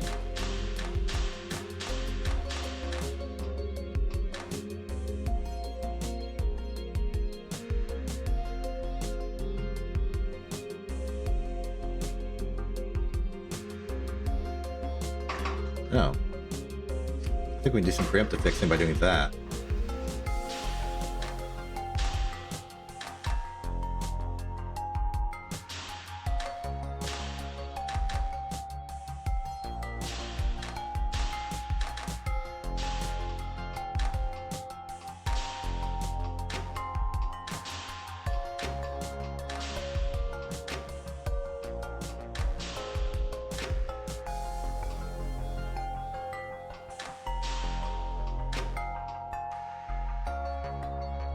Okay.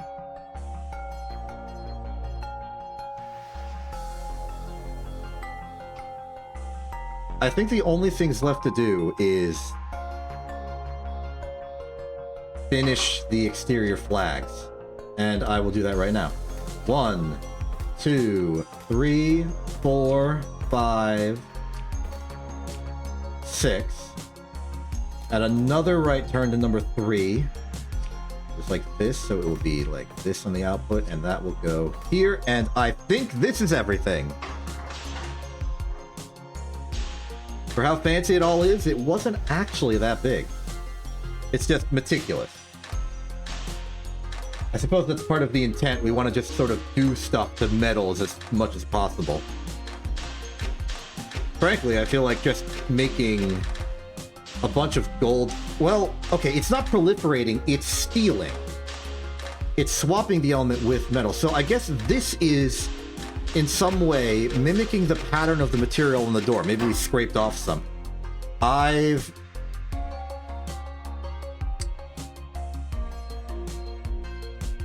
What's this about? How did that happen?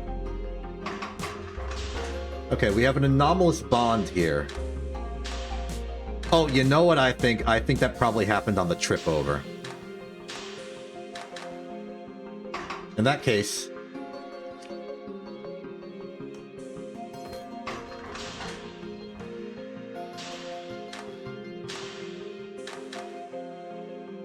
well, I have to wait for it to go again, but... one thing I could probably do to make this faster is actually use Arm 6 earlier to do some good minutes. Yeah. That's our culprit.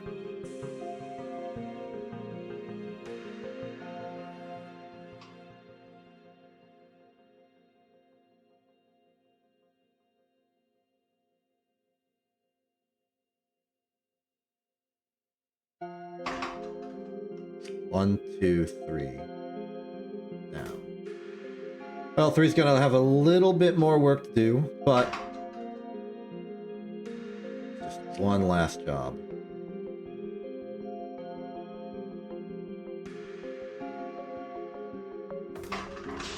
I don't think that's in the right spot, and I accidentally activated the puzzle. So we'll see if this goes good.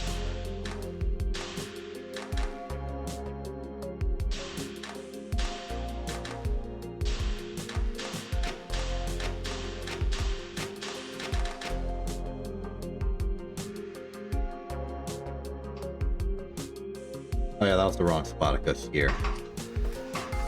Easy fix. And I fixed it. Easily.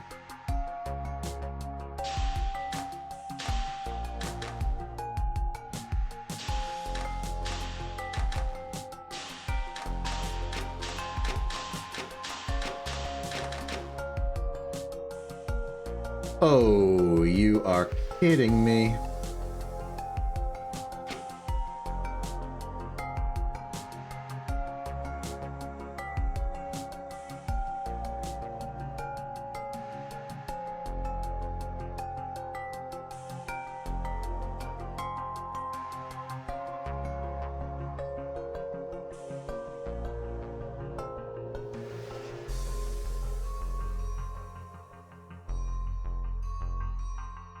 You know what?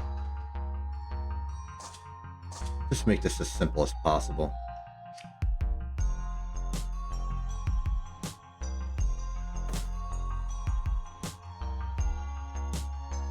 So instead of doing all of that, the moment we finish this, it grabs, it goes 1, 2. I will spin 3 times. Then drop it off. Frankly, I could do that.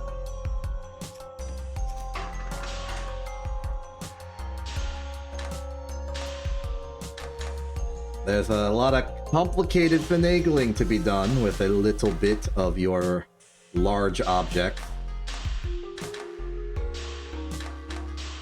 Just hoping this doesn't actually make any bonds I don't want.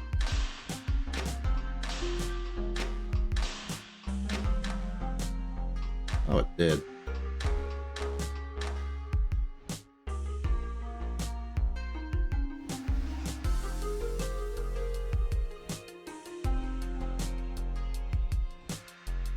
Then how's about one more spin to remove it in a proper, responsible way? Or just do that instead.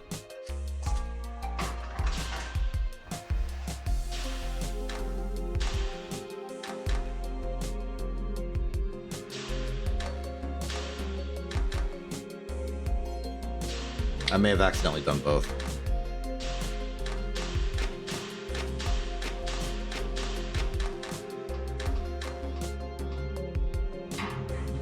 Ho, ho, ho, ho, ho.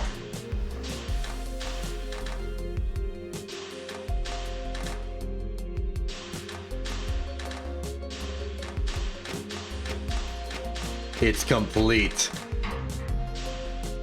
For real this time. Improvements can be made. I don't feel too bad about it.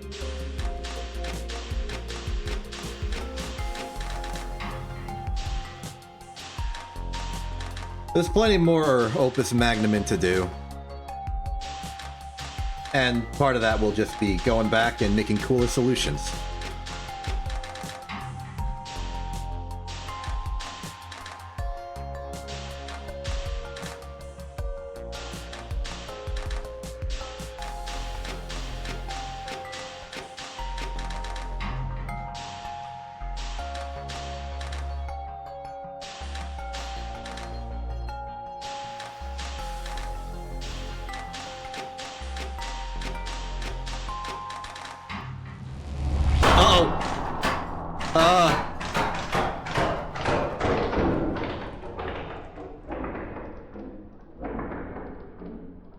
We did it. We broke something. I don't think I've moved that quickly in at least 10 years. Taylor, it's always possible Quicksilver may come flying in unusual directions as the reaction proceeds. This is remarkable. The transmutation engine is nearly gone already. Tremendous. This hole in the floor looks like our way out of here. Wait, we may not need to jump. The doors over there are melting too, as is a large portion of the walls next to them. It's not stopping, is it? We did not make a Grey Goose scenario, did we? You did say you wanted the reaction to be self-sustaining. It's working rather better than I could have expected. I understand how fascinating this is to watch, but we may want to make our exit soon. The ceiling looks as though it might come down next, and I cannot imagine Rivari or anyone else happy if it does. Me either. It's not my fault they built the whole place out of metal, though. Ooh, boy. Eternal Hubris. That is a beautiful name for a thing. Well, then. Look at that hole over there. Well, then. Indeed. Are you alright? I'm the very picture of health, thank you. Good. The nerve of them. That odious man. The way he tried to take credit for my discoveries and acted like I should be grateful. People like him lodged themselves in high positions and do nothing but make things worse for the rest of us with their greed and incompetence. It makes me sick to my bones. I'd much rather do alchemy without ambition than have ambition and be utterly unable to do alchemy. I can only hope he feels the curse of his ineptitude every day. For what it's worth, he wants to forget our parting gift. On that note, perhaps we should lay low for a while. I know someone in the downriver quarters we might petition for help. That sounds like an excellent idea. However, there is one thing I want to try first. Let's see if we can't speak with that young lady from House Soria. The one whose name you forgot. I'll remember it on the way, surely. I can't believe after all this you still believe in your power to single-handedly change the field of alchemy. On the contrary, I'm even more convinced of it. Dere Metallica. Ho ho ho. Chapter 27. The advent of reductive metallurgy. One of the most significant alchemical developments during this period involves House Soria, who announced a suite of new alchemical processes involving the recovery of quicksilver from higher metals. At the time, the move was met with confusion. Why would the great house, famous for its brilliant glass and crystal works, debase itself by working with such traditionally overlooked metallic transformations? To understand the answer, it is important to remember that at this time, quicksilver could only be transported in small amounts, as it was so volatile that even small vials of it could combust or otherwise behave unpredictably. House Soria's insight was that gold, the purest metal, contained quicksilver, or, more properly, contained the potential for quicksilver, and thus quicksilver could be stored and transported as a component of gold. The reinterpretation of gold as neutral medium, as opposed to an idealized end state of matter, forever changed the alchemical world. Besides the practical effects of this shift, it also dethroned gold from the top of the metallic hierarchy. This began the path that led modern alchemists to conceive of the metals as equal parts of a greater whole, as opposed to tiered steps sweeping from low to high. Little is known about the pair of alchemists who were able to convince Clara Soria of this profound new worldview. We have only their names and a few fragments of their letters. Some historians argue the scarcity of records indicate they may have been independent alchemists, unattached to any great house, who pursued their research in small private laboratories. Whether this is true or not, it is indisputable that they changed the face of alchemical science for generations to come. Any aspiring young metallurgist who today employs a Das bifurcator or a Pugano tree honors the legacy of their contributions. So that's what they're naming it. The Das bifurcator is probably the splitter, the divider, and the Pugano tree is probably the prolifer... Well, I don't know if they're using the proliferator all that much. It's a little explosive. Maybe they fixed it. Maybe they finished it. Maybe it's safe now. Or they're talking about the like just the reducer. Or maybe there's some other glyph I don't know about. You put it in the hole. Nice work. Nice work. I mean, I guess it is the darkest spot in the screen. That's a little funny. That's a funny operation you've done there.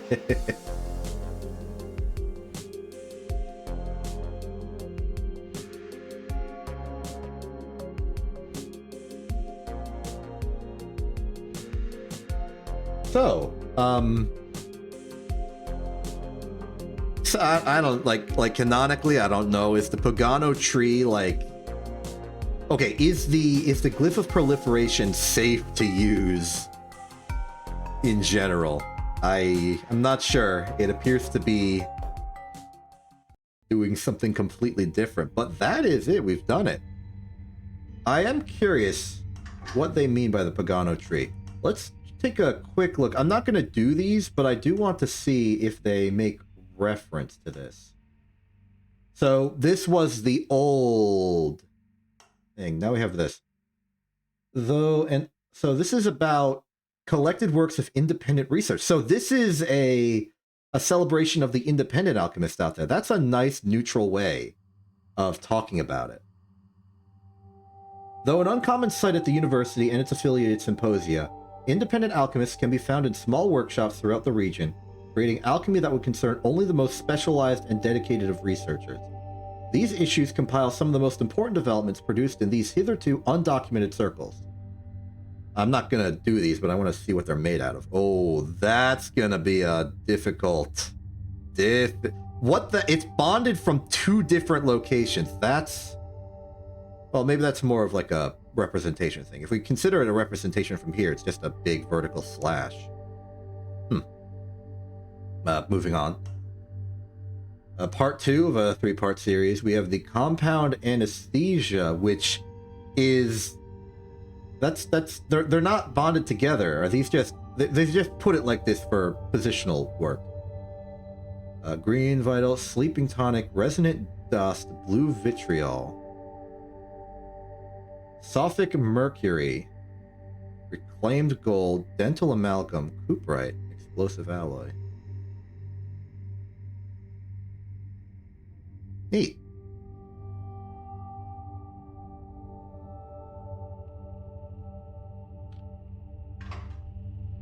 Now the operations of Metallica are sort of independent of all of this.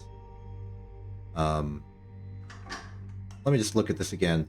So are we calling this the Pugano tree then?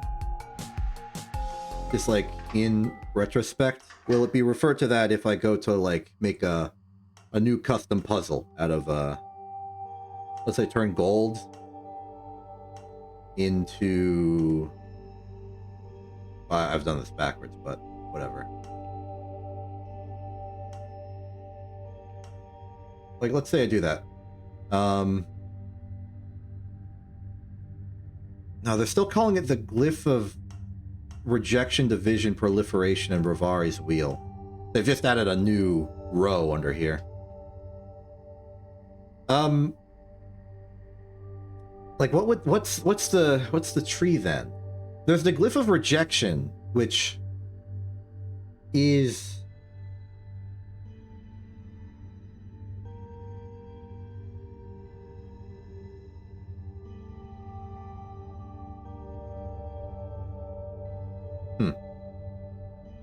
I don't know if the glyph of proliferation is the Pagano's tree they're talking about.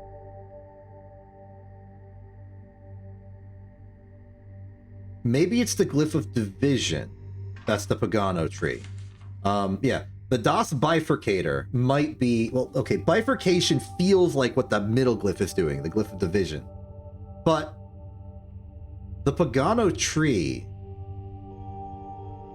I just can't bring myself to think that the glyph of proliferation is actually, like, operational. Because it doesn't do what it says it do. It's just not... It's doing something else. So I would have to say that it's the glyph of rejection and the glyph of division that are the two being referenced here.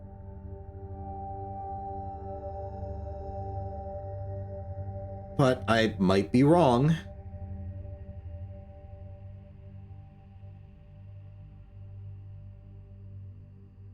I mean, the glyph of proliferation did have a use. It's just it caused side effects, shall we say.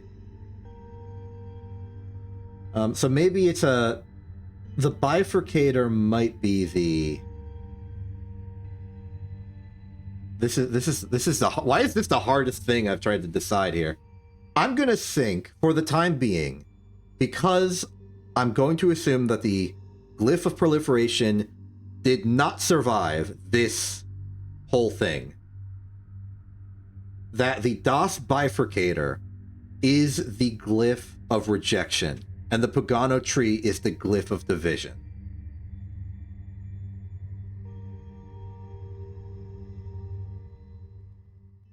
Get me out of here. Cool. Well, it has been 4.5 hours. I'm honestly surprised we got through all 3 chapters in one sitting, and in air quotes reasonable time. I'm gonna call that a victory. This is not a real puzzle I wanted to do. I just wanted to know if there's a way to get the names. So, Dara Metallica is real. I'm happy about it. I don't know what to do about this fact now. I'm lifting the binge clause on the game, but I'm definitely not going to be done. We can now just take it at a reasonable pace, interspliced with everything else, now that the rush to get ready for Metallica and then the day of release of Metallica is done with. We're going to go back to normal stuff. We're going to do the rest of the journal. We're going to maybe make some cool puzzles. We're going to do some Steam Workshop stuff. And with the release of Dara Metallica, Steam Workshop's going to suddenly have new stuff pretty much every day, I feel. So I'm excited for this. I'm going to go get Acela to play this at some point. Problem with Acela is that it's really busy and we have like a mile-long list of things we want to do together or at all on stream. So it's like we make a plan now, it'll finally come into effect several years down the line, and I'm a little sad about that. But that's a different problem. And we'll have a different solution. I'm Exception. This is IntTV. Have a good day and good night.